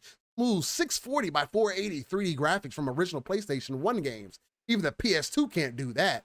Oh, so this is one of those they were trying to sell on PlayStation. Right. Well, yeah, of course they were. Because Dreamcast was kicking its butt. That's what I'm saying. So Gleam was a third party? Like, yeah, that's what it looks like. That is hilarious. That is fucking hilarious. I can't believe it's full screen anti-aliasing smooths out the jaggies for added realism, and you get it all for less than the cost of a new. How did they get it? How was Sony not suing the hell out of them? Bro, how is this under the radar? Dreamcast was trying to shit on PlayStation. That is funny. Ass was shitting on themselves because everybody was burning their games anyways. Yeah, of course. Yeah, of course. Like, that's crazy. Still, that is fucking hilarious. That's amazing. Really I've never heard did of that. That's fun. I didn't know that either. That is fucking. I mean, Gleam and GT2 today. Okay. I can't believe they included this in this list. That was not official. Look, that's like shout out to Game Facts, man. GameSpot, Game Facts. Shout out to y'all, man. God damn, y'all do good work. Much love. God damn, that's crazy. That is fucking insane. That is just so funny to me. That I want to go find it. I want to go find this. Like, I wonder if it's still. I gotta go find it somewhere. A hard copy. Dreamcast just to see how good it was. Yeah, it would be. Then in 2003, Game Boy Advance released Wing Commander Prophecy. Oh, excellent game. Wing Commander is freaking amazing. Yes. Space shooter, freaking absolutely ridiculously good. Nice. Okay. Made a movie out of it too. Okay, well done. Yeah. Then in 2009, we released Ark Rise Fantasia in Japan. Okay. PSP released Evangelion Joe in Japan. Evangelion is one of those classic series. I was never able to get into Evangelion. Fantastic, brother. I need to give it another shot. I feel like it's been remade, not remastered, kind of like here recently. I need to check it out. You do. Then PlayStation 3 released Wolfenstein 3D. Out to them. Classic. 2012. I actually like this game. PlayStation 3 released Tom Clancy's Splinter Cell Blacklist. I thought Blacklist was a solid style. All right. Oh, Blacklist, freaking ridiculously good. Still to this day holds up as well. Listen, I just looked this up. So for anybody out there, a little history here. Bleem, I can pick up copies for my Dreamcast. They're still selling. Oh, wow.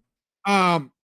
But they actually there's somebody selling a Bleemcast Dreamcast bundle. Bleem did not only do this to Gran Turismo 2, brother. This one comes with Metal Gear Solid and Tekken 3. Yo, Dreamcast. Boy, I'd never heard of this Bleem thing, but that's funny. Holy shit, that's cool. That is fun. That is funny to me. Metal Gear Solid on Dreamcast along with Tekken 3 and Gran Turismo. Ooh, man. I get a little extra money. I might have to pick it up just to check it out, man. Yeah. That might be pretty good. Shit. That's good shit. Yeah. All right. Then in 2013, PlayStation 3 and Xbox 360 released Remember Me. I remember that game coming out.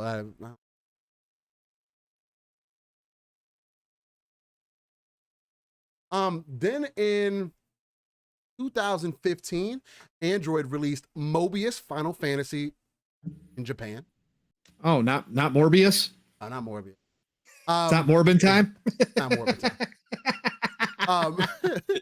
Then the PlayStation Vita released in 2015, Shiren the Wanderer, The Tower of Fortune, and the Dice of Fate. Didn't play that one. Well, at least it's pronounced. At least you could say. Yeah, that one's fine. Yeah, the title's normal. It's just long as hell, still, but yeah. I don't know. Anyway, then in 2015, 3DS released Stellar Glow in Japan. Okay. Then in 2018, PC released Vampire. Excellent game. I still want to give that a shot. Yeah, you gotta give it a shot, man. 60 I wonder if frames there's now. some mods for that. It's 60 frames on series consoles now too. So if you want to go back and play it, yeah. Then in 2020, Nintendo Switch released Kowloon High School Chronicle in Japan, and then The Takeover. Okay. All right. Of course, hey, shout out to PC. Hey, PCMR, y'all want to talk big talk, right? Go ahead and claim this one too. 2021, PC released Bondage Blackjack. No shower with daddy, but it's close. Hey, you know what the number one popular thing for Skyrim on PC is? What? Sex mods. Really? Yes. Are you serious? Yes. Okay.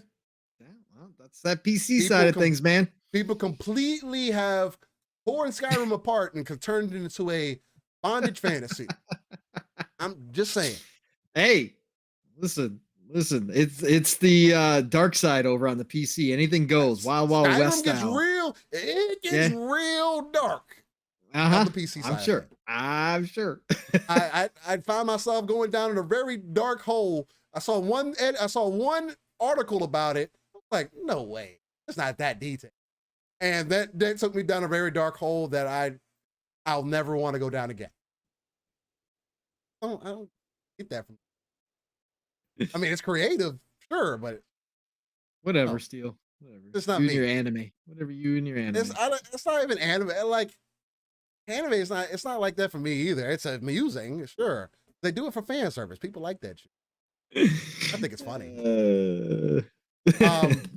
Then in 2021, Nintendo Switch released DC Superhero Girls Teen Power. Okay. I don't remember. You didn't play that one? That. You didn't play that one? No, not for me. Then I did hear you guys talk about this a little bit last night because I know Fuzzy was saying you want some more modern. I'm right there with them. I do wish that there was a Sniper Elite that was more modern. Ghost Warrior I guess too? Ghost Warrior contracts would be that. So I kind of want to give that a shot because I might end up really liking that. I know you were saying they don't do the X-ray stuff as much or whatever the case. Yeah, they don't do the X-ray stuff, right? Yeah. No, that's a Rebellion thing. So which is fine. But if it's of the same quality or better, I definitely might want to check that out. But PC and PlayStation 4 both released that in 2021 in that Sniper Ghost Warrior Contracts 2. That's a recent release. I might look into that. Yeah, it's good stuff, man. Definitely. Was that on Game Pass? No, it was not on Game Pass. Nope, no Game Pass on that one. But yeah, anyway, I'll check it out. Contracts 2 is 60 frames. The other ones, they never did the update, so those are still in 30 frames, which is, it's okay because they're slow paced. I mean, you're talking about stealth, like you really can't run and gun at all in Contracts. Like you gotta be sniper. It's flat out stealth. So I mean, you'll get in those situations where everybody gets alerted and you gotta go hot, but you don't want to do it very often because that AI they will light you up. Yeah, they are really smart. So again, they will light you up. We're playing Sniper Elite right now. There's a more co-op experience. Yeah. That seems to be a better time. Anyways. But with that, ladies and gentlemen, that is your This Day in Gaming segment. Again, I want to thank you all for joining it live. Sorry that we did start a little bit behind today. Again, issues happen. Want to make sure that everything was running smooth. Looks like we also ran into some streaming issues earlier on right after. So again, I guess things were just running in tandem with each other. Other than that, you can catch us again live every Saturday, 9 a.m. Central, 10 a.m. Eastern, 3 p.m. UK time. Next week, episode 60, man. Again, we're in season 2 of Living Splitscreen. Again, mission to 1K. Now we got some extra parameters on there. Deal with Fuzzy Belvedere. Shout out to him. Again, another fantastic member from the community. If you guys do have Twitter, definitely check Fuzzy out. He's the racing aficionado, man. Once Motorsport comes out, I'm definitely going to be looking at his tunes and everything else because I'm just a racer. I'm just good at racing. That's what I do. I need somebody to tune my cars for me. and hopefully he could be that guy. We'll see. But no, but definitely checking him out. He has a good mind to pick about a lot of that stuff, and he loves realistic shooters. So, but other than that, you can find me, Steel Rain. The T is a 7 everywhere. If it has a search bar, you'll type it in, you will find me. Guaranteed. I tried it. I guarantee it. I stand by it. Whether that's Twitter, that's YouTube, that's Xbox, it's PC, it's PlayStation, even though I don't have a PlayStation right now. You type the name in, you will still find me. Even though I am upset because for whatever reason, they don't have all my time played on there. Really weird to me. But maybe. And then also finding out that my saves aren't going to carry over because I haven't played PlayStation in a while. It's really off-putting to me. That's a whole different conversation we couldn't fit in today. But anyway, with that being said, ladies and gentlemen, y'all have a fantastic rest of your week. Hopefully a fantastic rest of your day. I know I definitely will try to. Other than that, y'all stay safe out there. Pong, lead the people to bed. Let them know where they can find you. And again, another amazing episode. Yes, sir, brother. Starting late and all, we still got it done. Living Splitscreen, another episode, season 2 in full swing. But we are coming into the golden week, people. Be ready. Be ready. Steel's got work and stuff. I don't know where he's going to be at, but he's going to be popping up, I'm sure, a couple different places this next week. From time to time. We're going to be doing stuff over on Fun Speculations channel again next Sunday for the showcase. But we're going to have a lot to talk about next Saturday. So be here because we're going to be deep diving whatever we see at Keely's show, which should be gigantic for sure. And it's going to be fun week. It's going to be nonstop. I am going to be everywhere. Man, it's going to be crazy. I got Thursday off completely. I took Thursday off because Thursday is going to be a big day. Going to be over on Fun Speculations channel. Shout out to Mav, too, by the way, who is putting together another community prediction show, just like he did last year. Steel's in it. I'm in it. Mav's editing right now. It's going to be coming out this week, so keep your eyes open for that. He's got a lot of people from this community jumping in and giving their predictions for the Xbox Bethesda Showcase. But I know I will be on Fun's channel on Thursday for sure, covering the Keely Showcase, the Game Fest. And then right after that, Boxenberger is going to have a live reaction show to everything. So I will be hopping over to Boxenberger's channel to do that with him. I think Crazy Louie and Sour Blow Gaming from Xbox International is going to be on that show with us. So that will be happening.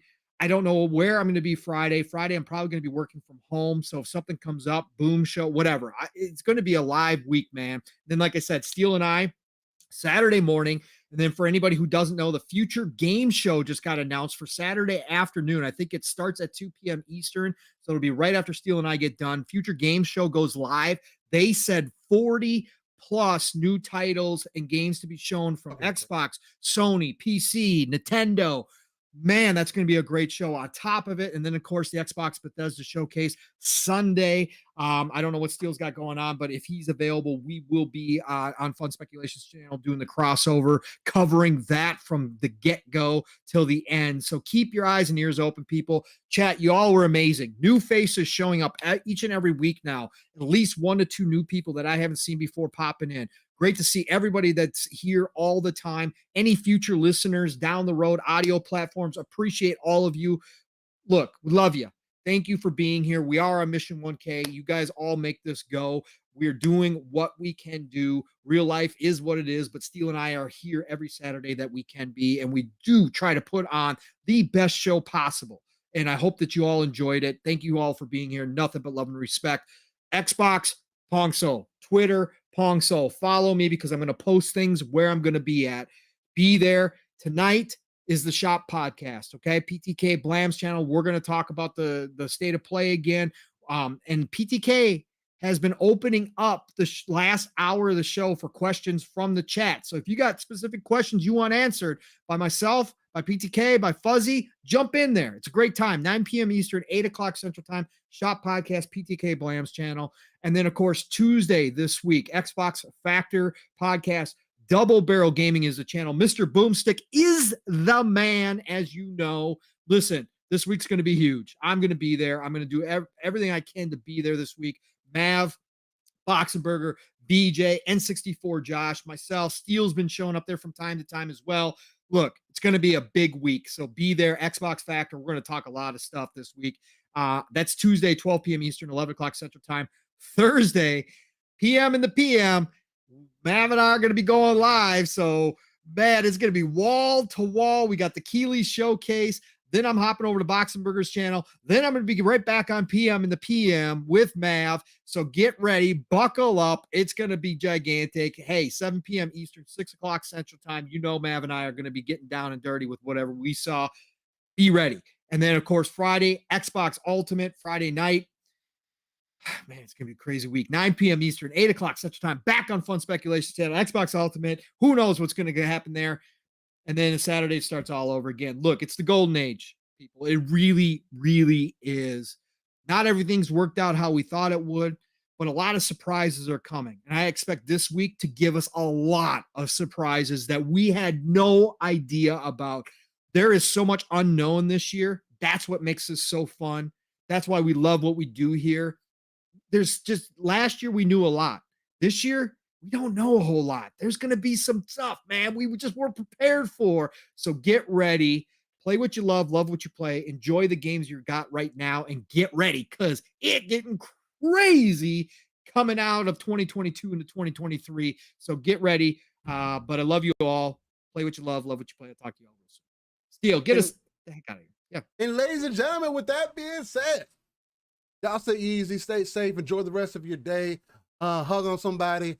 And we'll see you guys next time. Peace.